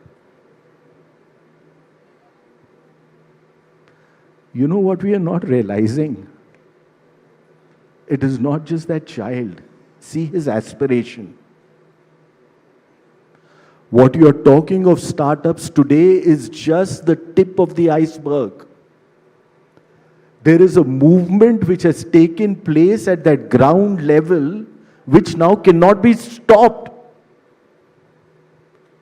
I realized my job that day. I said, it is about that aspiration of that youngster. And the kind of solutions they got. I had these young kids from near Mangalore, school ke the, small town. You know, you have the Global Robotics Olympiad every year. They choose the solutions which have been sent to them. And then they are called, this time it was in Panama, last year, end of last year. Our 4 boys from that Mangalore school were chosen. उनके पास पैसे नहीं थे ticket के, न visa था. एक guide था school का, who had decided that I will showcase to the world what these kids have done. They flew to Panama, and out of 90 countries, over 90 countries, they were 18. It was amazing. And the kind of solutions they are coming out with, from robotics to AI, the simple ones which they see as a problem. Why I was asking about the AI mission, I had some of these youngsters which had come in from there. They're all from small towns, small villages. The power in the belly and the ability to think and to work is unmatched. The power you will see happening now across is completely undefinable. So अभी सिर्फ 2 lakh startups आपके जो दिख रहे हैं, which have been registered. As I said, that's just the tip. And they are coming up with solutions which are not just robotics, which are AI, which are health related, which are about circularity, about water, about electricity, about problems which the entire global south is facing. And you know what is interesting after this? Now, in October, we had the UAE connect with us and said, you know, these are amazing labs which are happening where these kids are coming with the solutions. Can you open them in our country too? We will pay for them. It's now happening in other countries. And they are wanting to join hands with our young entrepreneurs and our young innovators. And you know what I want to do now? Is if I can connect each of my ATL, it's called the Atal Tinkering Lab, okay? There is a 3D printer we give them, there is a computer, there are others, and there'll be a guide. If I can attach them to all the MSMEs of the region, so they start working on real life problems with those MSMEs. They get an access to a tool room. And then there I connect them to my ATLs, my incubators. And by the way, I must tell you, what touched me the most when I joined this, of these 100-odd incubators which we have, and we are adding 50 more, 24 of them are social incubators. So of these 100, all these IIT ones, etc., they are also supported, some of the big ones. And then you have these ones which are working in small towns and cities, and they are working on social issues. They are not here to be what Padmaja was trying to finance, somebody wanting to become a global financial unicorn by having $1 billion of valuation. You know what they are chasing? Just to touch 1 billion lives in those small villages.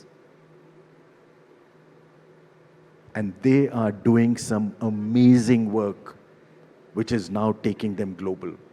From working with a handloom weaver individually and seeing how he can now take a produce which is now being exhibited in the Paris Fashion Week, to you making your Araku coffee as one of the best coffees in the world, and how they are working at that level with the farmers, with those growers. Some real amazing work which is changing India. The challenge is 99% of the time we don't even know what is happening. Yeah. I mean, that's what I was saying. These are some wonderful and really inspiring stories that you have just shared. Manas, these are not stories. These are real life experiences. These are amazing when you see them. You know, I've had colleagues from my previous life coming to me and saying, how can we get connected with these ATLs, with these youngsters? Now I get a feed every day, you know, some school or some incubator or some big one getting in touch with us. The challenge is, which Padmaja must have mentioned earlier, the problem is we don't speak to each other. One incubator doesn't speak to another. Just globally also this is a problem. One incubation lab doesn't speak to another. I think the role of Atal Innovation Mission, let me just put it in perspective for you. It was changed by the cabinet in December 24 last year to become the core entity responsible for the innovation ecosystem in the country. So idea is to find out where there are gaps, fill them in, and then also catalyze what there is. For me, the biggest thing I think in this job would be if I can just make everybody speak to each other who are stakeholders. The university professor, that young entrepreneur, that young kid in the school and his guide, and a business person. And you, Manas, so you can tell their stories. And to each one of you in the room, who can be a guide to them. It's one of the most satisfying things which can ever happen. Absolutely, sir. So this has been a wonderful conversation. To sum it up, I just have one last question for you. Now, if you have to choose one priority for India over the next 3 to 5 years when it comes to AI innovation, what would you pick out of compute, capital, policy, or talent retention? What should be our priority today? So, I don't know those fancy words. But I'll tell you what I think I need to do. You know, in these few years, we've created a lot of infrastructure, of value addition, of ability, and foundation blocks. We've created a lot. Aapne sadke bana li. You've made your digital infrastructure, which is one of the fastest in the world. In fact, you were the only country in the world which created a physical and a digital infrastructure at the same pace. Mostly others had to do one or the other at some point of time. You've done it all, and each one of you are part of it. Every time you do a UPI payment, you've created some value, and you're a part of that. What we now have to start doing is getting them all together so that we now start utilizing it in the right manner. If your current infrastructure itself can be maximized, optimized, and utilized in the right manner, and the only way to do it is we can join the dots that all of you start getting together. I would say it would be the Uberization of the innovation landscape. And that's where I want to see my job, because otherwise, if you just own your car, you just use it for maximum 2 hours a day. But if you give it to Uber, they will use it for 24 hours a day. So the capital is there, the structure is there, how well you utilize it. And that is what I think we need to be doing together. And that cannot be done by any one team or an individual. Everyone has to come together. Yes. Thank you, Manas. You got it. Thank you so much, sir. Thank you so much. It's wonderful talking to you. What a poignant conversation, ladies and gentlemen. And Manas, I ask that you please give Dr. Bagla a token of our appreciation, a small memento from us, our way of saying thank you for being here at the etnow.in Business Conclave and Awards.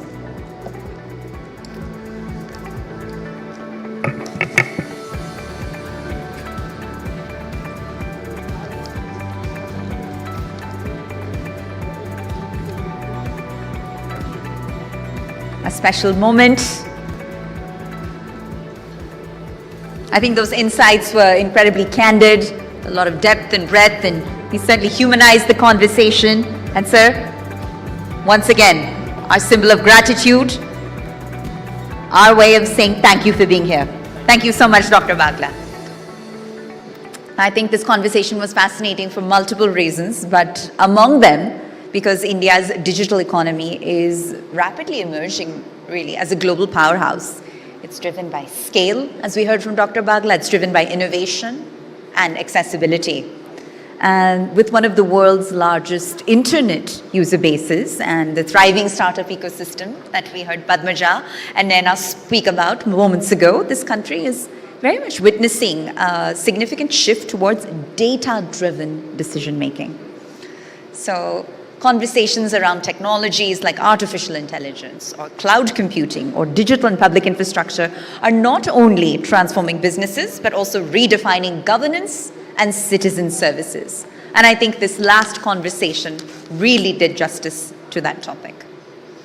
But with that, ladies and gentlemen, we are going to switch gears once again to our next set of awards, all right? And these recognitions, they essentially celebrate organizations and leaders who are leveraging tech, innovation, and forward-thinking strategies to not only transform their respective industries, but also to contribute meaningfully to India's digital and economic growth story.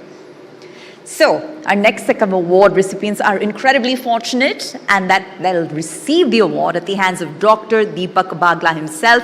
If I could please have our speaker back on stage to join us in doing the honors, sir. Lovely. Thank you so much, sir.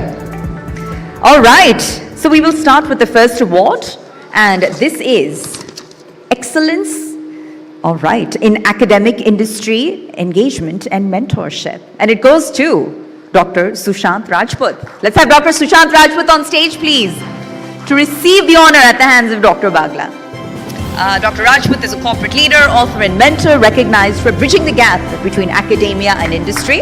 Wonderful. Through his work in leadership, mentorship, and professional skill and development, he has consistently translated real-world corporate insights into meaningful guidance for students and young professionals. That's right. That was Excellence in Academic Industry, Engagement and Mentorship. Thank you, Dr. Rajput.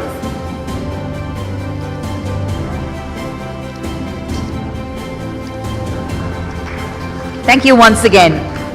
And we'll move on to our next category, ladies and gentlemen, which is Integrated Logistics and Relocation Services. And the award goes to Hybrid Shifting. Can I have Rahul Pillai on stage? Thank you so much, Rahul. Congratulations once again. Rahul Pillai joins us from Hybrid Shifting, and this is for the category Integrated Logistics and Relocation Services.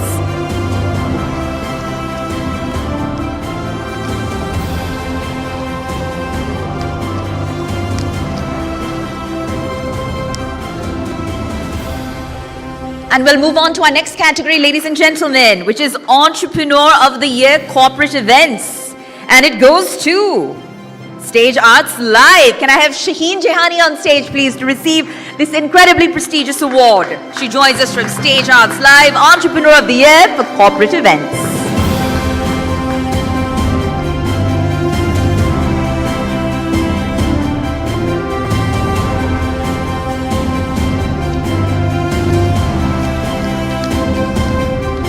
All right, we'll move on to our next category, ladies and gentlemen. And our next category here at the ETNow.in Business Conclave and Awards 2026 is Excellence in Passenger Electric Mobility. And it goes to Chartered Speed Limited. Can I please have Sanyam Gandhi joining us from Chartered Speed Limited? Again, ladies and gentlemen, this is for Excellence in Passenger Electric Mobility. Congratulations once again.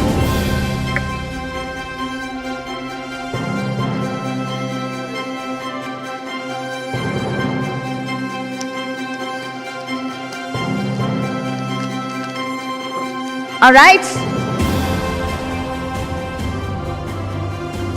And our next category, ladies and gentlemen, is Excellence in Pharmaceutical Leadership. And it goes to Durga Prasad Satapathy, Executive Vice President of Intas Pharmaceuticals. Can we please have Durga on stage to receive the honor? Congratulations once again, sir. A special moment of incredible recognition here at the ETNow.in Business Conclave and Awards 2026. Excellence in Pharmaceutical Leadership.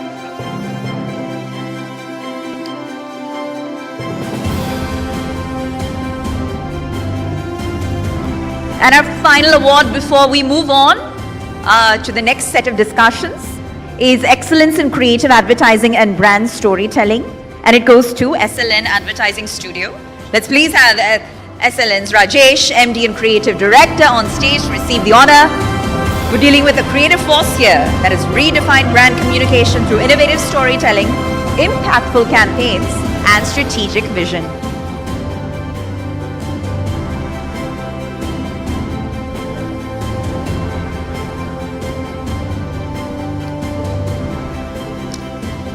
And thank you, Dr. Deepak Bagla. Huge round of applause for Dr. Deepak once more. Atal Innovation Mission, Niti Aayog. All right. Thank you so much, sir.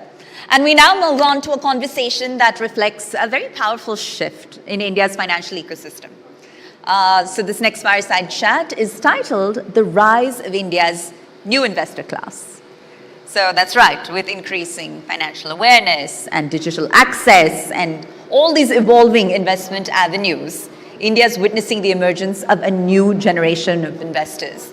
And they're here to stay. They're shaping the markets, ladies and gentlemen. So to moderate this next discussion, if I could have back on stage our technology editor with Times Network, Manas Tiwari.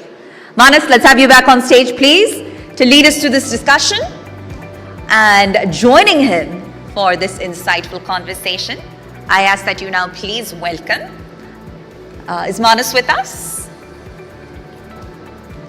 Let's quickly have Manas back on stage. All right. And ladies and gentlemen, I think this is going to be an incredibly special session because this is a familiar face that we've all looked to in the past for inspiration, for tips, for advice. All right. And what we're going to do is instead switch directions for a quick moment. Ashish Parikh had moderated a few sessions earlier in the afternoon, and I'd like to please now invite him back on stage. He is news anchor and principal correspondent with the Times Network. Ashish, huge round of applause. We'll have you take this discussion forward, please. All right. And joining him, CA Rachna Ranade, teacher, financial educator, and entrepreneur. All right, ladies and gentlemen, this was the name I promised you. It's a discussion that promises to be a highly interactive one. We're at the edge of our seats to see how the conversation unfolds. And with that, Ashish, over to you. All right, Pooja, thank you so much for that introduction. And throughout the course of the day, we've been speaking about a lot of topics and, a lot of jargons filled as well in the conversations. But I can promise you during this discussion, that's not going to be the case. And usually when I start a discussion, I start with an introduction of the person with me, but I don't think the person sitting with me right now on the stage needs an introduction. She's India's biggest financial influencer, and more than that, she's set a benchmark when it comes to quality and quality influencing. Rachna Ranade, it's an absolute pleasure having you here. Thank you so much for having me. And let's continue the conversation we were having off stage as well. I told you I'm a news person. We are obsessed with headlines, and the headlines these days is about the demat accounts in India. Everyone says, well, India mein bahut sare investors aa gaye. There's a lot of investors in India, and numbers also suggest it. 220 million demat accounts in fiscal year 26. But as a journalist, my job is to look closer. And when I look closer, SEBI data shows that only 33% of those demat accounts are active. Yeah. Why is there a gap? So before I answer your question, I would want to just quickly ask, how many of you sitting right here have a demat account? Okay, almost everyone is raising their hand. Why aren't few raising their hands? I'm not going to ask how much worth stocks you have. Okay, how many of your demat accounts are active? You trade regularly. Your data is different, huh? Well, there's a journalist in the room, so I think they're just being careful. I know. But yes, I totally agree with the fact that the number of demat accounts which are active versus which will be dormant, there's going to be a big gap. One thing is for sure that I'm at least happy that the number of demat accounts are increasing at a crazy pace.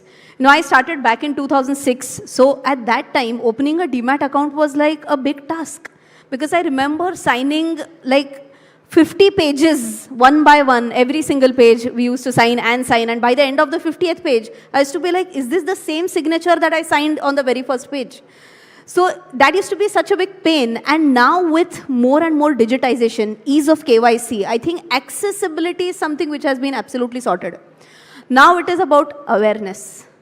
So I just feel that accessibility has far surpassed awareness, because of which this gap has widened. Do you also suggest there's this, the word they use these days is FOMO? I mean, a lot of people start their demat accounts because of FOMO. They see it online, people recommending, people getting rich and wealthy because of stock investing. And suddenly they realize, well, the market isn't that easy, and then they don't invest. Do you think that also is a reason? Yeah, I think typically when big headline IPOs hit the market, that is when maximum number of demat accounts get opened.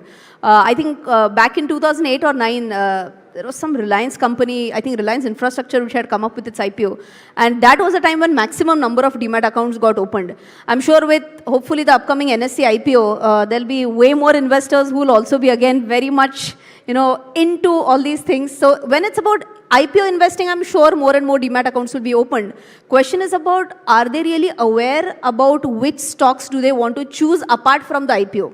Because once they invest in the IPO, tick, what next? And that's where the number of dormant accounts starts to increase. So I think there has to be some solution for increasing the awareness. Once that is ticked off, I think the more and more number of accounts that are just lying out there, they'll be more active. Well, you say you started in 2006, that's way back, and there's this, joke that's floating on the internet, the fact that Gen Z doesn't behave the way any previous generation did, be it in workplace or in their schools or colleges.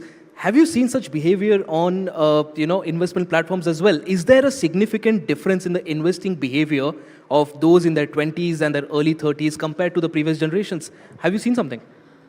I definitely feel that they are way more informed as compared to other generations. Because they are the ones who have knowledge at their fingertips. I was just sharing the same thing with you, that when I started back in 2006, the only source of me getting knowledge was television, where very few number of channels used to exist which used to talk about stock market, and that too in such heavy English that in spite of me being from an English medium, I used to be like, kya baat kar rahe? So understanding these jargons related to stock market was like next to impossible back in the time. But now you can imagine Gen Zs who have the willingness to learn, because I feel it's not about ability.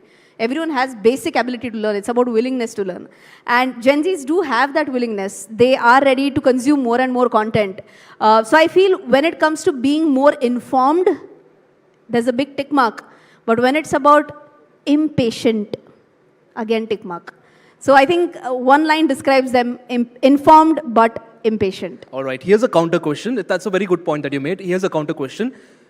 People are a lot more informed these days, but people are also a lot more misinformed these days, and through the same sources. And I think you were trying to mention social media, and it is a very covert advertisement of your YouTube channel. But anyway, speaking of social media, the problem these days is anyone with a ring light and a script with a fake it till you make it attitude can sound like an investment guru. And the reality is a lot of young children, young investors are falling into the trap. Yeah. So if someone is scrolling social media right now, watching us right now, help us understand what are the things they should look out for, the red flags and the understanding, because people are getting swayed and losing lakhs and all their hard-earned money as well.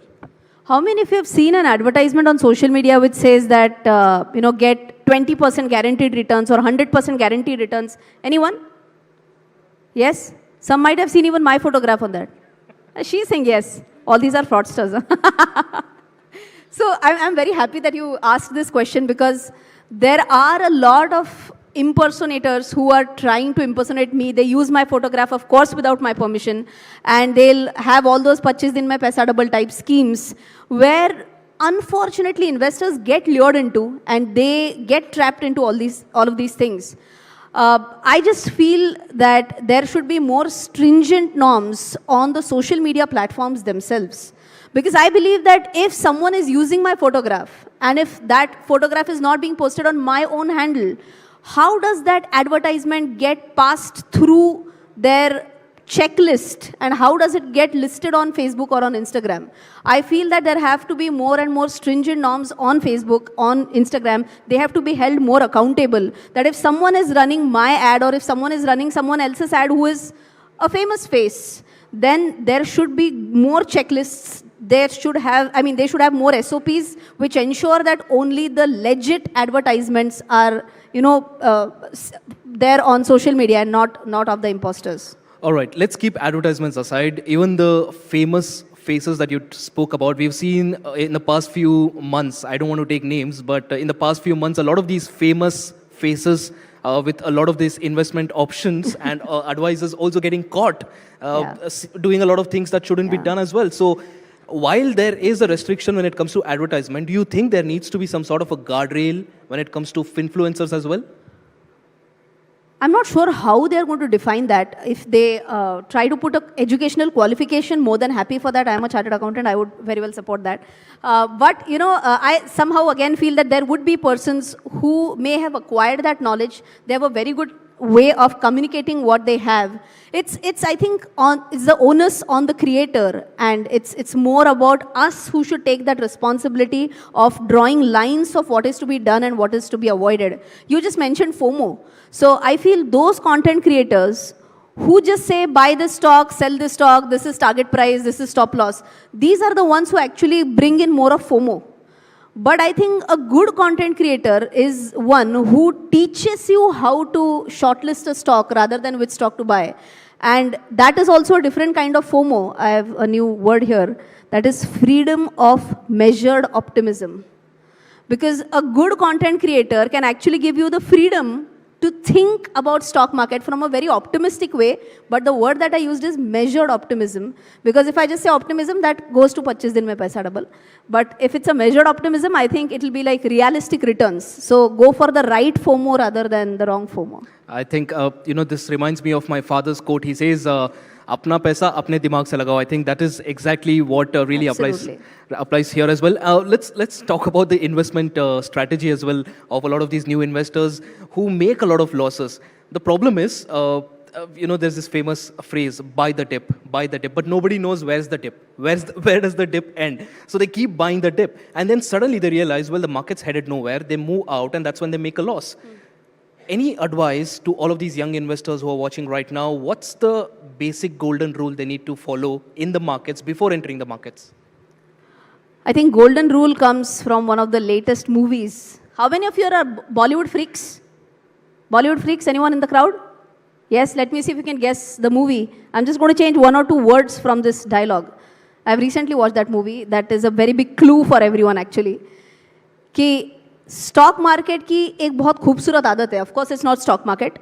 The word is changed. Stock market की एक बहुत खूबसूरत आदत है. वक्त आने पर वो ज़रूर रिवर्सल देती है. तब तक नज़र और सब्र. Someone said it right. It's from the movie Dhurandhar. So I think the same thing applies, right? उसमें किस्मत की बहुत खूबसूरत आदत है. वक्त आने पर हमेशा बदलती है, तब तक नज़र और सब्र. So I think the same thing applies for stock market, right? There are going to be so many phases in stock market where the market is going to dip. People right now are getting scared with a 9% fall in the market, which is like nowhere even close to what we have seen in the past. We have seen COVID with a 39% fall. When I started investing, like I told you, 2006, 2008, I saw a 60% fall in Nifty. My portfolio was down by like 80%. We have seen the dot-com bubble. We have seen even Brexit. We have seen Harshad Mehta scam. So all these market falls were like way more than 20%. With current 9%, I think it's just about nazar, sabr. If those who can do that, these will be the people who will actually turn out to be the winners, because it's always said that market is a place where money moves from impatient traders to patient investors. I appreciate the positivity, but there's also a sort of toxic optimism that we see in the markets. People say, well, you've not made a loss until you've sold the stock. And with that advice, people are not smart enough in understanding when they need to exit. Do you think this also plays a crucial role, the fact that having knowledge, not just when you enter, but also when to exit? Of course, that is required. But again, I will have to give the answer in a little bit technical way. There are 2 types of portfolios that you can create. One is like a core portfolio and one is like a satellite portfolio. I think the word itself says it. When I'm talking about a core portfolio, it's like I'm going to buy this stock and I'm going to gift it to my son when he turns 18. In that, I don't need to time the exit. I just need to buy right, sit tight. But if I'm talking about a satellite portfolio, I need to have knowledge about technical analysis as to when I should buy the stock, when I should sell it. So for all these things, you need that knowledge. Otherwise, if you're a long-term investor, you just need to understand whether the company is good or not. If it is, then it's okay, even if you don't exit at every fall. Absolutely. And speaking of trends now, we are also looking at a lot of women taking charge of their financial planning and investments as well. What do you think should be done more, not just from your end as an influencer, but also from the markets, the leaders, the policymakers, to ensure that women, the participation of women in markets increases?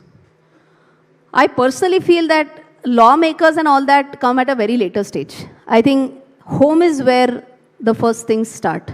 And I can give you two extreme examples to prove my point. I have a lot of subscribers who keep on meeting me, who keep on telling me about their own experiences. If you allow me, I can share one or two experiences, Sure. right? Recently, I did a session at RBI office in Mumbai, and there was a class 4 employee who was sitting in the audience. By the way, class 4 is a person who will be like clerical category, okay? And others were like class 1, class 2 officers. So after my session was over, one of the ladies went to her and she asked her that, "आपको समझा madam क्या बता रही थी सब?" तो she said, "हाँ, सब कुछ समझ में आया, मैं उनका मराठी चैनल फॉलो करती हूँ ना." तो उनको पूछा कि आपको किसने बोला इनका चैनल फॉलो करने के लिए? तो बोले मेरे पति पहले वो उनका चैनल देखते थे एंड उन्होंने मुझे बोला कि 2-4 वीडियोस देखो मेरे साथ, अच्छा लगेगा तुमको. And because of his encouragement she said I started watching your content. There's one more amazing example that I can share, that sometimes I have live seminars in my hometown, which is Pune, and ऐसे ही एक tier 2, tier 3 city content. There's one more amazing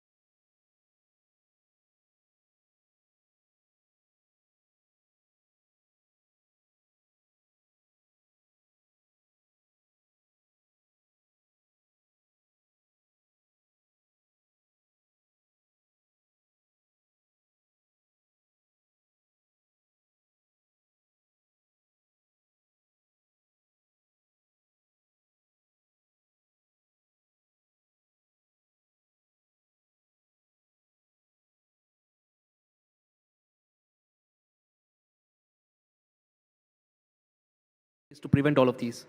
No, I think it's just about two things, right? One is at the regulatory end, where, like I told you, that there have to be a lot of guardrails at the social media platform levels.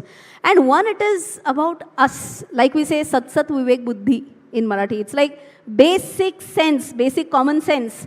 Ki if someone is saying that someone is guaranteeing like 30% returns on an annual basis, I can share a very funny post which had Nirmala Sitharaman madam, Narayan Murthy ji, and my photograph. And apparently we three were planning to ensure that everyone gets 25,000 rupees every single month. And I have received phone calls saying, "Congratulations, you are in such a big league now." I was like, are you mad? I mean, why on earth will these people work hard so that you get 25,000 rupees per month? So if you have that basic common sense in place, I think fraudsters will not be able to scam you. Of course, if they're like very high-tech frauds, it becomes a bit tricky. But again, basic level of awareness is required. I can just share one fraud. I'm so happy my mom dodged that.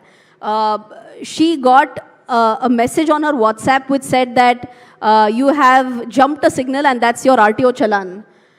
Now, my mom had recently sold her car and she thought that the person whom she had sold to maybe jumped the signal and she got the challan. And she said, I was about to open that, but you know, she said, Rachna, that's mentioned .api. And she said, I know PDF is like .pdf. I thought it is .api, so I blocked the sender. And I said, Mom, I'm so proud of you. You knew the difference between .pdf, .api. And see, that is basic level of awareness, because I'm sure you all know this, that if you download such a file, that file actually enters your system, your Android system, and it can extract whatever it wants to extract, and frauds then easily can happen. Absolutely. So it's about being more and more conscious. Absolutely. It definitely is about being more and more conscious, and every single session I try to sneak in a personal question as well, and I'm pretty sure a lot of you sitting here also have a similar question.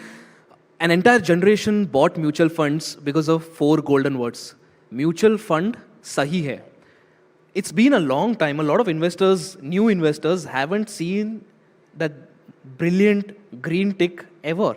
So my question to you is, kya mutual fund aaj bhi sahi hai? 100%. No second thoughts. Because if you're looking at mutual funds from a short-term perspective, then it's wrong. Mutual fund sahi hai, aap kis goal ke liye le rahe ho, wo galat ho sakta hai. If you're buying a mutual fund with a short-term goal, when you want that money within less than a year, then of course your investment instrument was wrong. Mutual fund as an investment instrument, I don't see there is anything wrong in that, because it's about fund managers with good educational background who, or even expertise or experience, they are managing them. So I really don't feel there's anything wrong with mutual funds. And before we wrap, your last message to all the investors, all the young investors watching right now, they of course follow you for tips and advices. What's your message? Don't follow me for tips, follow me for knowledge, number 1. Number 2, I know this can sound a bit different, but start before you are ready.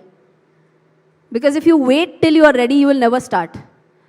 When I started, I just felt that I had basic knowledge, and with basic knowledge, I tried to test waters with very small amounts of investment. So even if I lost money, it was not like, baap re, kal khane mein kaise intezam hoga. It was not like that. So start small. But very important is start, and there'll be no day in your life when you feel that you will have the entire requisite knowledge. Even though I'm sitting on this side of the stage right now, I don't feel I know 100% things about stock market. I don't think any other person can also claim that he or she knows anything and everything about the market. So just start. That's the golden rule. And follow me. My handle is CA Rachna Ranade. Subscribe to my channel and hit the bell icon. All right. On that note, a big round of applause for Rachna Ranade for those beautiful insights. Thank you so much. Thank you so much. There were some incredible insights that emerged from that conversation. And Ashish, I ask that you please present Rachna with a small memento, a symbol of our gratitude, our way of saying thank you for being here. And I think such incredible insights from Rachna. It's true that women in this country continue to often relegate all financial decision-making to male counterparts in their circle of friends or family. So amidst all that, to see a female financial trailblazer is just so inspiring and amazing to hear from. Thank you so much, Rachna, and thank you, Ashish. All right, we're going to briefly resume rewards, and that means awards. So, ladies and gentlemen, to do the honors in presenting the next very short set of awards, if I could please invite the President and CEO of the Times Group, Rohit Chadda, on stage to do the honors. Rohit, if you could kindly please join us. Thank you, Rohit. And this next category, ladies and gentlemen, is a very pertinent one, excellence in generative AI. And it goes to Quantum Bot. The winner is Quantum Bot, ladies and gentlemen. If we could please have Sanjay Gondalia, Group CEO and founder, take the stage in receiving the honor. Congratulations, Sanjay. Quantum Bot is setting new benchmarks in AI-driven sales, and Quantum Bot's Sales Bot is recognized as a leading conversational AI voice platform that's empowering businesses to autonomously acquire, nurture, and win customers with unmatched value. Congratulations to the entire Quantum Bot team and to Sanjay in particular. Sanjay Gondalia, Group CEO and founder of Quantum Bot. Excellence in generative AI, ladies and gentlemen. Thank you so much, Sanjay, and thank you, Rohit. We'll ask both gentlemen to please take their seats as we resume with our Power Pack discussions. So now we'll move on to a conversation that's becoming increasingly critical, really, in the context of sustainable growth and responsible business practices. That's right, ladies and gentlemen. So our next fireside chat is aptly titled Closing the Loop, Building India's Circular Economy at Scale.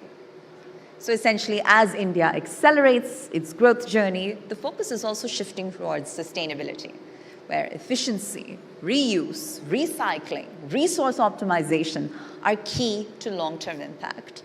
But this conversation deserves more of a deep dive. And to do just that, if I could please invite back on stage, Kalpana Sharma. Kalpana, pleasure to have you amongst us once more. And she's joined by a very special guest. Please put your hands together for the Director of Vincent Ritter Private Limited, Aniket Awasthi. Aniket, welcome. Pleasure to have you amongst us. And we look forward to what promises to be a power-packed discussion around highlighting how circularity can play a pivotal role in shaping a more sustainable and future-ready India, ladies and gentlemen. With that, Kalpana, over to you. Thank you, Pooja. And you mentioned circular economy, and we somehow have a little limited understanding of what the scope of circular economy is. So before we start and deep dive into your journey, Aniket, I would want you to help us understand the scope of circular economy in India. Sure. First of all, good evening to all. So circular economy, if you want to just have a very small idea, is something that we have something of importance that we use every day. For example, clothing, the food we eat, the fuel we require for traveling, the car or whatever it is.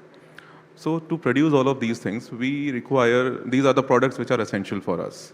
But for production of many items, we have certain wastages.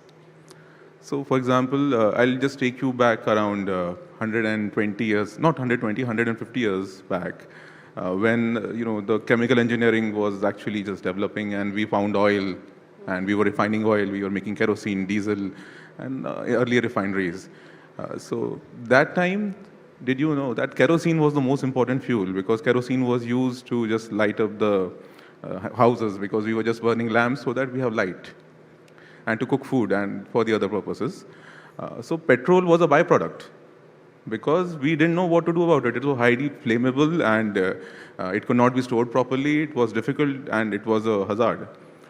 Then came an innovative engine that is called the Otto cycle, or the petrol engine, which transformed everything. Now we have petrol cars. So in that time, the circular economy was that we used that wastage of petrol. Sometimes it was just thrown away in refineries, and it was a hazard actually. And then we started using that petrol for our own purposes, for traveling and now we have petrol everywhere. So that was circular economy around 150 years back. So today also we have those products. And I think in Delhi NCR, we face a lot of problems because of the stubble burning, right? Especially during the paddy season, because we require food. And for paddy, we love rice, right? I love rice, because basmati is from this region. But what to do with the rest of the plant? So farmers will just burn it because they don't have any other use for it. So if we are able to just use that particular product and transform it into something of use, so that will become a circular economy, that we are using the best of everything. We are using every product, we are using everything from top to bottom. In chemical engineering, it is called the bottom of the barrel, that we are using all of the barrel. So that is the circular economy. So that is what I feel is that, and we should not be restrictive just on products, because there are many things which are intangible. And I think in the further talks, we'll get to know about them also. Yes, in an ideal world, that would be, an ideal situation, so to say, because whatever we are producing, there are basically no waste products, no byproducts. It's a sustainable world that we all dream of. But to make it really commercially viable, what are your initiatives with through means of your company? What exactly are you doing? Sure. Ma'am, to make anything commercially viable, I think इसका एक उर्दू में एक शब्द होता है दस्तूर. दस्तूर market का दस्तूर होता है. अगर मार्केट्स को आप सुप्रीम मानेंगे, तो you will actually commercialize things. So to make anything commercial, what are the things which are required? The first things are the technology, because you need to have a product. Then you require the finances, because you need money to finance such a capex heavy job. Then you require executors, for example, like people like us who are executing the job. And then the investors who are actually doing these things. And at the last, the policy framework, which are through the government. So I'll give you very prime insight into this. So earlier, we used to wait a lot of grains. I think those days are past gone when, whenever you must be reading the news that FCI go down had a wastage of, 100 tons of rice and 100 tons of wheat. I think nobody is reading such news now. Because of the government's initiative to transform these wastage grains into ethanol and mixing this ethanol into fuel that we see in our petrol. So we are now tackled this problem of wastage of grain, right? So similarly, if you want to tackle any kind of wastage, for example, paddy or agro waste or food waste or MSWs, that is municipal solid waste. So we require right technologies, government support and financing support. So if we are able to do that, then I think that is the right way going forward, and we will be able to do it. And I think we have already done it before in ethanol, and now we are doing it in bio-CNG. And in the future, I feel that we will be doing it in energy sector also. Can you deep dive a little into, what exactly do you do and what is the kind of difference that your company is making, Finson Ritter, in the space of circular economy? Sure. Actually, we started with gas refining. That is what we started with. So eventually, because of the market demand, we ventured into the refining of methane because, the problem today is that we require food. So, and the whole plant, but the plant will give us the food, right? So what do we do with the whole of the plant? Right now, we are just burning it. But burning is not giving us any money. We are just burning it because we just need to get rid of it.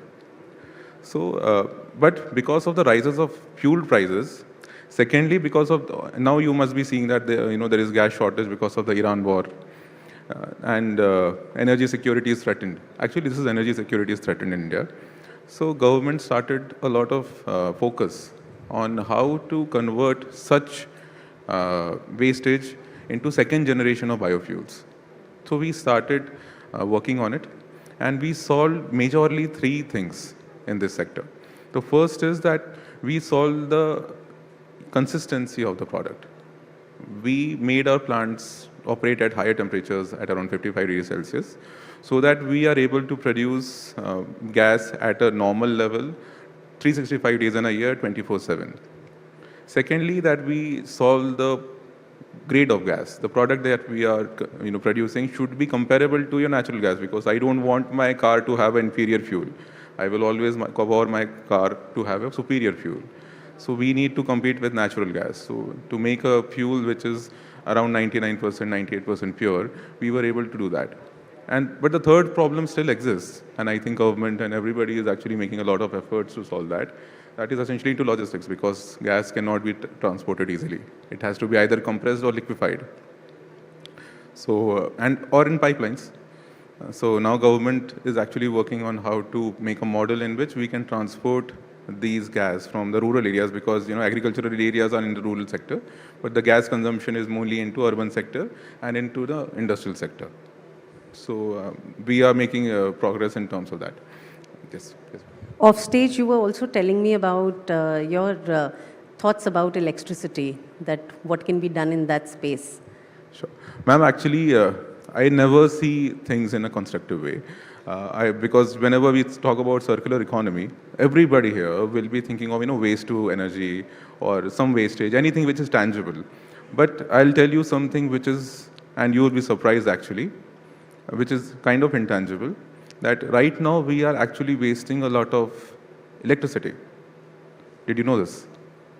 Because of the solar power cost, the capital cost of solar power has been reduced to at around 2.5 crores per megawatt now. But solar power is only available during the sunny times. But electricity cannot be stored easily. It is a very difficult task to store electricity. So that is why a lot of solar power is actually available in the afternoon times, which cannot be consumed. So as 150 years back we were wasting petrol just like that, we are now wasting solar power just like that. So if you think about it in a broader terms, this is the crux, this is an opportunity for every entrepreneur to use this glut of solar power or electricity energy and to do things with it. Some people, according to me, the sector which can really prosper is essentially the pumped hydro storage of electricity. I'll give you one value addition point. During the peak hours, the cost of electricity can drop down as low as 2.5 rupees, 2 rupees per kilowatt hour. And during the peak times, whenever we are consuming at around 9 p.m. every day, because we go homes, we turn on our ACs, we go to pubs, we go to restaurants, and we turn on the lights. So the cost of electricity is as high as 10 rupees or 15 rupees. So if we buy the electricity at the price of 2 rupees or 3 rupees, we store it. And on the same day, we are able to sell it at 10 rupees or 12 rupees. We are adding a value of at least 8 rupees or 6 rupees on a product of 2 or 3 rupees. So this is the kind of market, and this is an energy market, trust me. Energy market is a huge market because everybody works on energy. Everything works on energy, and energy is actually critical to the sovereignty of a nation. It is not just something of leisure, but it is something of a need. Because I'm a first principle person, I don't know much about the higher industries. I'm mostly working, अगर बोला जाए तो ठेकेदार हूँ मैं, तो if I'm working at the first principle level that I require roti kapda makan. So roti kapda makan में energy is the most important thing for me. So energy security, I think the electricity is something that will be the future. And adding up to that, because we have some time here, also I feel that India is 147 crore strong country. We are agriculturally very big, but we are not high exporters of food.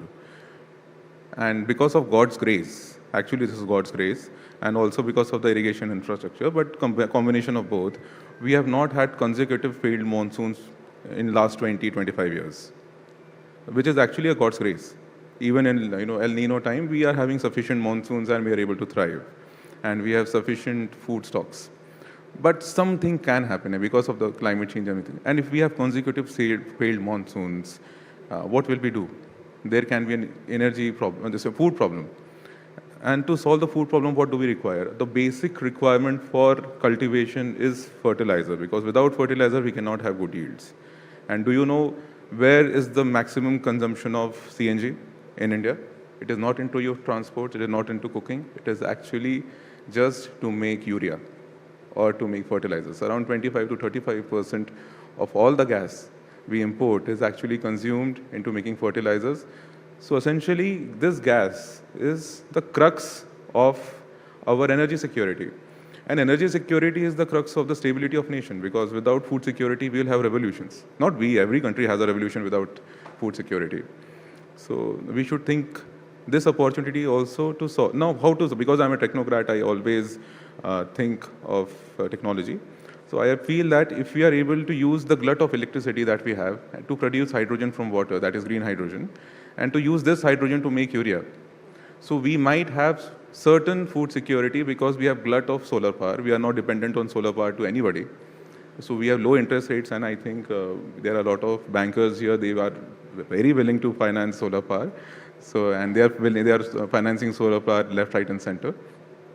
So if we are able to use cheap electricity to make hydrogen from water, and then use this hydrogen to make urea, so we have solved certain parts of our food security, and we are not dependent on the Gulf or any war for our food security. So on a concluding note, if India fully embraces circular economy, what is the biggest change, transformation that you see in the next 5 years, let's say? Ma'am, I feel that in the circular economy, India is heading towards it in terms of energy, because in last 20 years, we have become a major electricity player. Today, we are consuming at around 1200 kilowatt hours of electricity per capita, If you're comparing with China, that is around 5,500 kilowatt hour per capita. But we are increasing it very fast because of the rapid industrialization. So this is something which I feel will be the core of everything. Energy sector is growing fast. Bankers are financing it well. So this is one thing which I feel will be there in the future. And the government is also putting a lot of money, a lot of policy incentives into it. Thank you so much for joining us, and some very bright ideas. I hope they see the light of day, and all the best to you. Thank you, ma'am. Thank you so much. And Kalpana, we ask that you please present our guest a token of appreciation, a memento, our way of saying thank you for being here, sir, at the ETNow.in Business Conclave Awards 2026, ladies and gentlemen. And I think this conversation has really highlighted how circularity has such an important role to play in creating a more sustainable, future-ready India, and some wonderful, tangible, everyday examples of how not just policymakers and industry movers and shakers, but how everyday civilians can embrace a circular economy. Thank you so much, sir. And thank you, Kalpana. All right. So with that, we're now going to move on to a conversation that is not just timely, but very relevant. And it's especially because we're going to take a closer look at the future of the Indian workforce. This session is titled Degrees versus Skills. Are we preparing students for the real world?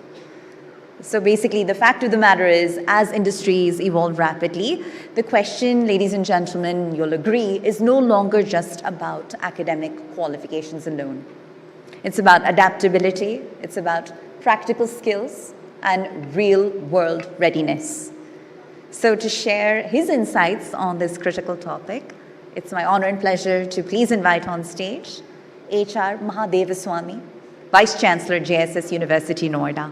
Sir, if you could kindly please do join us on stage.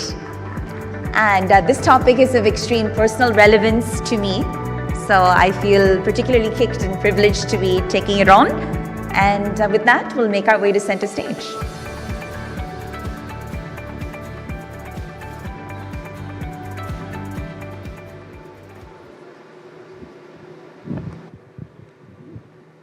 All right, Mr. Mahadevaswamy, at JSS University, you're at universities across the country.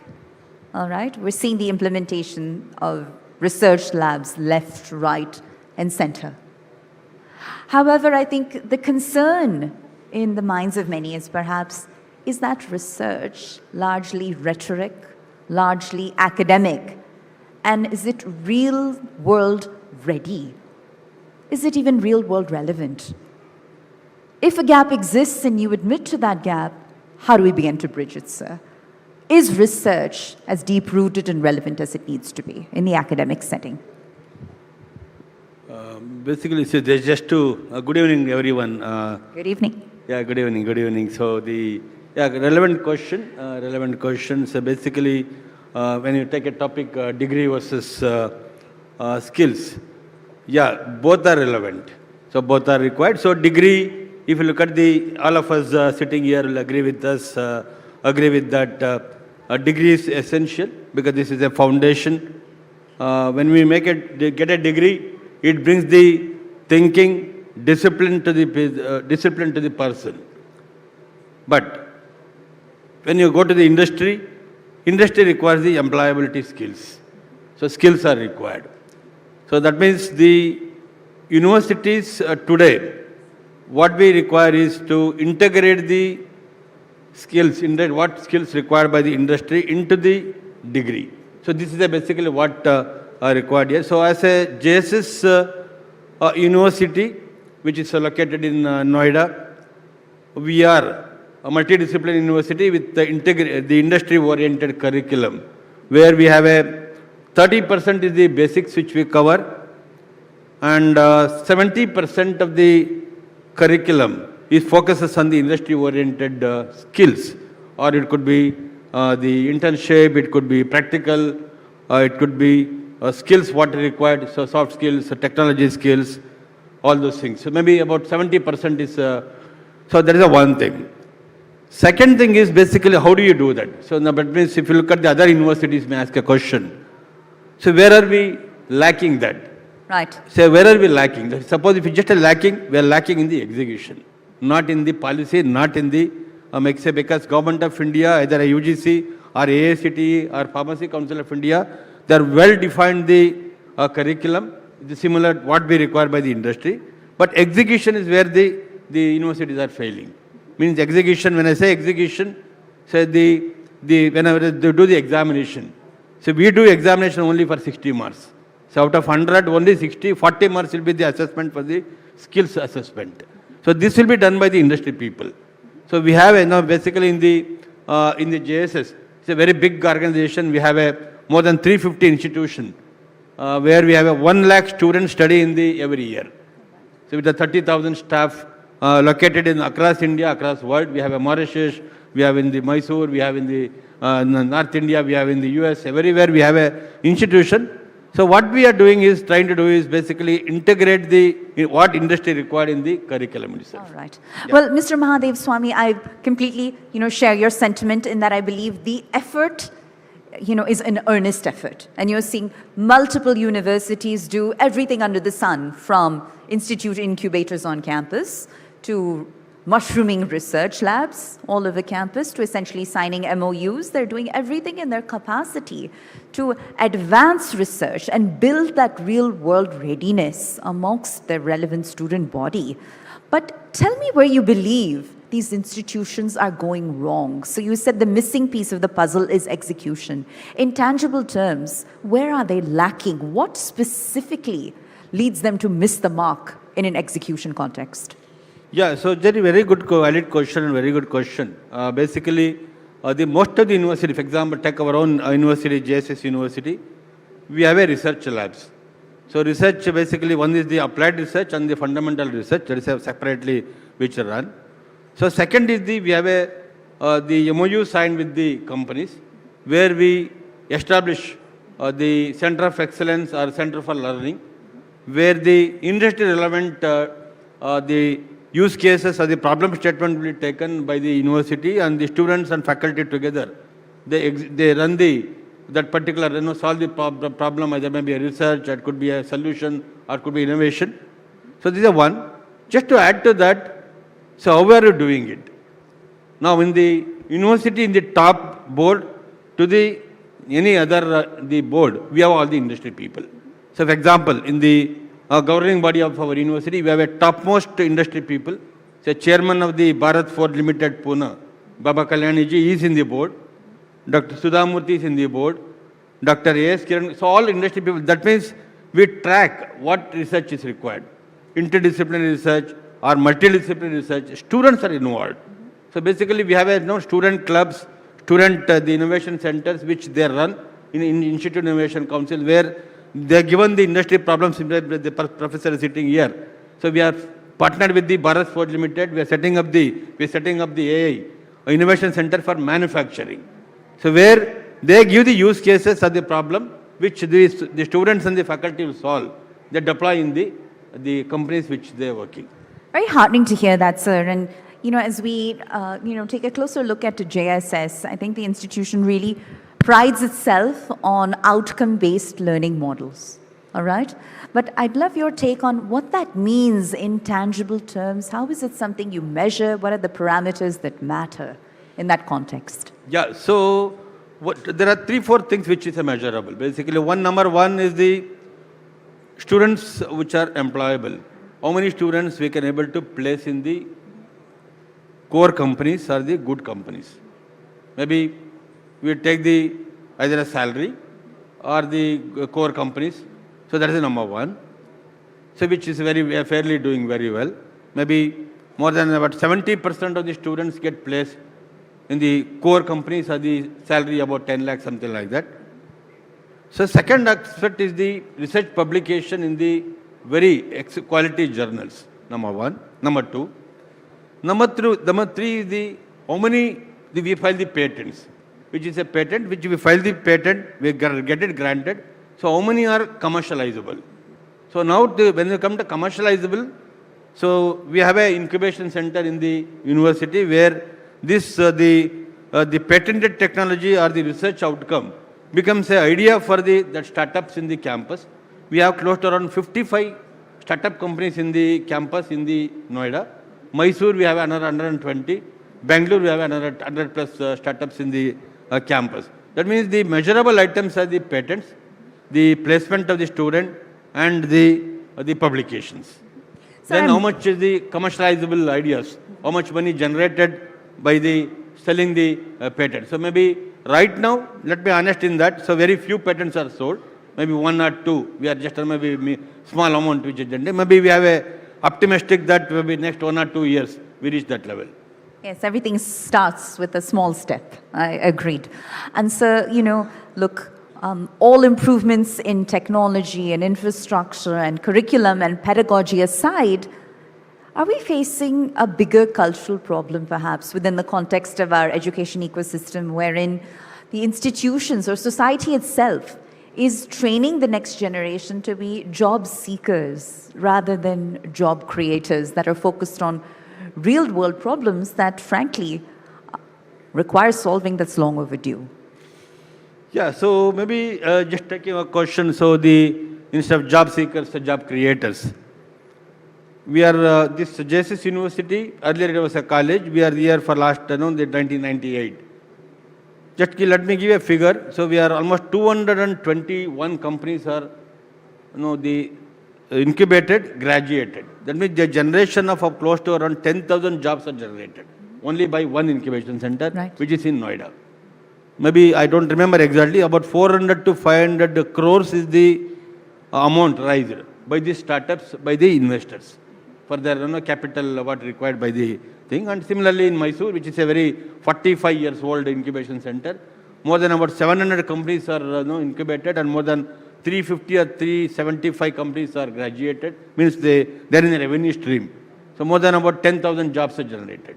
So this is basically job generated by each of the companies in the incubation center. All put together, we have a 5 incubation center in the India.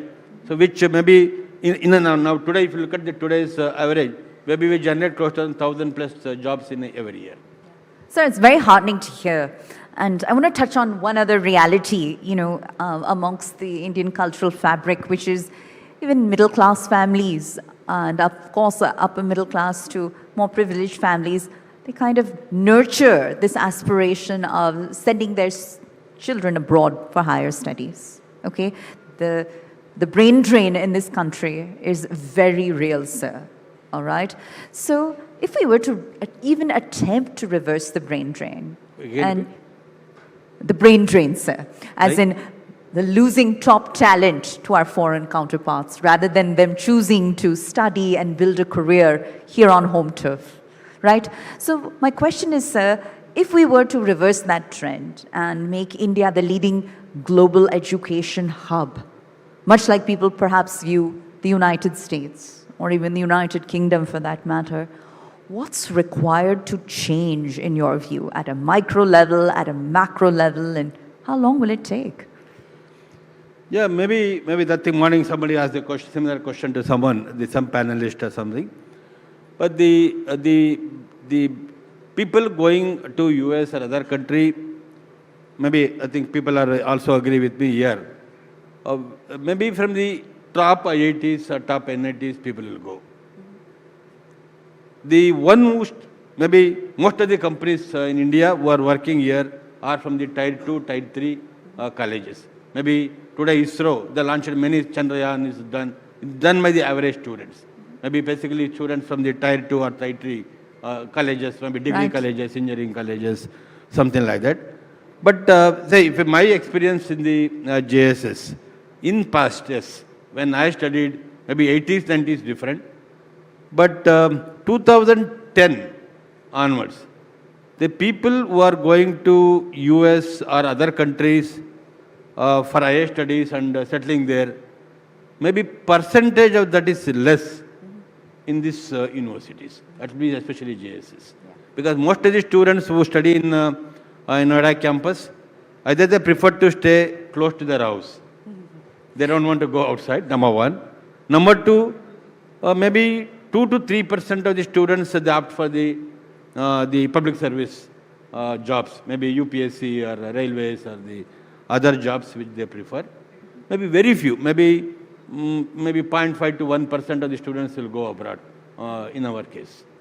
Yeah. Well, sir, I think, thank you for sharing that math with us, because I think one of the leading, perhaps, criticisms or common perceptions or wrong perceptions is that while we're churning out graduates in this country, that they are simply not employable, all right? That is a leading criticism we hear about the Indian education system time and time again, or the privatization of the Indian education system, and there being such a disparity between public versus private institutions, and it becomes essentially another battle of the haves and the have-nots, right? When you hear this criticism, in spite of all of your efforts and the career that you've built trying to change those perceptions, how do you respond? What essentially comes to mind? Yeah, most of maybe in India, maybe the number of students who get admission to the government funded like IIT, NIT or top institutions is very less. Percentage is very less. So that means there are only three options. One is to get into the IIT, NIT, right, which is very difficult.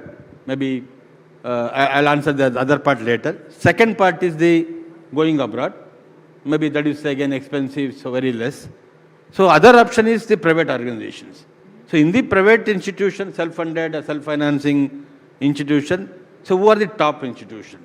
So those top institutions, for example, it could be a JSS or somebody, some XYZ institution they prefer. So they join.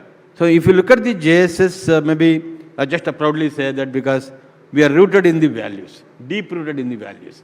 We are about 350,000 years old institution, not just a 1, 2, 3, 1,000 years history. And it's headed by Guruji, the Dr. Ashurati Deshikanda Mahaswamiji. He is a very spiritual leader, and he makes sure that every student will have the value, follow the values, have the ethics, and also the discipline, integrity, whatever you call. So that is what the JS. So maybe answer to your question, yes, private institution is the source for most of the students, either maybe a school or it could be a university or it could be anything. Maybe that is the top institution who are doing very well, who give the quality education. So they join that. Well, thank you, Mr. Mahadev Swami. We've completely run out of time, but we wanted to once again say thank you for making the time to speak with us, and we wish you and the larger JSS team all the continued success, sir. Thank you so much. Thank you so much. Huge round of applause. Thank you. And I'd like to present you with a small memento, sir. Thank you for being here at the ETNow.in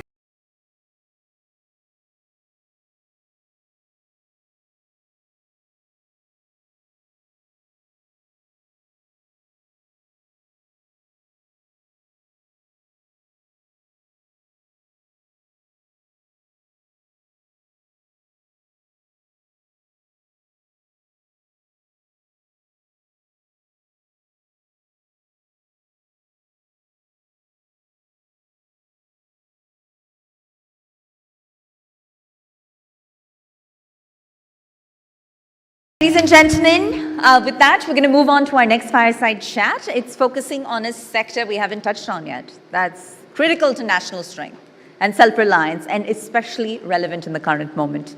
Ladies and gentlemen, this session is called Defense, Tech and National Power, Building India's Strategic Edge. So to moderate the conversation, may I please invite on stage news anchor and principal correspondent of the Times Network, Ashish Parikh. Let's have you back on stage, sir. And joining him, we've got the Managing Director and CEO of Samtel Avionics, Puneet Kaura. Welcome, sir. Welcome. Thank you for being here. And we can't wait to see the direction that this conversation takes. Gentlemen, it's over to you. Thank you, Ashish. Thank you once again, Pooja, for that introduction. Of course, national importance is what we would like to call it, the defense sector.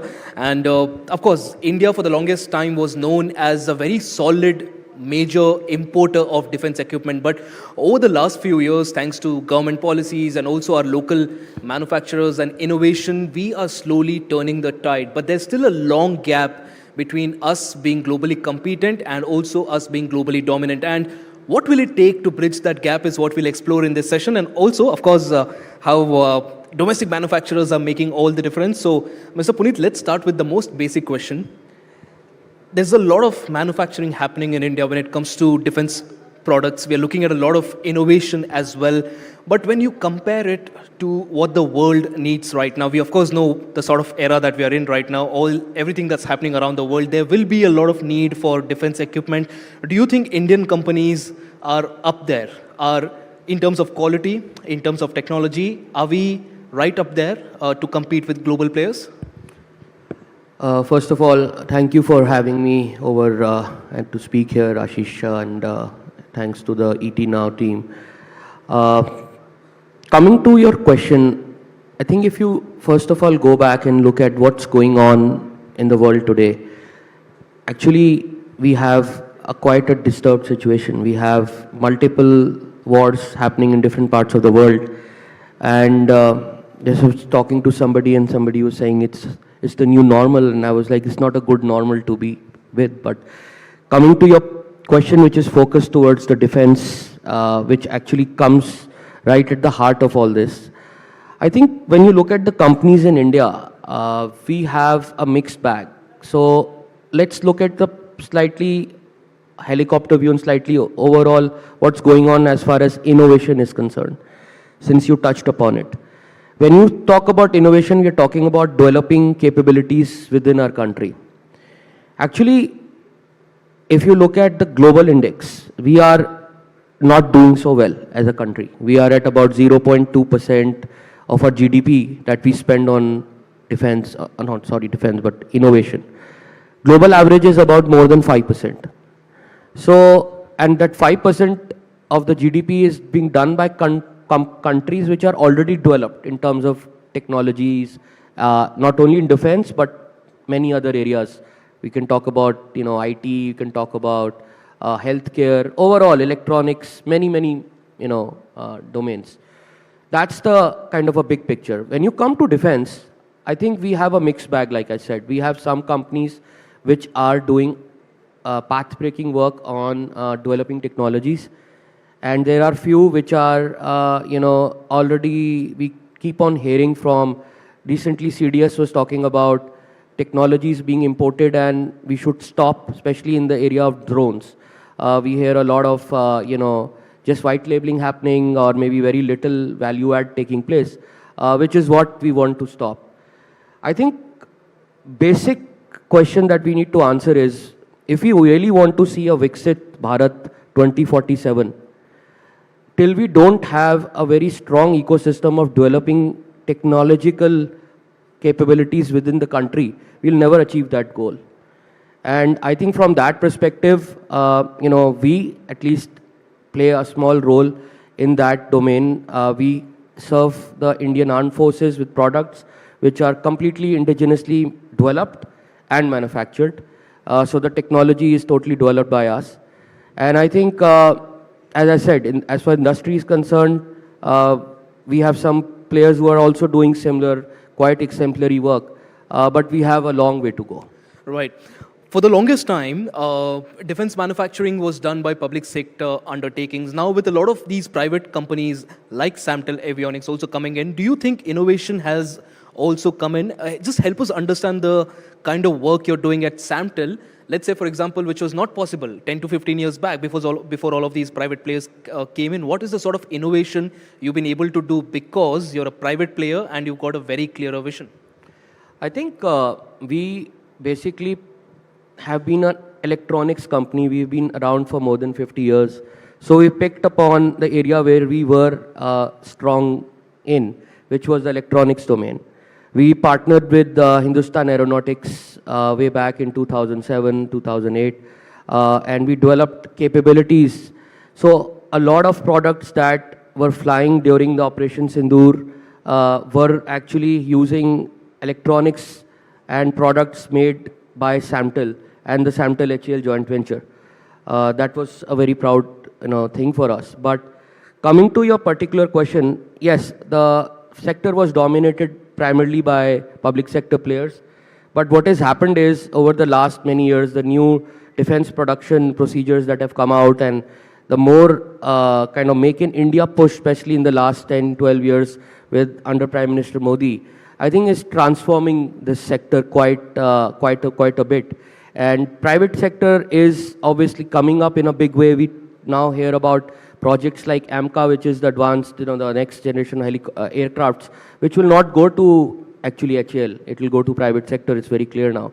So government is very clear. They want to build an infrastructure in the private sector, and there is an ecosystem that needs to be built along with it. If we have aircraft manufacturers, we need system integrators, electronic manufacturers. Actually, a fighter aircraft, for example, or even a fighter helicopter, a significant part of it is electronics and software, 25 to 35%. That's where companies like us come in. Most of what we do used to be all imported. So we have actually replaced imports almost in entirety. HCL doesn't import these products anymore, which is actually, in true Atmanirbharta in real sense.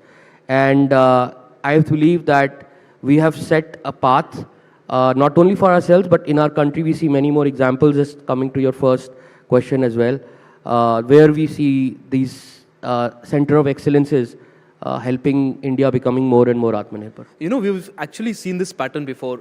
Even in the US, their space program was pretty solid. It was the best in the world. Yet they opened up to private players, and we've seen the sort of development that's happened, the cost cutting as well that's happened as well, plus the innovation that's also come in. Do you think the government is doing enough? Just help us understand the support that you're seeing, because you told me you've been in the business for a very long time. Just help us understand the sort of support you're getting from the government, and also the sort of innovation that you're able to do, like you said, able to contribute to the whole ecosystem. I think I must say that government has really, over the last few years, changed the way they used to deal with private sector. And I can see the openness, the kind of meetings we have with all stakeholders, whether it's the armed forces or MOD, even the PSUs, of course. They look at private sector more as a partner now. And I think that's a change that is very evident on ground. But if you really look at the, like you took an example of space sector. By the way, we are also looking at space at Samtel. We are looking at developing low Earth orbit satellites. And we are looking at, that's a very vibrant space around the world with what's going on. And we feel there's a huge opportunity there. But and aerospace and defense and space actually are quite interlinked. But coming to, again, your question, I think, yeah, I feel that there is definitely a lot of good work that's going on, but we would probably need more hand-holding in terms of still at the early stages, especially the startups. Although there is a huge startup drive, and we have IDEX, and we have a lot of programs that support the startups, and we see a lot of examples, but then a lot of them we hear also perish very quickly. So I think that hand-holding has to be slightly more structured. In terms of how do you look at the ecosystem and you develop it, not just at the initial phase, but maybe phase 2, phase 3 as well. And I think that's where we can probably do some more improvement. Absolutely.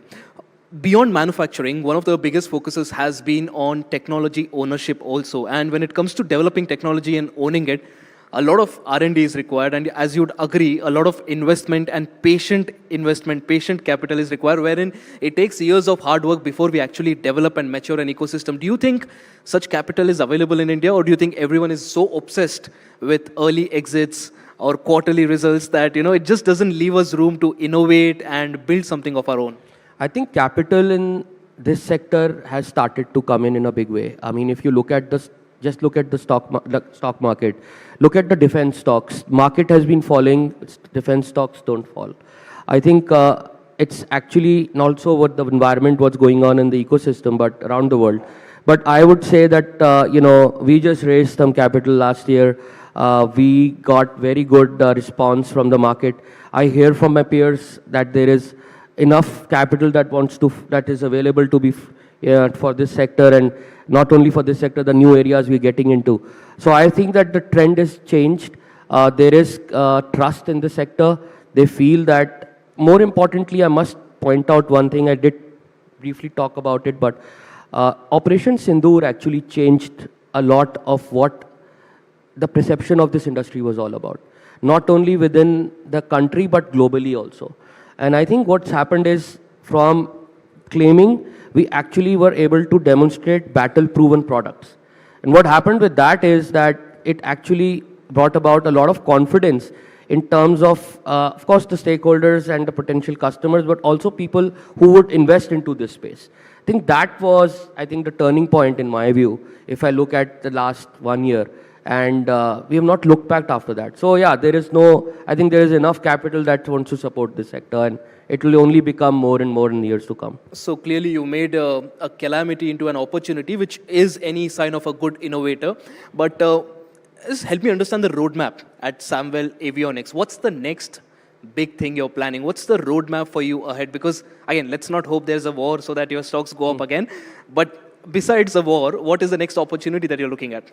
I think, I don't want wars. I want peace. That's for sure. But I think if I look at the opportunity and I look at where we are first of all into multiple different types of electronic domains, which includes optronics as another space, which is Army, Air Force, Navy, domestic and overseas. We sell to multiple companies overseas, Southeast Asia, Africa, Middle East, and also multiple European customers and some US customers as well. So that is organic growth. We are also looking at inorganic, where we are looking at some acquisition targets overseas and into some new domains. Space is one very exciting area, which I just touched upon earlier as well. So I feel that would be a very major kind of focus area for us in the years to come. We are also looking at drones, like many other players, but I think we are definitely going to have whatever we do in the drone space also would be more like indigenous technology. So that is something which will be has been at the heart of our journey so far, and it will continue to be. Do you think there are some concerns, given the fact that when you collaborate with a global player in terms of technology, and then you become a contractor with the Indian government, a defense contractor with the Indian government, there are questions that obviously are asked about the safety of data, the technology, and also whether it is risky for India as well. How do you mitigate those concerns? Yeah, I think if you really want to develop some products very, very fast based on the demands of the customer, we would need partnerships. But I think what we are kind of doing together with the government is, as part of SIDM and CII working with the government, we are looking at basically in the DPPs a very clear demarcation of what we must get in terms of transfer of technology as a must. If that's so there are some guardrails in place, is what you're saying? Yes, and I think that is what basically discriminates one offer compared to the other. So if you are not complying with that and you're not giving a deep tech to a level which is making you reasonably self-reliant, I think Indian government is not going to buy that particular product. So the goal is to partner with Indian company and give that product to the Indian government or Indian armed forces, but there are certain guidelines which protect. But having said that, even then, certain jewels, as you call them, for the technology part, companies don't want to let them go. So it's a tricky walk, but we are walking in the right direction. All right, so that was the intention of the question, to understand how exactly do you navigate this tricky situation, because given the situation right now across the world, the geopolitical situation, pretty sure you will wind up in one of those situations. Mr. Puneet, appreciate you joining us here. Big round of applause for Mr. Puneet here, speaking about technology and also Atmanirbharta, which also the Prime Minister has envisioned. Thank you so much, Ashish, for having me. Thank you. And thank you both. Ashish, we ask that you personally thank Puneet with a token of our appreciation, a small memento, our way of saying thank you for being here. And I think this conversation really did justice to building India's strategic edge through that defensive lens.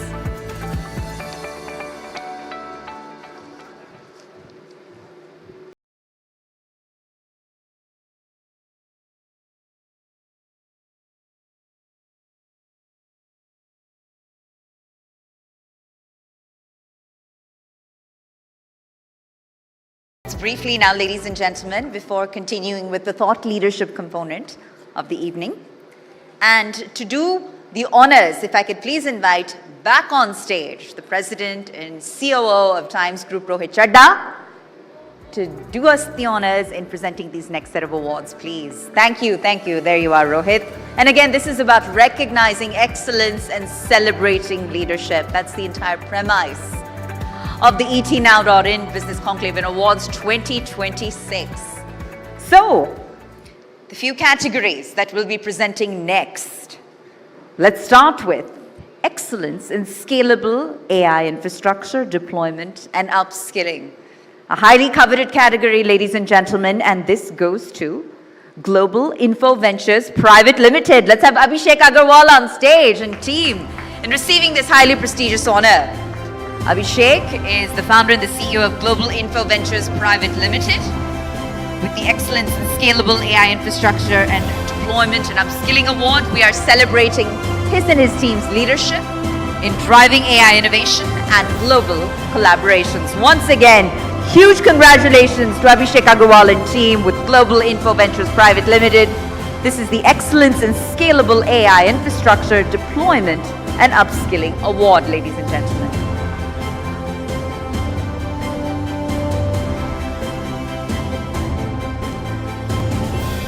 Thank you. And congratulations once again.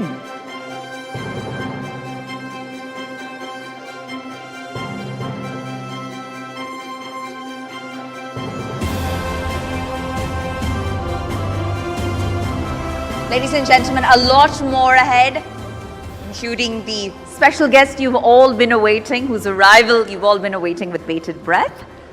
So bear with us as we get to it.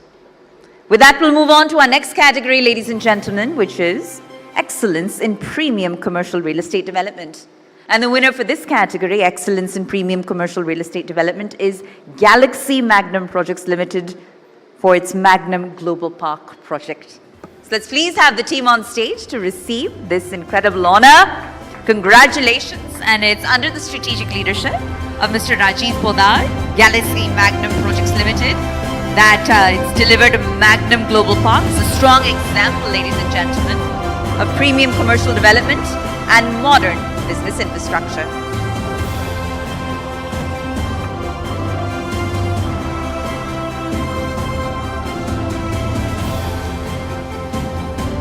All right, thank you so much, Rohit. We ask that you please take your seats.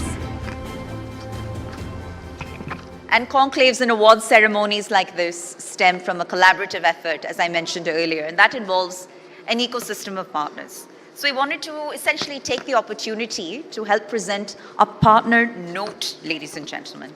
And to do just that, if I could please invite on stage to deliver this special address, the founder and chairman of Onextel Communications, Mohammad Rizvi. Can we please have Mohammad on stage? Thank you, sir, for being here. And I hand it over to you. Take it away.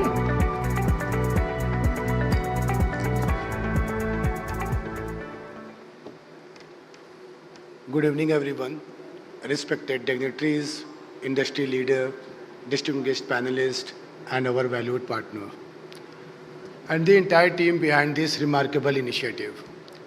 It is a truly privilege to be here today at the ET Now Business Conclave in association with Onextel Communication Media, a platform that has grown into a meaningful forum for dialogue, recognition, and collaboration within India's business ecosystem.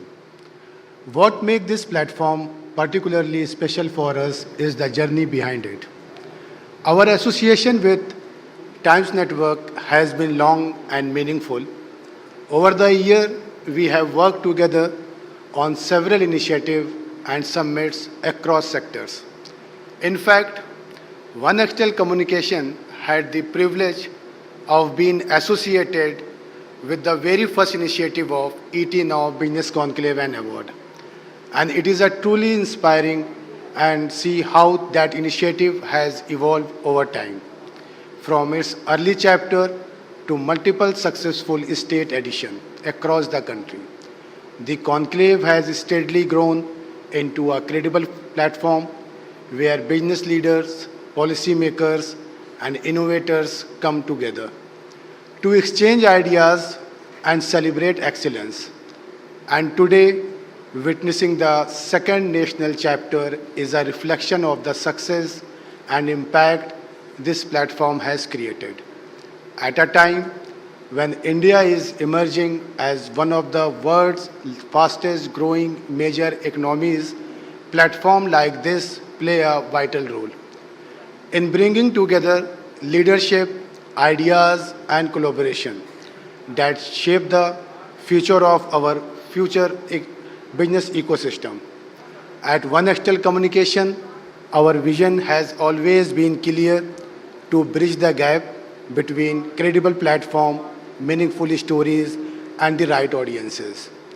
Across industries today, many leaders are building remarkable business, creating extraordinary impact, yet their journey and insights often remain unheard. And this is exactly the gap we aim to address.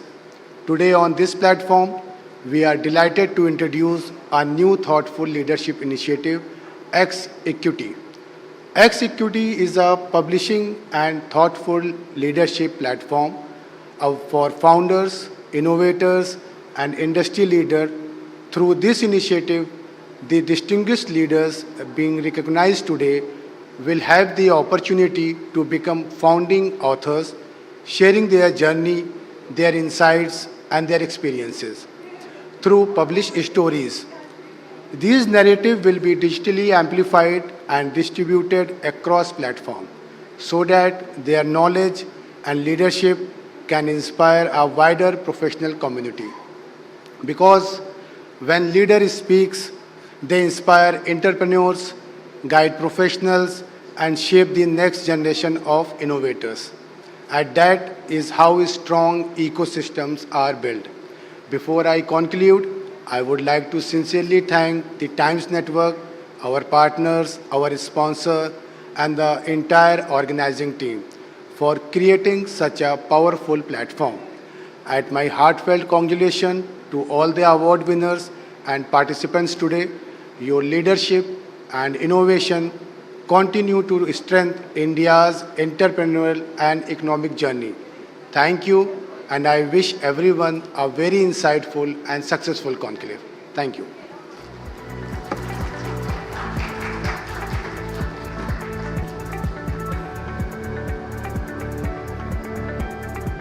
All right. Thank you once again, Mohammed sir.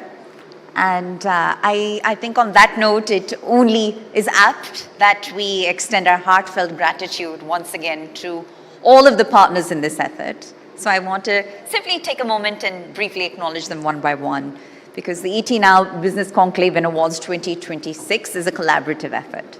And we're presented by HDFC Live in association with Onextel Communications. You just heard from Mohammed Rizvi himself. Our celebration partner is Radico, our defense partner, who you also just heard from, ladies and gentlemen, by way of a fireside chat, is Samtel Avionics. Our digital partner is Primex. Our tech partner has been Zoho this evening. Our online realty consultant partner is Roof and Floor. Our timekeeping partner, Just in Time. Our AI data cloud partner is Snowflake. Our luxury partner is Milano. Our concierge partner is The Capitalist. And our outdoor partner, finally, is Heights Group. So we do not want to even begin to underestimate how much they've supported us in this effort. But with that, we're going to move on to our next panel discussion. This particular discussion, ladies and gentlemen, focuses on the evolving landscape of our cities. That's right. We've coined the session the next wave of urban India, rethinking growth, infrastructure, and housing. And to moderate this discussion, if I could invite back on stage, Senior News Editor with the Times Network and my colleague Sumit Lakhutia. Welcome. And joining him in the discussion, we have Salil Kumar, the Director of Marketing and Business Management with CRC Group. I ask that our panelists kindly join us on stage as I announce their names one by one. We've got Vinay Agarwal, the Business Director of Lubrizol, CPVC India, Middle East and Africa. We've got Bipin Agarwal, CMD and founder, the Nimbus Group. All right. As our panelists make their way to stage, it promises to be an insightful, power-packed discussion with a lot of back and forth, with debate and deliberation around how for collectively shaping the future of an urban India. Thank you for being here, sir. All right. And as we await the arrival of our final panelist, I think we might as well go ahead and get started. Sumit, over to you. Thank you, Pooja, for that. Yes, while we wait for Mr. Salil Kumar to join us, I'll continue the conversation with both the Agarwals, Mr. Binay Agarwal and Mr. Bipin Agarwal. Hi. No problem. Thank you so much, sir, for joining us. Right, so completing our panel. Of course, like Pooja said, we're going to be talking about the next wave of urban India, infrastructure, more about real estate, of course. Real estate, most important. Everybody needs a home. People need second homes, investments. All of that we'll be covering. Most importantly, about how things are changing. So actually, I did want to start off with you, Mr. Salil Kumar, sir. So to start off with you, a lot of your projects are in the Noida, Greater Noida area. You're seeing those areas develop. Are you seeing this as ecosystems that are truly self-sustaining, or is it just because the city of New Delhi is kind of full, we are just going outwards? But how are you seeing these outer areas also being self-sustaining so that people don't have to travel all the way to Delhi for something? Jo bhi chahiye, wahan mil jayega unhe. Just wanting your thoughts, sir, on how are you seeing Noida, Greater Noida develop? Yes, good.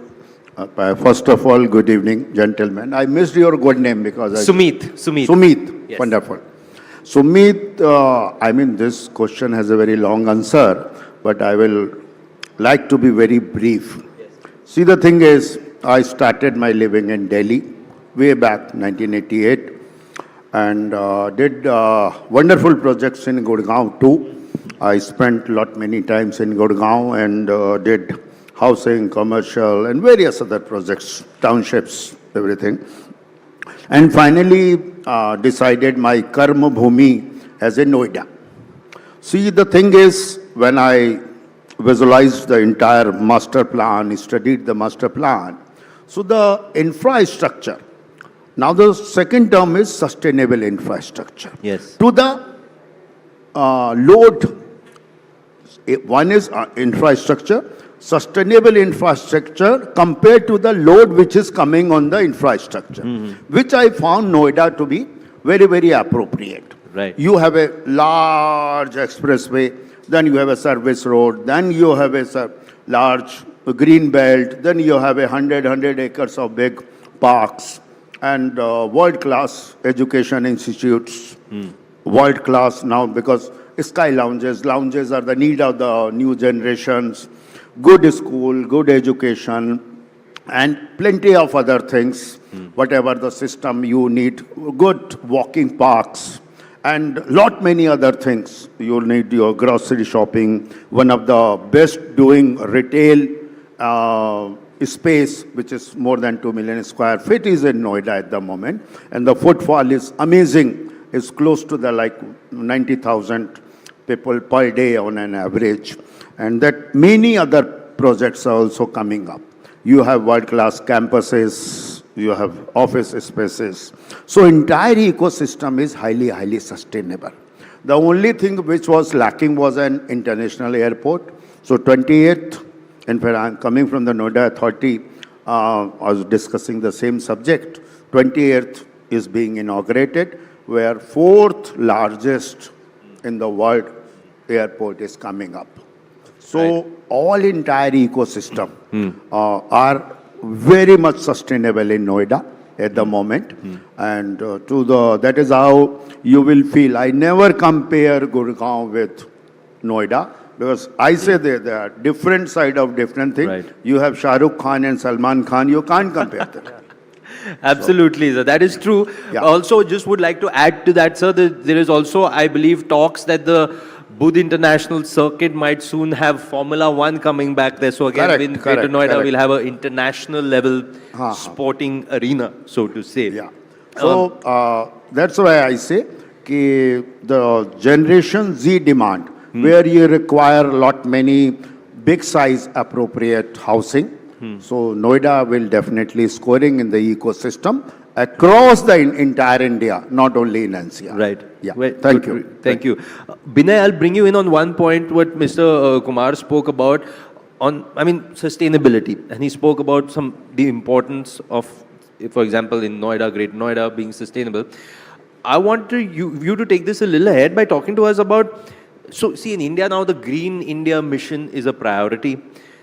Building materials, what is the role that they can play in ensuring that the projects that the building materials go in are green, and how they strengthen the country's long-term global footing also as being green projects, green industry?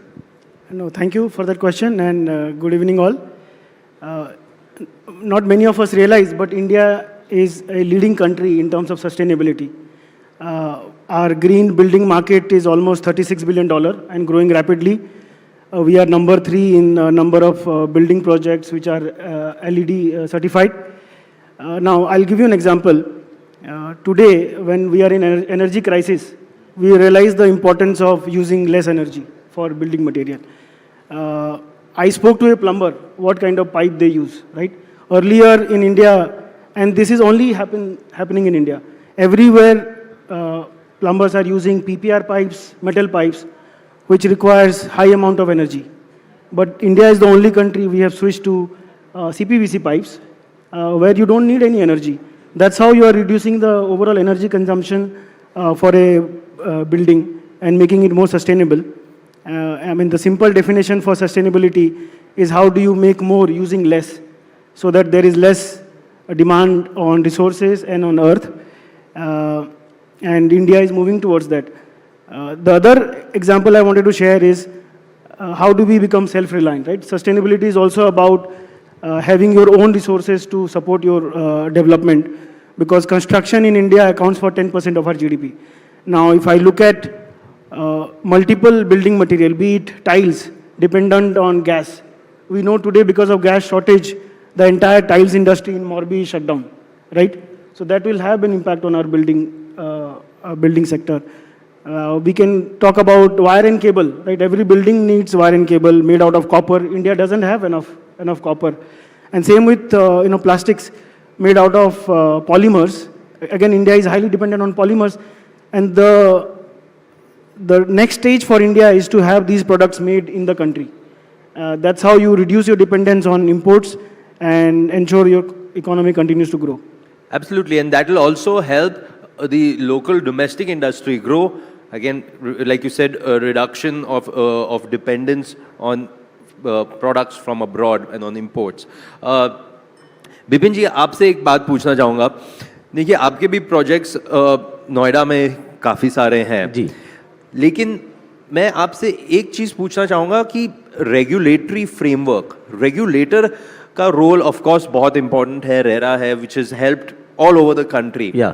But आपको क्या लग रहा है और क्या किया जा सकता है ताकि ये और भी ट्रांसपेरेंट हो? देखिए, ताली दोनों हाथों से बजती है, तो अगर कंज्यूमर के लिए, जो ग्राहक है, जो घर खरीदना चाह रहा है, उसके लिए भी बेटर हो, बिल्डर के लिए भी बेटर हो, ताकि तभी हाथ में हाथ मिलाकर ही आगे चला जाएगा. Yes, yes.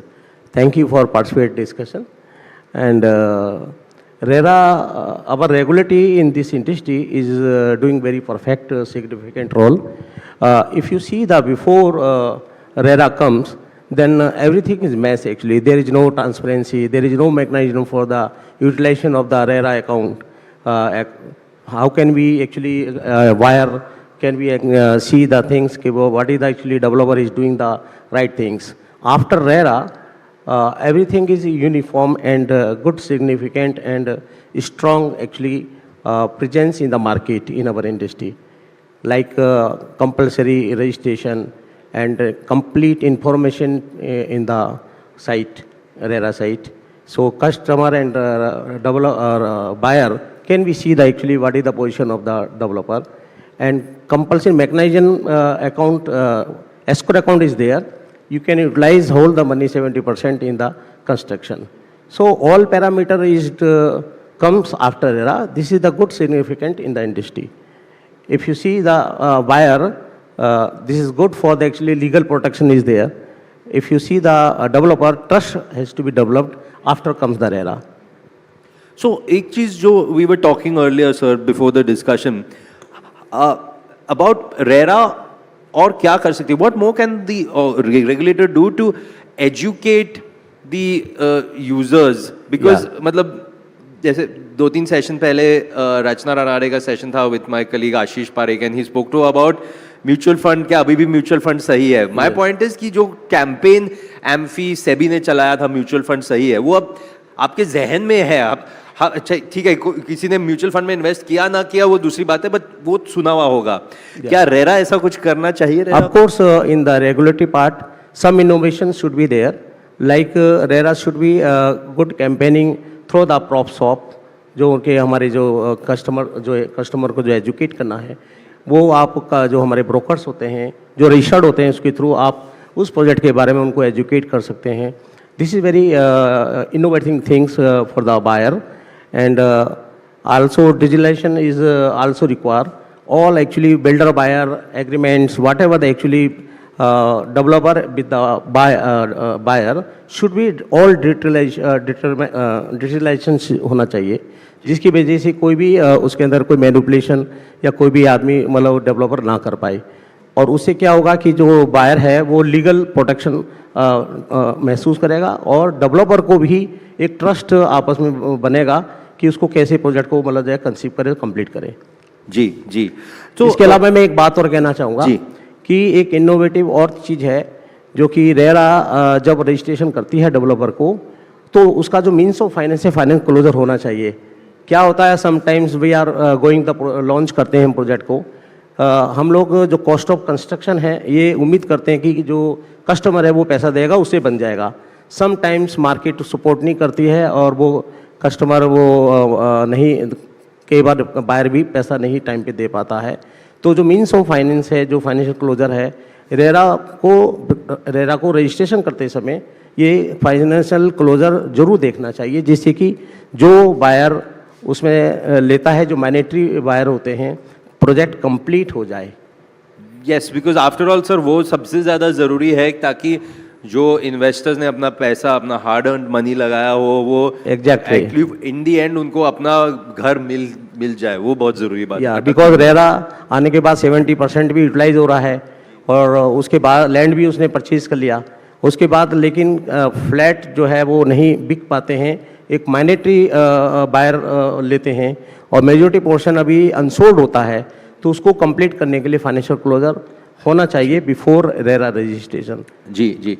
Mister Kumar, I will bring you back in the conversation. एक पॉइंट ये भी है सर कि जो so the real estate market has been going through a number of phases. Of course RERA आने के बाद things have become better, transparent, but there was this phase during COVID where people were buying houses because, you know, we wanted bigger houses, we had to stay at home, work from home, study from home.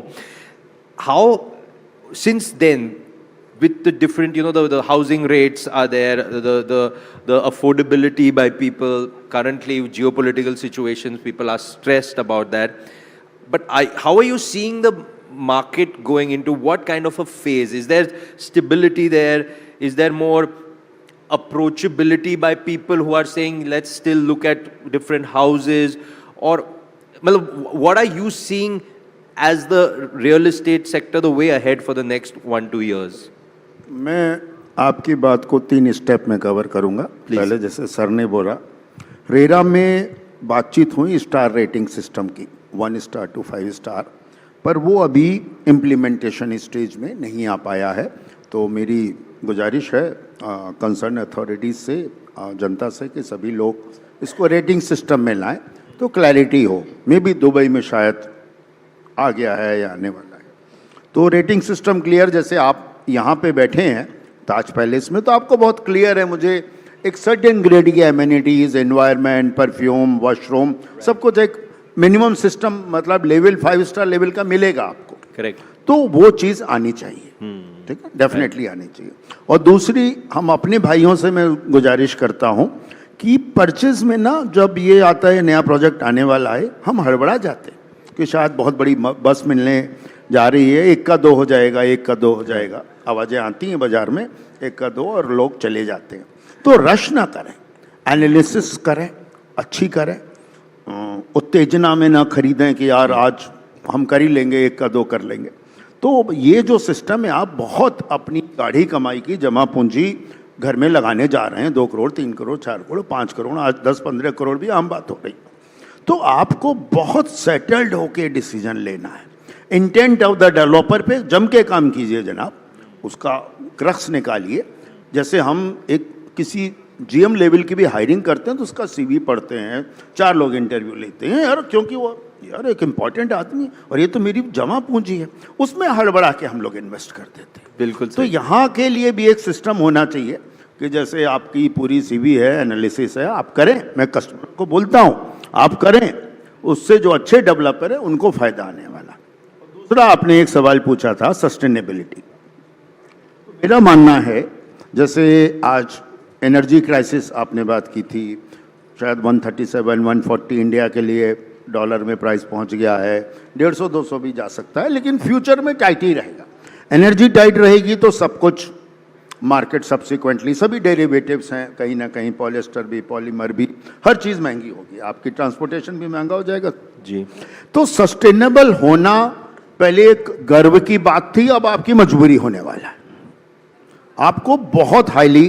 तो उसमें क्या है, stand alone building की बजाय sustainable business campus, जहां आपकी energy बहुत बचती है, आपको शॉपिंग के लिए ट्रैवल करना है, लेजर के लिए नहीं ट्रैवल करना है, स्टेइंग या 5 स्टार होटल में डाइनिंग के लिए नहीं ट्रैवल करना है, तो बड़े कैंपस जैसा कि यूरोप में या आपके यूएसए में अवेलेबल है, इंडिया में भी हैं, हमारे यहाँ नोएडा में कई सारे बिजनेस कैंपसेस बन रहे हैं, आ भी रहे हैं। वो फ्यूचर में आपके लिए एक तरह से, अगर आप बड़े बिजनेस हाउस हैं, आईटी, आईटीएस या जीसीसी के, वो आपके लिए कंपलसरी होने वाला है जेनजी के लिए, क्योंकि उसमें आपकी एनर्जी सेविंग बहुत होती है, ट्रैवलिंग, चीज़ें, फ्यूल कंजम्पशन, तो वो और एक इकोसिस्टम वेलनेस भी आता है। तो बिजनेस कैंपस बड़े जीसीसी के लिए, आईटी, आईटीएस के लिए या लार्ज कॉमर्शियल ऑक्युपायर्स के लिए एक मैंडेटरी हो जाएगा जनजी के रिक्वायरमेंट। अब मैं आपकी बात पे आता हूं, जो आपका क्वेश्चन था इंडिया के बारे में। तो मेरा ये स्ट्रांग मानना है, कोविड चांस की बात है कि उस समय ऐसी चीजें आई, लोग बड़े हाउसेज में शिफ्ट हुए कोविड के बाद, पर सर फैक्चुअल ये है कि मेरा भारत 1970-65 से चल के 2000 के 20 के आसपास ना 2 ट्रिलियन के आसपास डगमगा रहा था, और फिर देखें आप अगले 5 साल में 2 से हम 4 हो गए, आज 4 से 8 हो रहे हैं, 8 से 16 हो रहे हैं, 16 से 25-26 पहुंच रहे हैं, 32 नहीं हो रहे हैं ऑफकोर्स जो आज के हिसाब से। तो हमारी जो इकोनॉमिक ग्रोथ आई है 20 से 25 और 25 से 30, वो इतने जबरदस्त डेटाज हैं, मैं डेटा नंबर में नहीं जा रहा हूँ, कि जिन्होंने भी अच्छे डेवलपर के साथ बाइंग करी है 2020 में, उन्हें बड़े अच्छे रिटर्न्स मिल रहे हैं, और आज भी जो बाइंग करेंगे, फिर आगे साथ में टैग करता हूं अच्छे इंटेंट वाले डेवलपर के साथ, तो आपको बहुत अच्छे रिटर्न ऑन इन्वेस्टमेंट डेफिनेटली मिलने वाले हैं जी। इर्रिस्पेक्टिव लोकेशन इतनी मैटर नहीं करेगी, डेवलपर का इंटेंट ज्यादा मैटर करने वाला है। लेकिन सलिल सर, एक पॉइंट आपसे, जो आपका फर्स्ट पॉइंट था स्टार रेटिंग, उस पर एक क्विक क्वेश्चन आपसे ये पूछना चाहूंगा। हर डेवलपर तो 5 स्टार रेटिंग ही मांगना, मतलब अपनी प्रॉपर्टी, अपना प्रोजेक्ट उस हिसाब से करेगा जिससे 5 स्टार सारी अमेनिटीज मेरे को हो। 1, 2, 3 स्टार रेटिंग कोई डेवलपर बनाएगा क्या प्रोजेक्ट? देखिए, नीड ऑफ द आवर होती है। अगर मेरे यहाँ आप एक्सपेंडिचर पावर की एनालिसिस करेंगे, 5 करोड़ वाले घर कितने लोग खरीद पाएंगे जनाब? ठीक है ना, मेरा पूरा 140 करोड़ में आप 3.5 से डिवाइड कर दीजिए तो नंबर ऑफ डवेलिंग यूनिट आ जाएगा। तो अगर मुझे नंबर ऑफ डवेलिंग यूनिट मान लीजिए 40 करोड़ चाहिए कंट्री में, तो इतनी रिक्वायरमेंट आपकी नहीं होगी। पर आज इनकम टैक्स भी कितने 2-3% लोग एक अच्छी ब्रैकेट में फाइल करते हैं, तो ये सेग्रीगेशन होगा ही। आपको 1 स्टार भी बनाना, 2 स्टार भी बनाना, 3 स्टार भी। आज दिल्ली में कितने 5 स्टार होटल होंगे साहब, compare to the number of hotels? ठीक है ना, अगर टोटल होटल यहाँ पे 700-800 होंगे तो 5 स्टार की लिमिटेड गिनती है जी। तो पब्लिक की रिक्वायरमेंट है, सभी सेग्रीगेशन चलेगा। एंड ऑफ कोर्स आप भी आज नोएडा में देख लें तो 5 स्टार वाले कितने, आप 10 पूरे 10 हाथ भी नाम अच्छे नहीं गिन पाएंगे ना, और जबकि वो हंड्रेड्स में है बात जी। तो सभी लोग मार्केट के रिक्वायरमेंट फीड करना पड़ेगा। जरूर, thank you so much for that. Bipin ji, आपसे मैं एक अफोर्डेबल हाउसिंग की बात करूंगा, लेकिन उसके पहले एक बार I just come to Vinay. You know, one thought is there that just because I want to come back to the supply chain part, because just Salilji also spoke about the fact that if there's energy restriction, then of course there is going to be a tightening. But how do you feel that, you know, investments in infrastructure, how can they boost India's vision of a Viksit Bharat? Because I know Lubrizol is one of the only global MNCs that is investing in India's vinyl value chain. So from that perspective, how are you seeing all of this adding to India's Viksit Bharat mission? Thank you. No, I agree to what was said earlier. I think next decade or two is going to be a golden time for Indian real estate. Two things. One, interest rates, I think decades low, right? So it makes house buying very affordable. Second, all of us read about the investment in GCCs in India, investments in data center. Next 10 years, significant investments happening. I work for a global multinational, right? And in our boardrooms, when we talk about next phase of investments, India is number one as a destination. And when you bring investment to the country, it helps in a lot of ways, right? We talk about our current account deficit, right? There has been a lot of capital outflow. India has not received significant FDI or FII. But that is going to change, right? That will stabilize the economy overall. Construction, like I said, accounts for 10% of our GDP. And it will continue to grow. I estimate it will become 15% of our GDP in next 10 years. Now, for that sector to grow, we talked about having local manufacturing for anything and everything that we need to make a building or any infrastructure project. Today, maybe 30 to 40% we are there. We saw the semiconductor story and the iPhone story, right? India was a huge importer of phones. Right. The government took a decision that we want to make locally. And today, one of the largest manufacturer in India is Apple. Their revenue in India is even higher than maybe the big group companies like Tata's. And that will happen in construction as well. All the products that I talked about, where India is today importing, it's a great business opportunity for other companies to look at, make these products in India, be it polymers, tiles, wires and cable, and help in the country's growth. And as a result, the companies will also do well. So do you just see that as a make in India, make for India, or could it be make in India, make for India, make for the world as well? All three. I mean, I'll give you our example. We started that we want to make in India for India, but then we realized the cost structure in India is at least 60 to 70% lower to make the same product, let's say in Europe or US. So when you have significant advantage in cost, and then the government is signing FTAs now. We saw an FTA being signed with Europe. We are talking to other countries. So it opens up big opportunity outside India as well if you start investing in the country. So there's potential to go from importing to exporting of that. That will be obviously a big help to the country exchequer. Bipin ji, आपसे एक point कहूँगा जो Salil sir से जब बात जो मैंने छोड़ी थी उनके साथ, जो क्योंकि 1 star 2 star 3 star affordable housing में आ जाता है, वो समझ, let's assume that's affordable housing, need of the hour बहुत ज़रूरी है वो चीज़, लेकिन क्या पूरी तरीके से अफोर्डेबल हाउसिंग हो रहा है? क्या ज़रूरत है कि हर भारतीय को अपना एक घर मिले? कैसे करें वो? मेरा ये मानना है कि इसमें अफोर्डेबल हाउसिंग के लिए अगर हमें बाकी में सक्सेसफुल होना है तो इसमें गवर्नमेंट को साथ आना पड़ेगा। उनको वो लैंड हमें देनी पड़ेगी जो एक लो कॉस्ट की लैंड होती है। पहले भी आपने देखा होगा दिल्ली में जब सोसाइटी को लैंड अलॉटमेंट की थी, डीडी ने बहुत कम रेट पे दी थी। इसी तरह से गवर्नमेंट को जो उनकी मास्टर प्लानिंग है, जहाँ उनकी अच्छी मेट्रो से रेलवे से जहाँ कनेक्टिविटी है, वहाँ पर उनको लैंड पार्सल डेवलपर को, जो भी डेवलप करना चाहते हैं अफोर्डेबल हाउसिंग, उनको कम रेट पे लैंड मिलनी चाहिए। नंबर 2, उसके अंदर कॉस्ट ऑफ कंस्ट्रक्शन का काफ़ी अच्छा एक कंट्रीब्यूशन है, जिसके अंदर उनको सब्सिडी भी उनमें प्रोवाइड करनी चाहिए, जिससे कि अफोर्डेबल हाउसिंग की रेंज में आ जाए। क्योंकि आज कंस्ट्रक्शन कॉस्ट अगर हम 2 रेटिंग या 3 स्टार या 5 रेटिंग की बात करें, ज़्यादा कंस्ट्रक्शन कॉस्ट में अंतर नहीं आता है। तो इसलिए अगर हम हाई राइज में भी जाएंगे, जब भी अफोर्डेबल हाउसिंग को हम अचीव कर पाएंगे FRA, और उसके अंदर कॉस्ट ऑफ कंस्ट्रक्शन में जो कंट्रीब्यूशन है GST का और जो इंटरेस्ट कॉस्ट है जो डेवलपर और बायर के लिए दोनों को एक सब्सिडी के रूप में देना चाहिए। आपने देखा होगा जो फैक्ट्रियां जो पहले जगह जगह स्टेट्स में गवर्नमेंट मतलब एक अलग से पैकेज बनाती थी कि यहाँ पर टैक्स इंसेंटिव प्रोवाइड करेंगे, उसको इस टाइप ये जो अफोर्डेबल हाउसिंग की जो स्कीम है उसको उस लेवल पे सोचना चाहिए स्टेट गवर्नमेंट को, सभी को, अगर उसको हमें सक्सेसफुल बनाना है।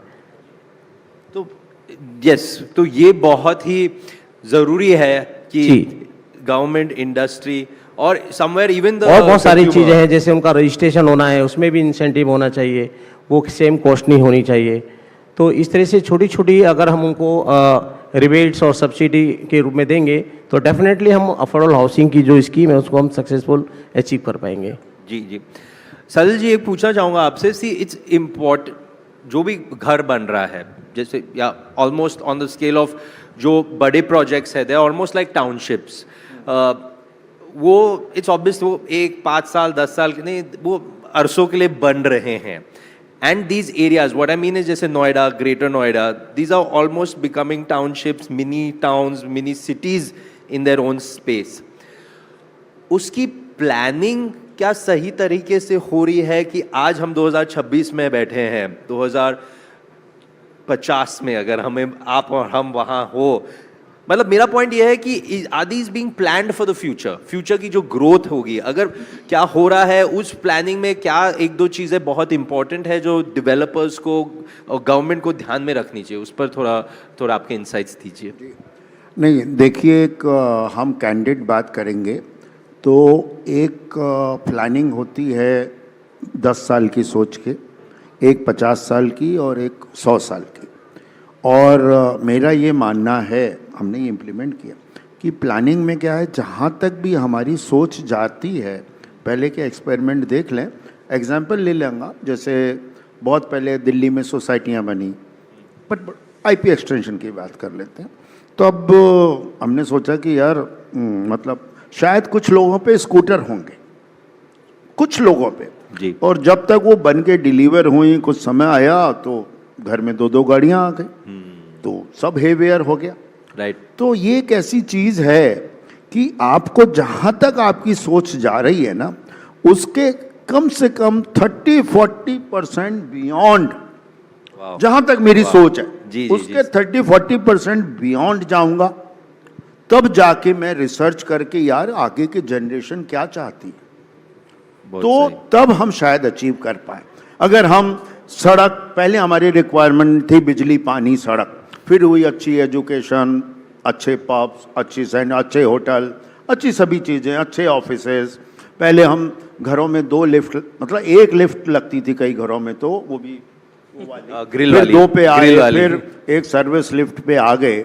अभी मैंने रिसेंट एक प्रोजेक्ट इस साल में दे रहा हूँ, उसमें हर ऑफिस बिल्डिंग में 10 बड़ी लिफ्ट है, 2 से 10 तक पहुँच गए हम। और आगे मुझे लगता है कि लोग हर फ्लोर पे अपनी, मतलब कोई भी बड़ा ऑफिस वाली पर्सनल मांगने वाला है आगे, राइट, तो मुझे उसका भी प्रोविजन करके चलना पड़ेगा शायद आगे के लिए।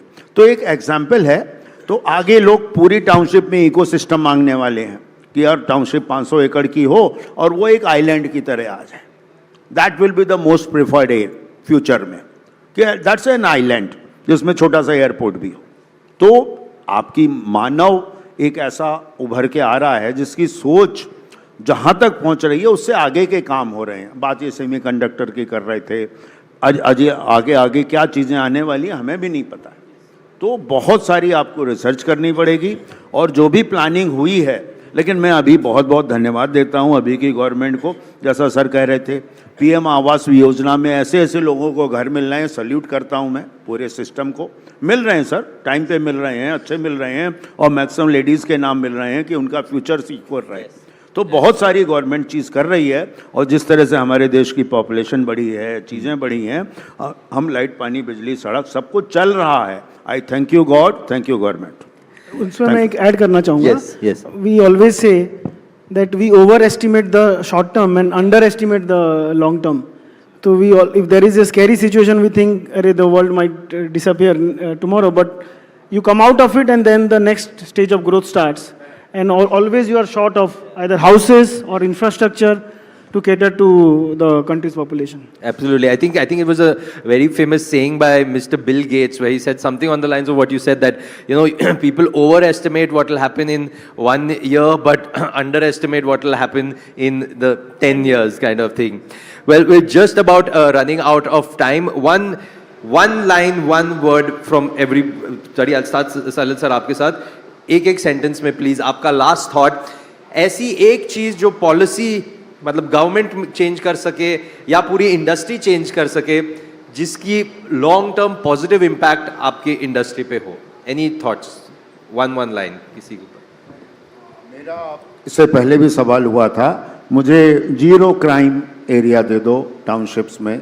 वाह. या अपने नोएडा में या गुड़गांव में. That will be my only thing. Fantastic. Thank you sir. Vipin sir. As developer think single window system होना चाहिए जिसे कॉस्ट इफेक्टिव और एफिशिएंट टाइमली मतलब कस्टमर को हैंड ओवर दे पाए. Okay, thank you. विनय. मेरा रिक्वेस्ट होगा फायर सेफ्टी को मैंडेटरी करना. Wow. Because we need to think about that as well and ensure fire sprinklers are installed in every house in the country. Very true. Most important. Thank you so much, sir. Everybody, round of applause, ladies and gentlemen, for this panel that has given us such great insights on the future of real estate in India. Thank you so much. Thank you.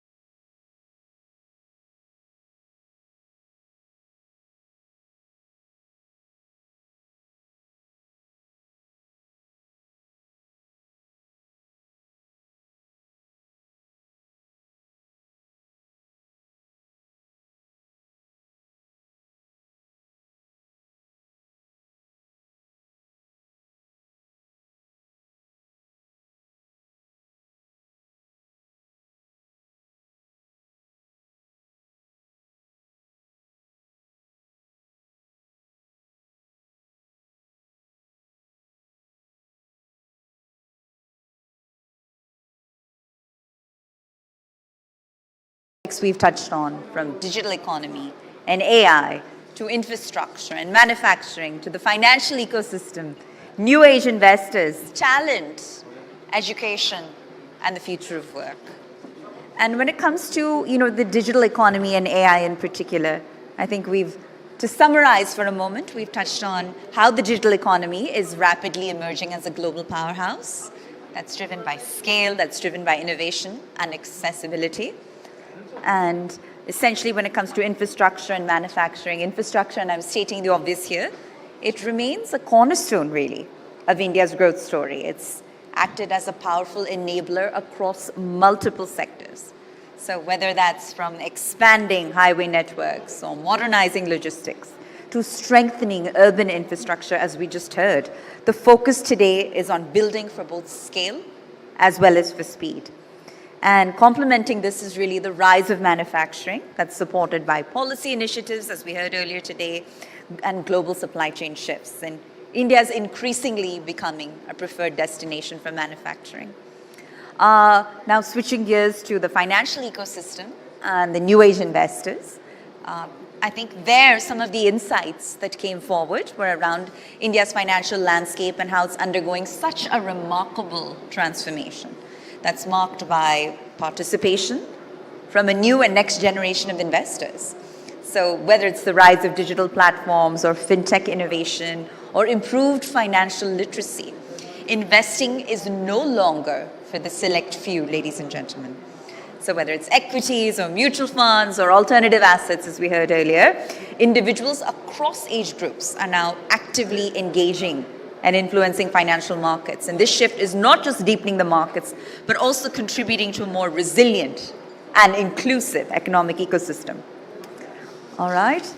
And as you'll all notice from the energy in the room, a very special guest is now amongst us. All right? Ladies and gentlemen, he's arrived. Mr. Sunil Shetty, actor and entrepreneur, among other things. A huge round of applause, please. We are very, very, very loyal and committed fans, sir. Thank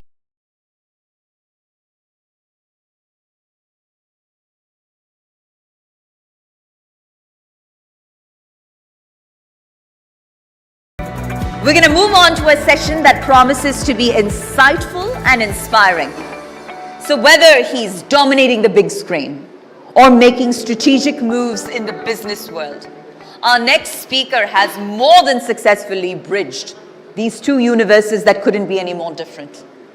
Ladies and gentlemen, from action hero to angel investor, we're going to give you a quick preview of Sunil Shetty's business playbook.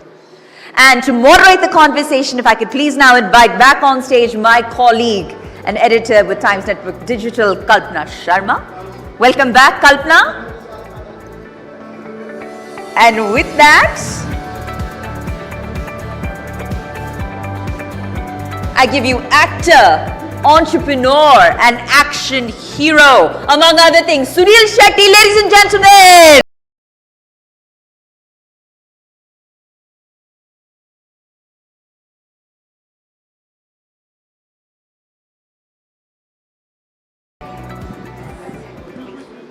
Kalpana, it's over to you. Thank you, Pooja. And I don't think you need an introduction.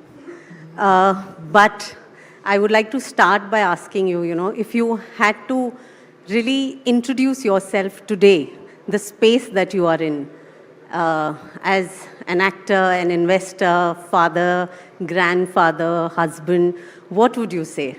Grandfather.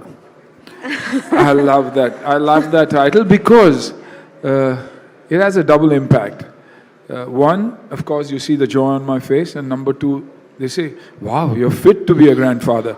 That's exactly what I want, because I want the world to realize that if you keep things simple, you can always stay healthy. So for me, it's for everybody to go back home and tell their parents, their spouse, or whoever it is, ki, yeah, look at Sunil uncle, yeah, look at the way he is, see how fit he is, why can't you be that way? And that's the only reason I keep harping about fitness and health. And your name is pretty much synonymous to discipline. So, but we would like to know what a bad day looks like for you and how do you fix it? A bad day is when I don't train, when I don't get up at 5:30 in the morning, don't go to the gym. It just begins wrong. There's something, that drives me because of my training, the energy level, the way I think. It is that mental space that it works on. And the minute I'm on a high, when I'm mentally on a high, I think everything just looks beautiful, and that gives me so much more energy. Now, I'm not saying it because of anything else, but because I truly believe that it is that consistency of mine, of day in and day out, going to that gym 6 days in a week or 5 days in a week and taking care of my health, that allows me to continue what I'm doing, and especially at this age. 65 is not a small number, more than probably 90% in the grave, but allows me to be different from others, because I think differently, I train differently, I eat differently, and that's the difference. You inspire everyone, and 65, doesn't go with you. Thank you. So if you had to, tell our audience, what are those 5 things that you do on a daily basis that makes your day, today's World Happiness Day? So on that note, I would like you to share that, what are those 5 things that you do in a day that make you truly happy? See, it's always the simple things, First of all, wake up in the morning. That's the happiest thing, knowing that I'm awake. I wake up at 5:30, and I'm at the gym by 6. I'll tell you what my day is, and then, it's for people to decide what keeps me happy and what probably doesn't. But 5:30 in the morning, I'm up, I go to the gym, 7:30 till 7:30 I'm in the gym. It's not only weight training, it's a lot of movement now. I'm getting older, so I don't want to hunch, so I have to take care of that hunch. I have to make sure that I don't drag my feet, I have that energy, and I can touch my toes, flexibility, because having this tag of an action hero, people believe that you've got to fight all the time, and even body doubles say, nahi sir, aap jaise nahi kar sakte hum, which is a compliment but also difficult because otherwise you're like a wet tissue. So I have to be very careful. When you lift a wet tissue, you might just rip it. So you've got to be careful about that. Then 7:30 is generally when my granddaughter comes home because we stay in the same apartment. So 7:30 to 8:30, 9 is with her. And if I can go for a quick shower and come back, nothing like it. So that part of the day is phenomenal. And once that starts, if it's a normal day at shoot, I'm excited about shoot and what I'm doing. Excited about the fact that after even 35 years, you still have work, you have something to look forward to. Then probably my meal times that give me a high, keep at the right time, I've got to have my meal. And especially dinner, early dinner, and with the family again. Like I said, Tia lives in the same apartment complex that I do. So these are the little highs that are there in my life. And on a weekend or any time if I can go and play some cricket, that's a bigger high. So I think it's the simple things, because as you move on in life, focus changes. Focus changes. And then eventually you realize it's your health and your family that keeps you happy and keeps you going also. One high moment that we all witnessed was Ahan's debut in your border. Absolutely. And what do you have to say about that? Biggest high of my life. Always. They say nepotism. I don't understand what that word is. But son in his father's footsteps. Huge high. Son playing a real life hero. A bigger high.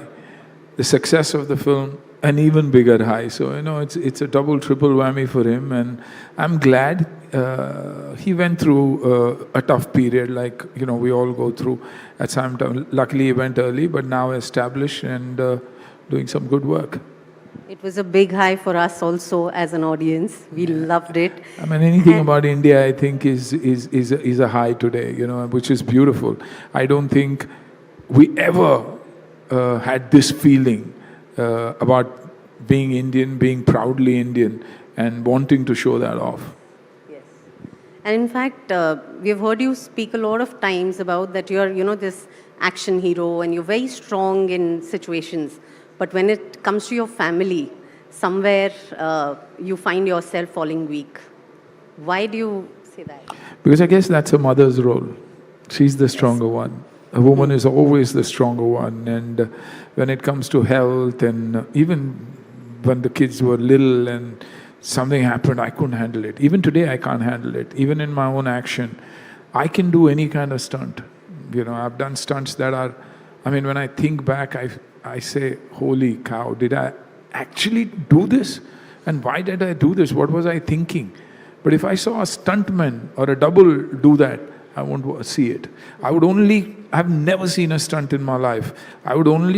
Once it's done, I would turn and just go hug the individual and congratulate him or thank him if he's doing my double for that. I don't know what it is. I think men are weaker there. They can take on the world, business, stress, everything, but when it comes to health, 99% of the time it's always the mother, the woman who is the one who has a very, very strong heart.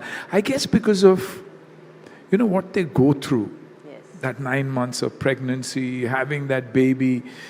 I see Tia and I realize that, it's unbelievable. And I think even for me personally, the day Mana delivered and I was there in that delivery room, I think that's the day when I realized that being a woman and what being a woman means and why are they worshipped the way they are is because of what they go through, and I think that changed a lot in my life.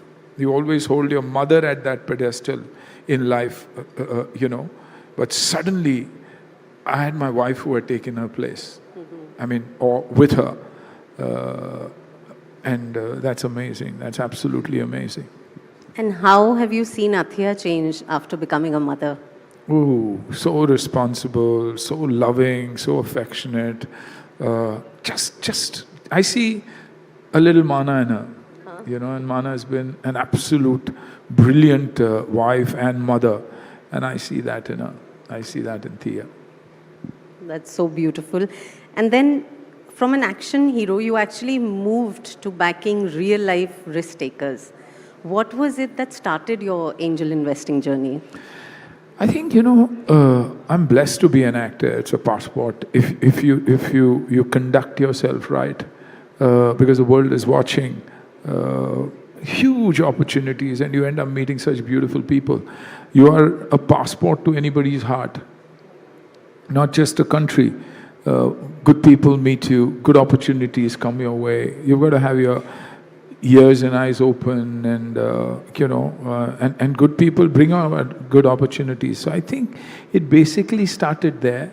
And post-pandemic, I think, that 2, 3 years, 4 years when we were not doing anything, you saw a whole lot of young entrepreneurs and founders come up. And I backed 1 or 2 that time, and it worked. And when something works, you feel, wow.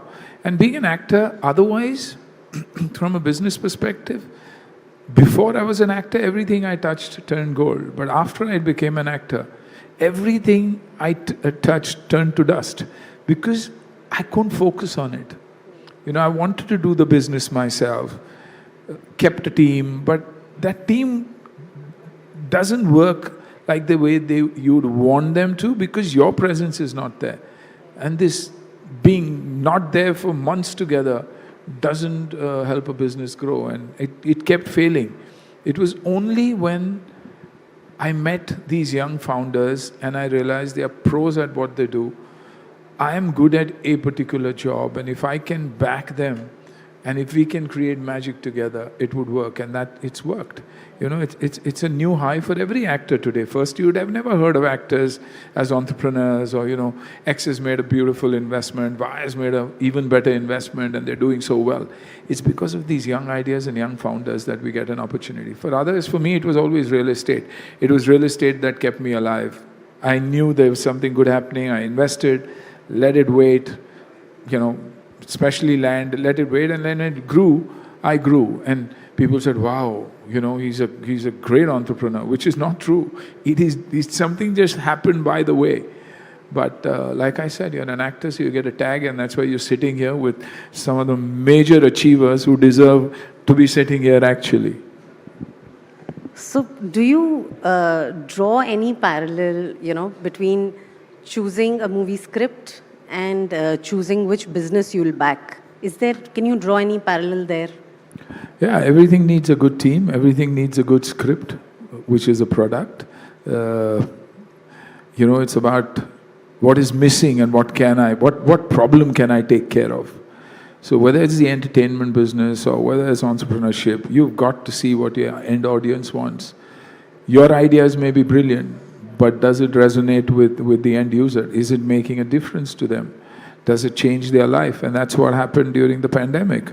It changed people's life. You had moms and housewives become entrepreneurs, and today they are still leading with all the little brands that they've grown. Unfortunately also, everybody looks at it like, unicorn. Thankfully, those days are over, where every founder thought he'd be a unicorn. What India needs is a million millionaires, and not necessarily a billionaire, because those millions can support so many more people. And that's, if you want to see your country progress, you want to see the states progress, and on the whole growth, then it's got to be these millionaires who will make the difference.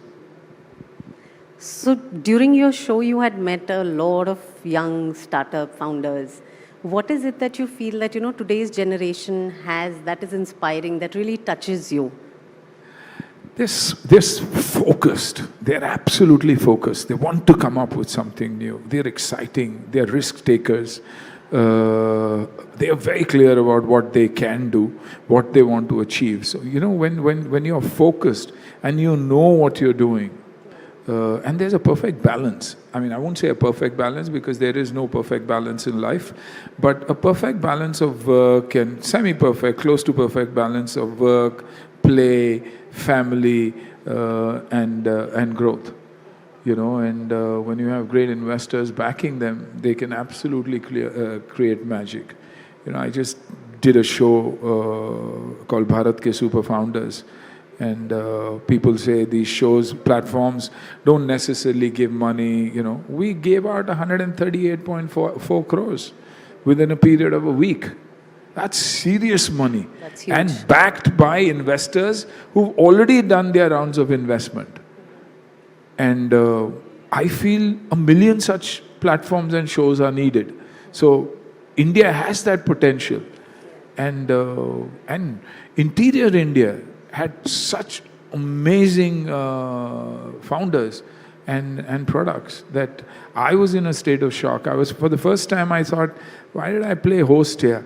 If I could be host and investors, I would have just piggybacked with some of the great investors and moved ahead and probably done well for myself.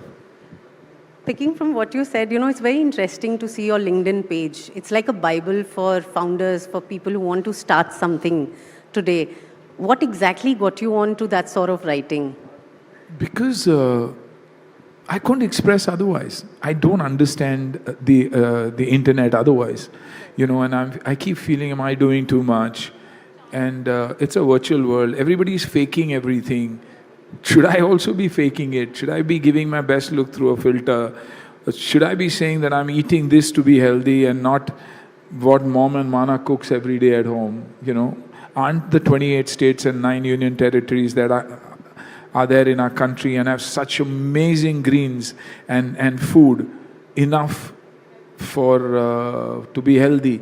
So I was always confused there, and that's why you see I'm not very popular probably there as much as I got appreciated in LinkedIn. LinkedIn because I spoke about failure. Every time, even today, it's about what is important and how do we, by the end of our journey, realize what is important. Can we understand that earlier in life, which I see a lot of the younger generation, and that's why I salute to them. Can they manage a certain balance? For me today, it's family and it's health. Business comes probably third, and friends also come third or fourth, because you have to prioritize. Right. Is it just me and my friends, or is it me and my grandchild? How much time do I have with her? What can I missed a lot of Tia growing up because I was on the set. Can I watch her grow up? How does she grow up? Did she just stand up and walk? And a lot of fathers actually don't know that. If asked questions, a lot of us are, because we are trying to make it in life that time. So I want to enjoy this part of my life more than anything else. And also again, referring to one of your LinkedIn posts, you had written that, failure somewhere taught you how to be a good investor. Absolutely, which is true. Which is very, very true, because you learn what the mistakes that you've made. अरे ये नहीं करना चाहिए था, ये ठीक होगा, ये product ही गलत था, या launch ही गलत होगी, timing गलत होगी, जैसे film. आज धुरंधर release हुई है, it's hitting every show out of the park. Any other film that comes during this time will be trampled. So it's not that the other film is probably a bad film. The timing would be wrong. जब tsunami आ रही है तो आप बाहर बिना कपड़े के घूमने की कोशिश कर रहे हो तो आप भी उड़ी जाओगे ना. तो I think everything is about timing, everything is about understanding the market and then playing it. So 3 advice if you had to give your kids, like you're talking about how you wish that there were few things you knew early in your life. So today's generation as well as your kids, what would those 3 things be? I think consistency. Everybody says discipline, discipline, discipline. I say consistently. Whatever you do, be boringly consistent at it till you believe that, I'm moving ahead. Then of course, always discipline, then your passion and intent. For me, today, it's not about presentation, it's about people. It's not about an idea, it's the impact. So the minute I start thinking that way, I know I'm doing it for the good, for myself and for the people. You know, we all have our minuses, but we've got to understand what do I need to cover and what do I need to put out. You know, because you can't live two lives together then. So I think little things that matter. And we love you for how you present yourself and, you know, tell us about your upcoming projects. That would be interesting to hear. I've got, I just finished the show Bharat Ke Super Founders, which I'm super excited about because I feel we've made an impact, and I met some amazing founders and some amazing investors, tycoons as we call them on the show. So much to learn from them, so much to learn from them. How strategic investment is very, very important. I'm finishing a show called the series of Welcome, called Welcome to the Jungle. It's actually a jungle of some of the finest actors we have in the country. So, you know, an absolute laugh riot. I start another film and a very, very interesting show that I was supposed to start by the end of this month, but because of the situation in the Middle East, they've pushed it a little bit. It's called The Falcons of Majlis, which is a show on about investors and startups, but in the UAE part of it. So I see a great opportunity for our founders to showcase their products there, and vice versa. So, you know, this whole India-UAE pact, if it can work brilliantly, it'll be brilliant for both. At the same time, investors from there to come, you know, bring in investment into the country, and an opportunity for their founders to have 150 million people and access to their products. Very interesting, and we're looking forward to that whenever the situation gets under control. I'm sure peace has to. Yes, it has to. And, you know, if you have to write a book on your life, what are the chapters that will be your favorite, and what do you think you'll name the book? अगर मैं कर सकता हूँ तो कोई भी कर सकता है. You know, a small town boy born in a little place called Mulki, who's sitting here today, thanks to Dad at the age of 9, believing that he can run away and do something with his life, which means nothing is impossible. And how important it is for all of us, especially Indians, to get back to our roots, to make sure that our children know where we come from. So making sure that you're connected to your roots is probably what my book would be all about, which automatically then talks about discipline, respect, love for the country, for everything that matters, and why karma does work. Thank you so much for joining us today, and Thank you. had a lovely conversation with you. Thank you. Thank you so much. Thank you so much.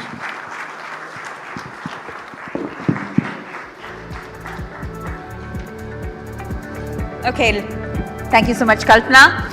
And ladies and gentlemen, I believe you all agree with me that so many of us know Sunil Shetty, the persona, and not necessarily Sunil Shetty, the person. But I think this last conversation truly did justice to that perception. And thank you so much for being here, sir.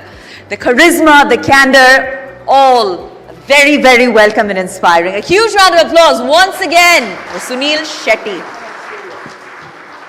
Yes. And sir, we ask that you please remain with us for a few moments longer, because we are now arriving at the final awards segment of the evening here at the etnow.in Business Conclave Awards 2026. And Sunil, these awards, they recognize the very best, whether it's leaders or organizations that have demonstrated exceptional vision, resilience, and impact, as we just heard Sunil mention a moment ago. So we believe they represent the spirit of excellence that continues to drive India's growth story forward. They're setting benchmarks, they're inspiring industries and shaping the future. So with that, we're going to move right into our next set of categories, Sunil. And it's going to be very special for our audience to receive these at the hands of Sunil Shetty, action hero and entrepreneur. All right.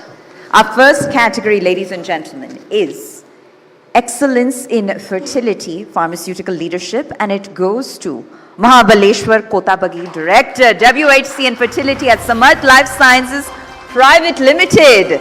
Let's kindly please have the team on stage.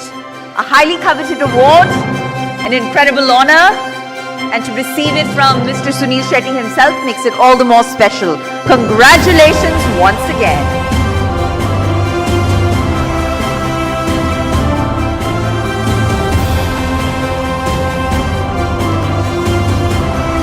All right, and with that, we move on to our next category, ladies and gentlemen.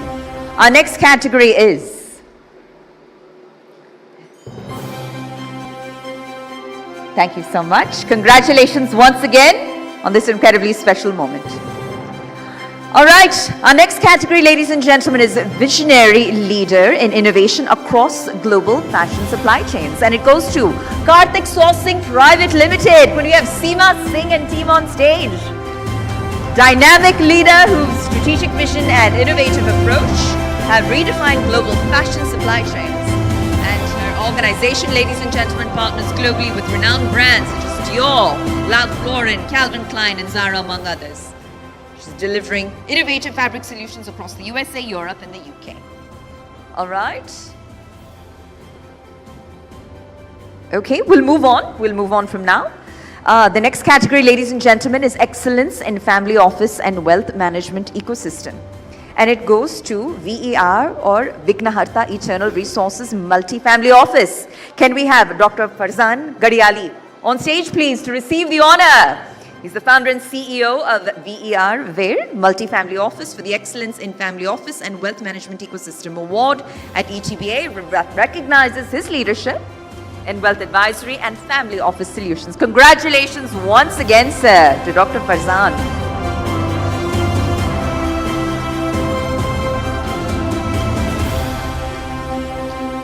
All right, with that we move on to our next category, which is Excellence in Strategic Leadership, and it goes to Dr. C.S. Balaji. He's the CMO of GRT Jewelers. Let's kindly have Mr. Balaji on stage. An inspiring leader whose visionary thinking, strong governance, and strategic foresight have driven impactful growth and organizational resilience. The award for excellence in strategic leadership goes to Dr. C.S. Balaji. Congratulations once again, sir.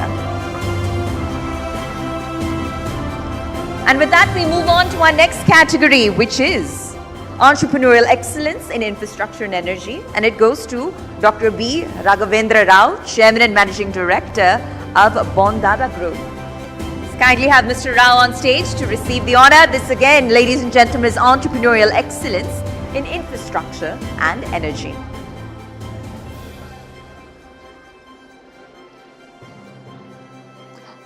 All right. Okay, we'll move on to Excellence in Fertility Pharmaceutical, and that goes to Samarth Life Sciences Private Limited. Let's have the team on stage, please, again. That's right, there's the entire Samarth Life Sciences Private Limited team, an incredible honor for them. Excellence in Fertility Pharmaceutical. From Sunil Shetty himself.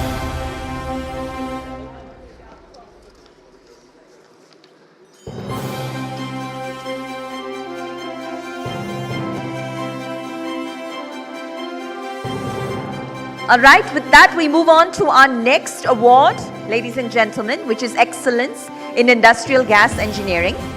And we got a repeat winner. It goes to Finsen Ritter Private Limited, Indore. Can we have Aniket Avasti back on stage to receive the honor? That too, from Sunil Shetty. Excellence in Industrial Gas Engineering, ladies and gentlemen. An incredibly special moment, a highly coveted award.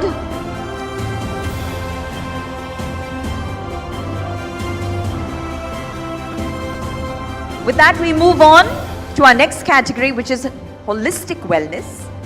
And the award goes to Gina Seco Life Care Limited. Can we have Acharya Manish Grover on stage to please receive this incredibly coveted honor in the holistic wellness category here at the ETNow.in Business Conclave Awards 2026.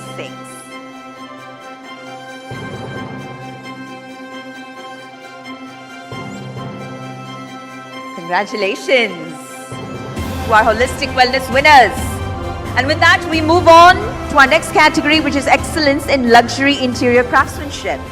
And it goes to Davincia. Can we have Ankit Sharma on stage to receive the honor for excellence in luxury interior craftsmanship, ladies and gentlemen? All right. Okay. All right, we'll move on to excellence in real estate leadership. And the award, all right, we've got our recipient here.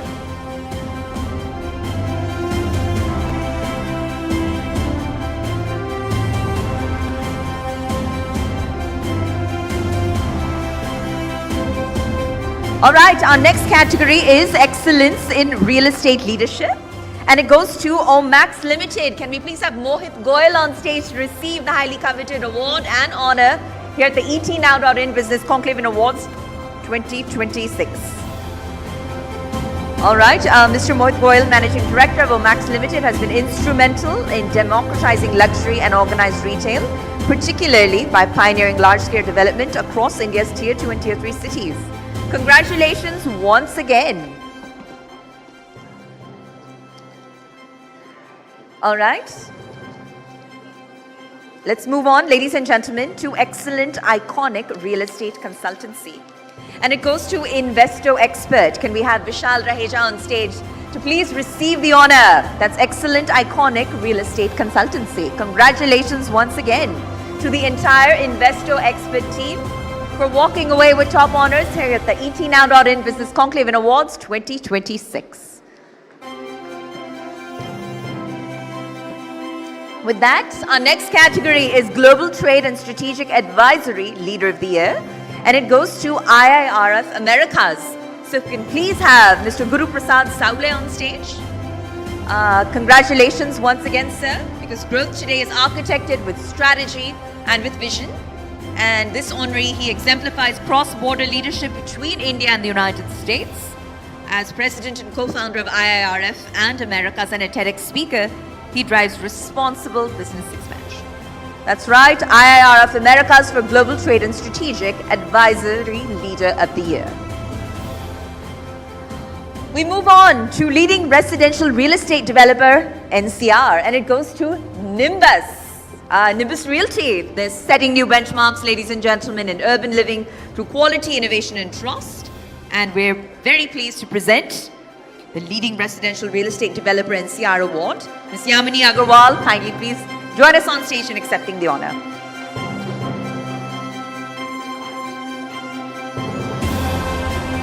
With that, our next category is Excellence in Fashion and Interior Design College, and it goes to Indian Institute of Fashion and Design Private Limited. We could have Ms. Vimmi Vansal on stage to accept the honor from Sunil Shetty himself. A huge congratulations, the Indian Institute of Fashion and Design Private Limited, for the Excellence in Fashion and Interior Design College Award. Congratulations.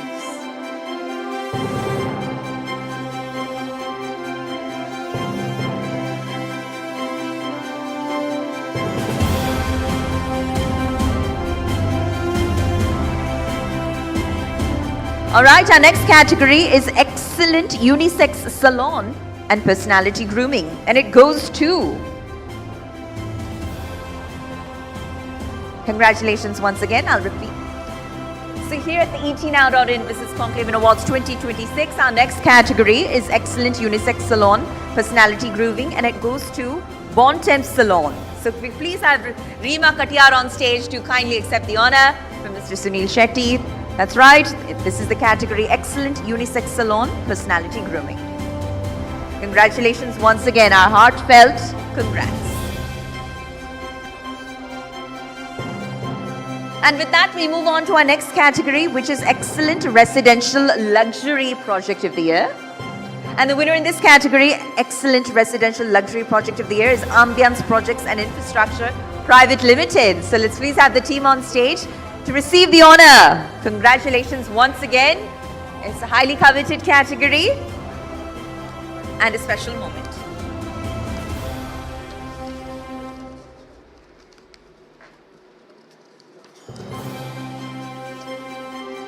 And with that, we move on to our next category, which is Water Innovation and Social Impact Award. And the winner in this category, Water Innovation and Social Impact Award, is Avionics Water Filters. So we'll present it to them, and they are obviously transforming lives, ladies and gentlemen, through advanced and accessible water solutions across India. A huge congratulations once again to the entire Avionics Water Filters team.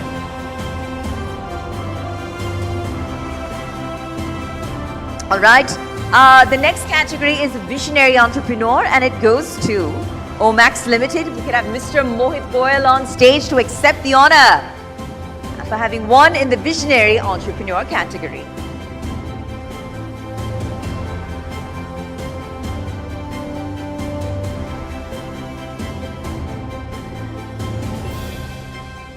And this category, ladies and gentlemen, recognizes a leader who looks beyond traditional residential blueprints to shape the very infrastructure of tomorrow's India.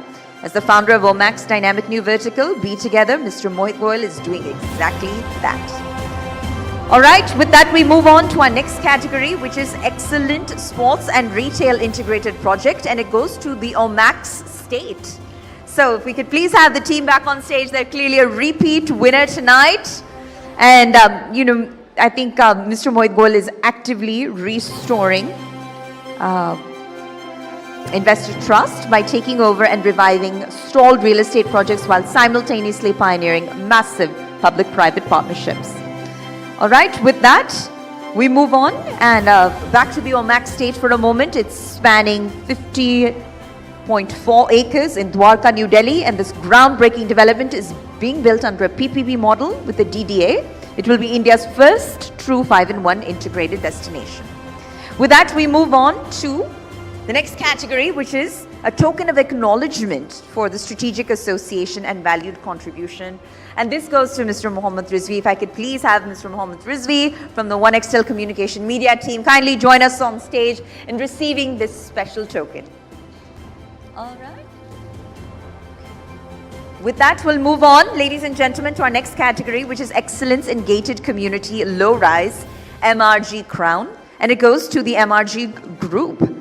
Can we have Rajat Goyal, founder and managing director, on stage to kindly receive the coveted honor from Mr. Sunil Shetty. This is once again, ladies and gentlemen, for Excellence in Gated Community. Congratulations, sir.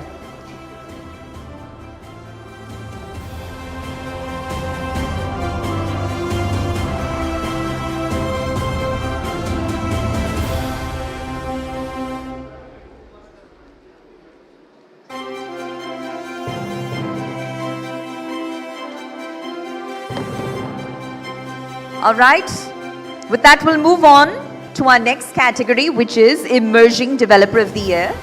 And it goes to CRC Group. So can we please have Salil Kumar, Director of Marketing and Business Management with CRC Group, kindly receive the honor from Mr. Sunil Shetty. That's right, ladies and gentlemen, Emerging Developer of the Year.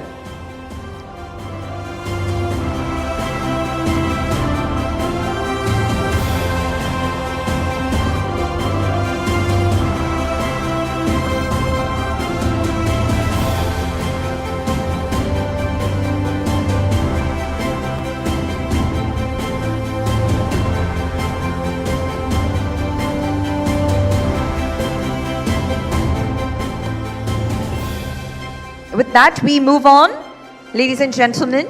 All right, and this is Excellence in Career Guidance, and it goes to GIDEAI. So if we can please have Abhishek Gupta, founder and CEO, on stage to receive the honor. This is again, ladies and gentlemen, for Excellence in Career Guidance. All right, we'll move on to our next category, which is Excellence in Global Intellectual Property Transformation. And it goes to Trexo Global. So if we could please have Mandeep Vaveja, co-founder and CEO, on stage. And Trexo Global, ladies and gentlemen, is redefining the future of intellectual property through its AI native platform and proprietary technology, June, which is one of its kind, and it's doing so globally. By digitizing and automating complex IP workflows, Trexo transforms IP into a powerful strategic asset, trusted by leading law firms and global innovators everywhere. It delivers speed, precision, and intelligence at scale. Moving on to our next category, which is Visionary and Integrated Real Assets Development. And the winner in this category, Visionary and Integrated Real Assets Development, is RMZ. So let's please have Raj Mehta and Manoj Mehta on stage, Chairman, Supervisory Board, and co-founders of RMZ. The team has played a pivotal role in shaping the firm into a leading alternative asset platform. Congratulations once again to the entire RMZ team. And we now move on to the next category, which is Emerging Plot Developer of the Year, South India 2026. And it goes to Vision Properties. If I could please have Kiran Barta on stage. Thank you, sir. Congratulations. CMO of the brand. He's receiving this prestigious honor, which celebrates Vision Properties' rapid scaling and strong expansion across Tamil Nadu and the southern region of India.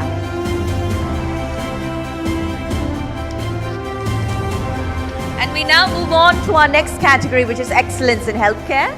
And it goes to Dr. Satinder Paul for his commitment to medical excellence, compassionate care, and improving patient outcomes. Congratulations once again, Dr. Paul. I think his immense respect has made him truly deserving of this Excellence in Healthcare Award.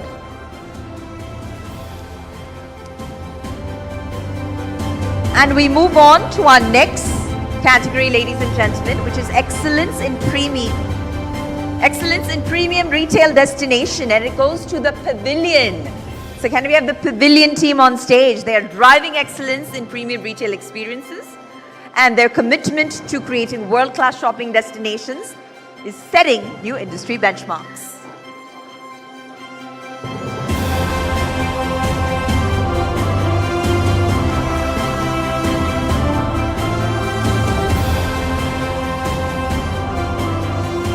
With that, we move on to Fragrance Brand of the Year, and it goes to Blably Blue. Congratulations to the entire team. This is a brand that has redefined the fragrance space with exceptional scents and remarkable consumer love, becoming a favorite in just 6 months of launch. Founders are with us, Palash, Rajat, Kushal, and Durgesh. Is the Blably Blue team. They take it home tonight for Fragrance Brand of the Year. With that, we move on to our next category, which is Excellence in Technology, Skill Development and Certification. And it goes to eTrain Education Private Limited. Can we have Gaurav Kapoor on stage, please, to receive the honor, and the entire eTrain Education Private Limited team. They are very much driving technology-led skill development trainings and certifications. We honor them for excellence in technology skill development and certification. And with that, we come to our next category, ladies and gentlemen, which is Workplace Excellence Award. And it goes to the TRB Group. So the TRB Group, let's kindly have them on stage to receive the honor. This is a global conglomerate, ladies and gentlemen, with a rich legacy since 1962. It's grown from bicycle and auto components into a diversified powerhouse across steel, cement, EV, mobility, cycle spare parts, FMCG exports, real estate, EPC, chemicals, and more, with 40 plus brands across 13 countries, driven by a people-first philosophy.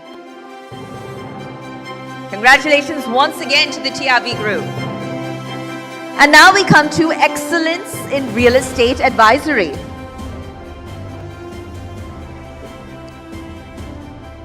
And the winner in this category, which is Excellence in Real Estate Advisory, is Arthlab Services Private Limited. Can we have Som Datta Basu on stage? Congratulations.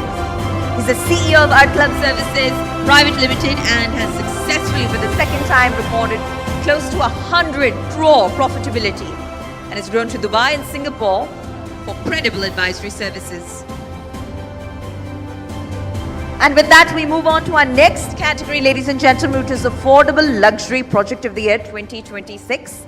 And it goes to Vision Properties. Congrats once again, can we have Sivaji and team all on stage to receive the honor. Mr. Siva, Mr. Srinivasan, Senior Sales Director, you're truly redefining affordable luxury living in Tamil Nadu.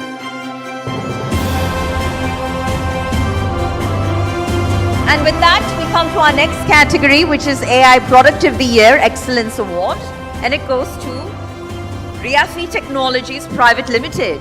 So let's please have John Matthew, co-founder, CEO and head of AI, Neeraj Manoharan, co-founder, director and COO, and Joseph Basu, co-founder, director and CMO, all on stage. That's right. We're founded in 2013 by 6 engineers from Kerala. Realty Technologies has built a strong AI foundation serving 125 million users globally.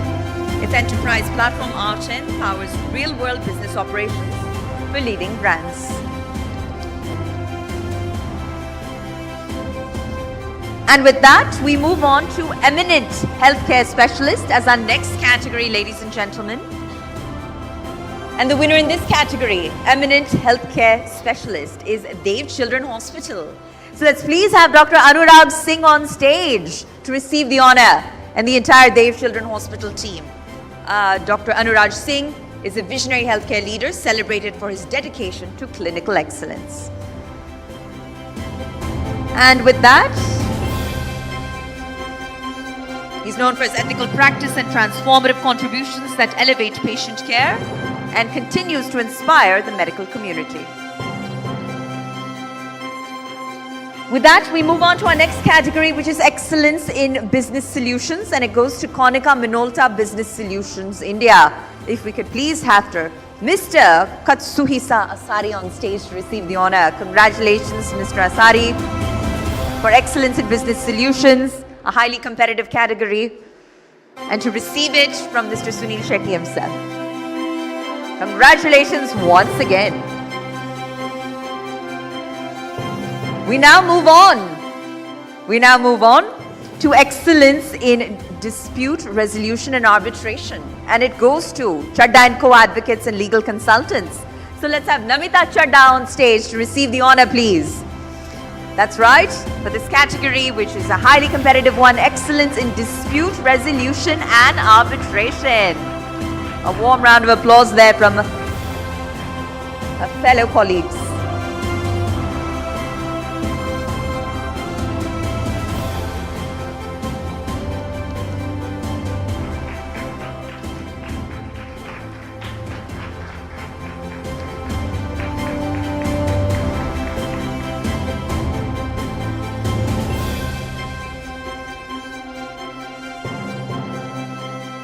All right, we'll move on. The next category is Emerging Startup in Skin and Beauty Care.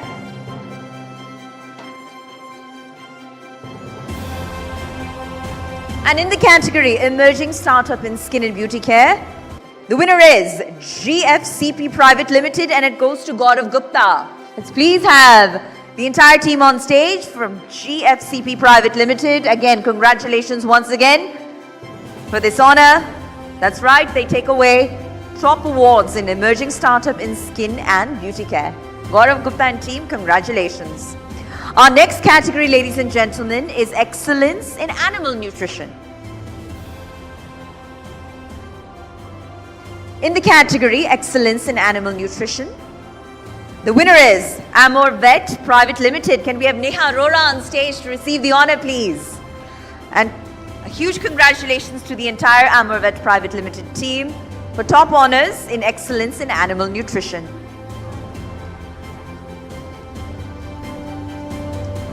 All right, with that we move on to our next category, which is Legal Leader Supporting India's Startup Ecosystem.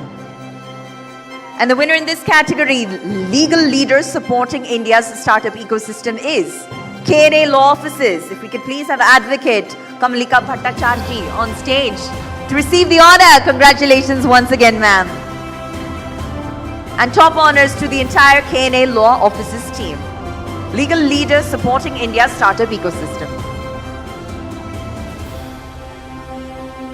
All right, the next is excellence in ENT, head and neck, and cochlear implant surgery. And it goes to Adventist ENT, head and neck cochlear implant clinics, Dr. and Professor Amit Kishore. Huge congratulations once again for your groundbreaking work and setting new benchmarks for the healthcare ecosystem. It's an incredible moment of pride and recognition here at the ETNow.in Business Conclave Awards 2026. Okay, with that, we move on to Entrepreneur of the Year in Building Materials and Ceramics, and it goes to Brock BR Ceramics Private Limited. If we could have Ruchi Gupta on stage, please, to receive the honor. Congratulations to the entire team at Brock BR Ceramics Private Limited, and to Ruchi Gupta in particular for Entrepreneur of the Year in Building Materials and Ceramics. We now move on to the next category, which is Innovative Business Models in Renewable Industry. And the winner in this category, Innovative Business Models in Renewable Industry, is Solar AMC Services Private Limited. Can we have the team on stage, please, from Solar AMC Services to receive the honor from Mr. Sunil Shetty. And thank you for your continued patience, sir. We're moving through them.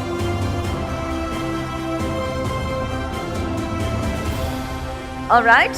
Our next category is Excellence in Technology, Media and Knowledge Platforms.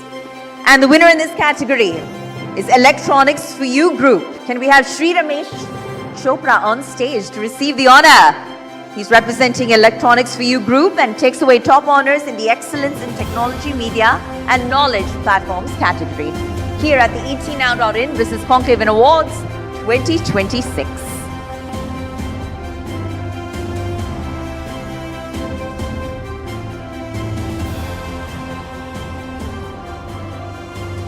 And we now move on to fast-growing D2C footwear brand of the year, and it goes to Chups. So if we could please have kind of Duggal back on stage to receive top honors from Mr. Sunil Shetty, who's representing Chups. And once again, ladies and gentlemen, this is fast-growing D2C footwear brand of the year.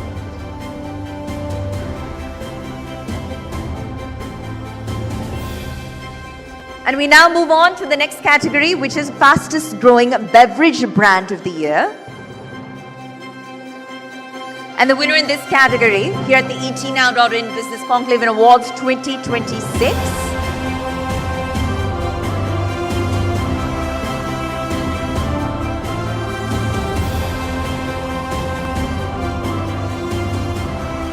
fastest growing beverage brand of the year goes to Med USA Beverages Private Limited. Can we have Avneet Singh on stage, please, to receive the honor? He's representing the entire Med USA Beverages Private Limited team and walks away with top honors in the fastest growing beverage brand of the year category here at the ETNow.in Business Conclave Awards 2026.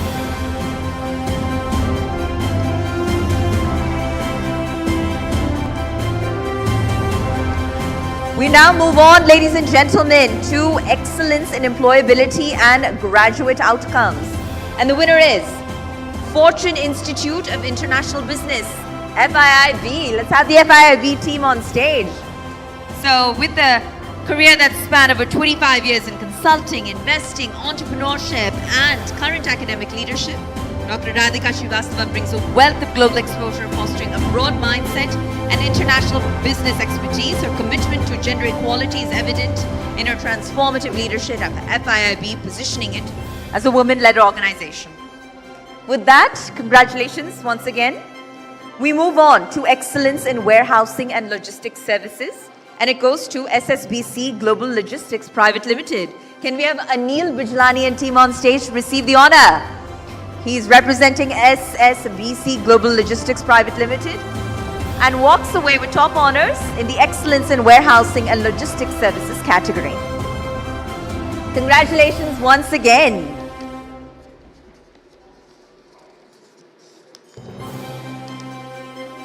All right, with that we move on to Young Visionary Leader Award, and it goes to Binkle. Could we have Sushant Acharya on stage, please? He's the co-founder and chief business officer, and he leads with purpose, passion, and clarity. And his bold thinking and consistent results inspire everyone around him. Mr. Sunil Shetty just talked about being boringly consistent, and I think this is someone who's gotten it right. Sushant Acharya with Binkle, ladies and gentlemen. Young Visionary Leader Award. And with that, we move on to Excellence in Diwali and Christmas Decor 2025-26.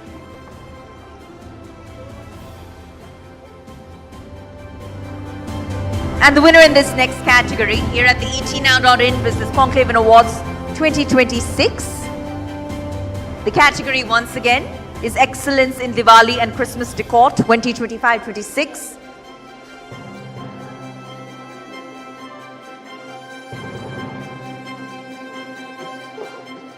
Excellence in Diwali and Christmas Decor 2025-26. The winner is Delhi International Airport, where I travel this morning. Many of us travel regularly, and this airport, it's representing truly for its spectacular festive decor. It's blending vibrant Diwali artistry and a unique Christmas showcase that celebrates Indian art forms all year long. With that, we move on to Emerging Creative Agency of the Year, and it goes to Decode Design Studio Private Limited. Can we please have Supreet Khokar on stage, please? This is the award for Emerging Creative Agency of the Year. It goes to Supreet Khokar, and it's presented to Decode Design Studio Private Limited for recognizing its innovative approach and rising impact in the creative and design landscape. Supreet Khokar and team, all the continued success. Congratulations once again to the entire Decode Design Studio Private Limited team. Sunil, just a few more to go. Thank you for all your continued patience and support. It means a lot to these winners to receive the award from you personally. Okay, the next category is Excellence in BFSI Campaign for Bank of Baroda, and it goes to Span Media Communications Limited. Can we please have Naresh Khetrapal on stage? Congratulations, congratulations ladies. So Span Media Communication is an independent media powerhouse blending strategy, storytelling and creativity. With over 28 years of expertise, it's been delivering impactful campaigns that shape conversations across government milestones and global brands. With that, we move on to Outstanding Landmark Commercial Development in Ayodhya. And this goes to Veda by Aurica. So this is a distinguished addition, ladies and gentlemen, to Ayodhya's commercial landscape. Veda by Aurica is setting new benchmarks in premium development with serviced suites managed by Best Western Hotels. A huge congratulations to the entire team at Veda by Aurica. And this is, again, ladies and gentlemen, for the Outstanding Landmark Commercial Development in Ayodhya category.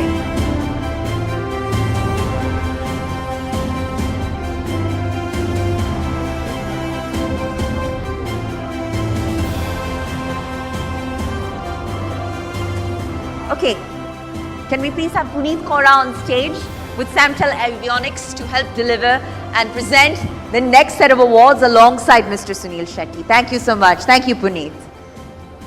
All right, now it'll be Puneet and Sunil jointly presenting the next few awards. And the category that comes next is Outstanding Premium Villa Development in Bareilly. And it goes to Amra Villas by Aurica. So let's have the team back on stage. They are redefining luxury living in Bareilly. And the Amra Villas by Aurica exemplify contemporary design and premium residential excellence. We've got repeat winners here tonight, ladies and gentlemen. Amra Villas by Aurica, they take it away for Outstanding Premium Villa Development in Bareilly. And with that, we come to our next category, which is Excellence in AI and Marketing Automation, and it goes to Furacles. Can we have Shubham Tyagi on stage, who's the founder and CEO and has empowered 200 plus businesses globally with AI-driven marketing systems. Congratulations on taking home top honors in the highly coveted category, Excellence in AI and Marketing in Automation.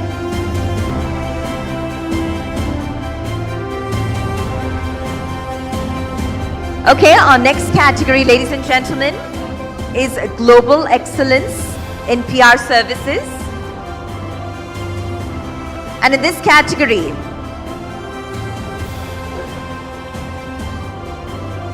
in this next category, which is Global Excellence in PR Services, The winner is Swift PR. Can we have the Swift PR team on stage, please? Congratulations. They are honored with the Global Excellence in PR Services Award. It's proudly received by its director, Ashish Kumar. We're recognizing outstanding leadership, innovation, and impactful contributions to the global public relations industry.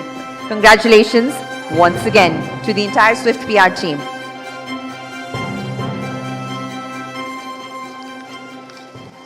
All right. Okay. And our next category, ladies and gentlemen, is Entrepreneurial Excellence in Infrastructure and Energy. And it goes to Dr. B. Raghavendra Rao, Chairman and Managing Director of the Bondada Group. Can we please have Dr. Rao on stage to receive this honor? Once again, this is for Entrepreneurial Excellence in Infrastructure and Energy here at the ET-Now.in Business Conclave Awards 2026.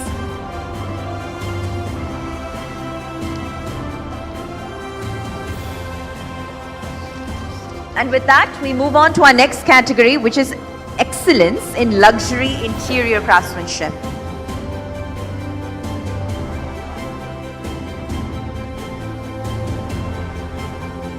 And presenting this award, of course, Sunil Shetty and Puneet Kaura, and the category, I'll repeat, is Excellence in Luxury Interior Craftsmanship, and it goes to Davincia. So you can have Ankit Sharma on stage to kindly receive the award on behalf of the entire Davincia team. This is again for Excellence in Luxury Interior Craftsmanship. Congratulations, hearty congratulations for all that you're doing for the industry and beyond. And with that, we move on to our next category, which is Excellence in Real Estate Leadership. And the winner in this category, Excellence in Real Estate Leadership, is Omax Limited. Can we have Mr. Mohit Goyal on stage to kindly receive the honor? Congratulations, Mr. Goyal. He's representing the larger Omax Limited team. And once again, this is for Excellence in Real Estate Leadership.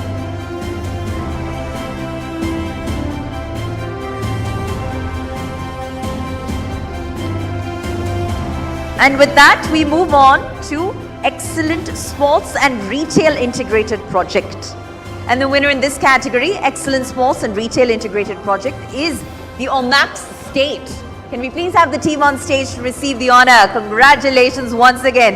Clearly a repeat winner in the house tonight. A lot to be proud of. The Omax team walking away with top honors across categories.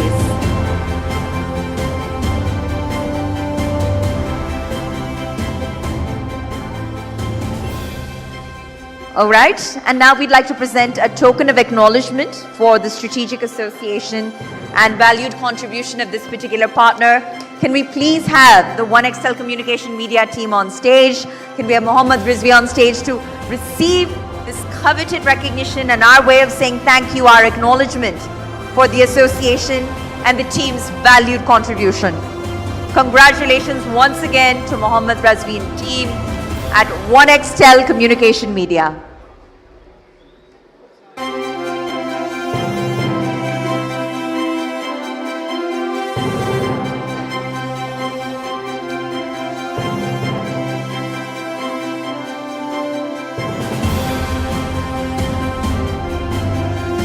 Congratulations once again. A huge round of applause for Onextel Communication, please. All right, with that, we move on to our next category.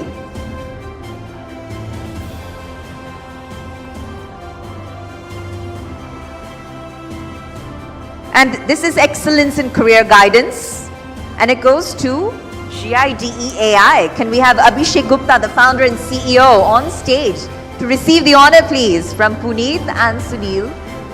That's once again for Excellence in Career Guidance.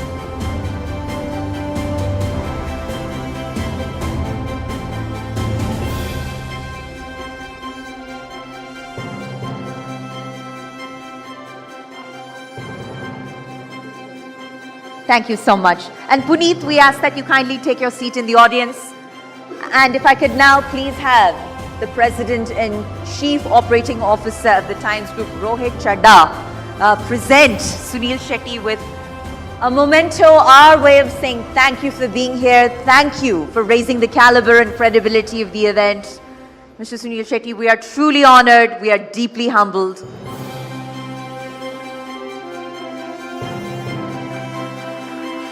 Huge round of applause, please. It's deeply deserved.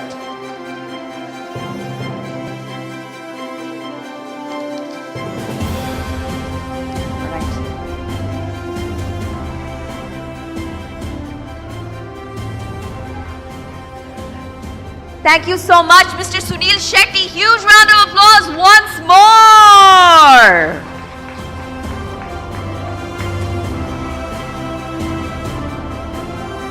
All right. And I'm going to have Rohit Chadha present the next set of awards. Ladies and gentlemen, there are a few left. And as they say, we're saving the best for last. So with that, we've got our next category, which is Technology Visionary 2026. And it goes to Paramesh Kumar Chatterjee, Chief Information Officer, Capri Global Capital Limited. Can we please have our Technology Visionary 2026 on stage? Paramesh Kumar Chatterjee, congratulations from the entire ETNow.in team. We salute you and your contributions, and we celebrate this honor with you.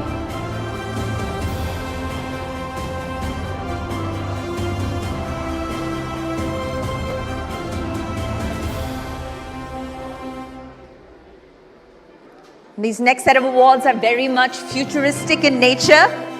So with that, I'll announce the next category, which is Technology Visionary 2027. And it goes to Raghubir Singh, the Head of Information Technology at Relaxo Footwears Limited. Congratulations, sir. We join you in celebrating this moment and this coveted honor of Technology Visionary 2027. Raghubir Singh, Head of Information Technology at Relaxo Footwears Limited. With that, we move on to our next category, which is Technology Visionary 2028. And it goes to Sunil Pandey, Chief AI and Digital Officer, HFCL Limited. Let's kindly have Mr. Sunil Pandey on stage as he walks away with top honors as a Technology Visionary 2028.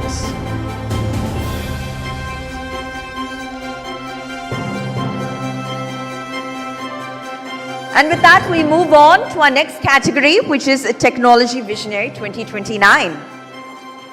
And the winner, our Technology Visionary 2029 is Tarun Kapoor, Senior Vice President, IT, CIO of Akums Drugs and Pharmaceuticals Limited. Let's kindly please have Mr. Kapoor on stage. Congratulations once again, sir, from the entire ETNow.in team.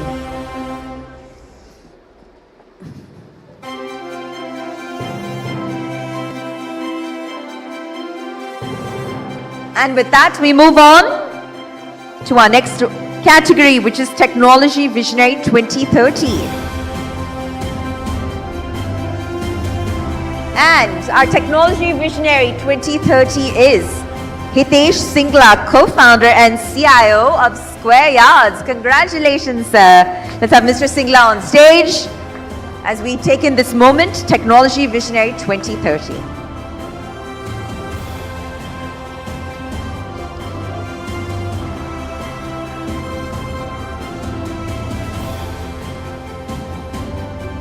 With that, we move on to Technology Visionary 2031.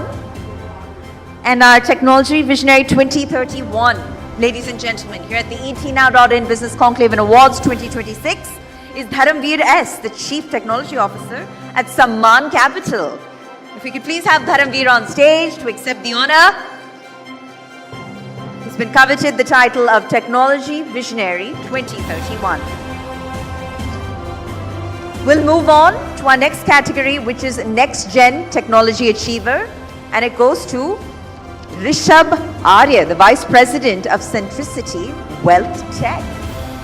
Let's have Rishabh Arya on stage as he walks away with top honors for the Next Gen Technology Achiever category. With that, Technology Visionary 2033. And this honor goes to Sudhir Sharma, Chief Information Officer with Somani Ceramics. Can we please have them on stage to receive the honor? Congratulations once again. CIO of Somani Ceramics, Sudhir Sharma, is our Technology Visionary 2033.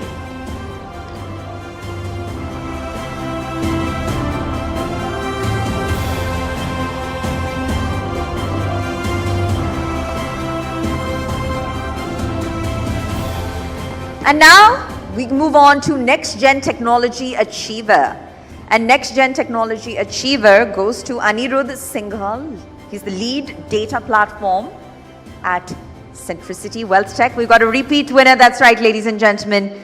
Next Gen Technology Achiever was Rishabh Arya and Anirudh Singhal. All right.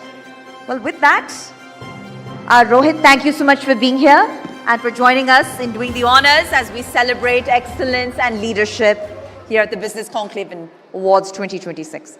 So ladies and gentlemen, with that, we're now going to quickly conclude the ET Now.in Business Conclave Awards 2026 as we reflect on a day filled with powerful ideas, meaningful conversations and inspiring achievements thanks to all of you.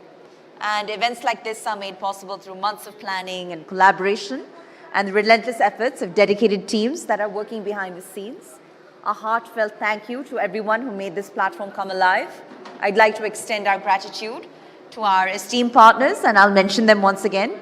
The ET Now.in Business Conclave Awards 2026 is presented by HDFC Life in association with Onextel Communications. Our celebration partners Radico, defense partner Samtel Avionics, digital PR partner Primex, tech partner Zoho, online realty consultant partner Roof and Floor, our timekeeping partner Just in Time, AI data cloud partner Snowflake, our luxury partner Milano, concierge partner The Capitalist, outdoor partner Heights Group. And of course, to all of our speakers, our partners, our attendees, thank you for being a part of this journey. And a special thanks to the entire production team that's at the console, backstage, interfacing with guests, with winners, with speakers. I'm going to name them personally, whether it's Jyoti Gupta or Anuya Yadav, or Krishna Arora, or Samir Avasti or Sumit Yadav. Huge round of applause for all of them. If I've left any names,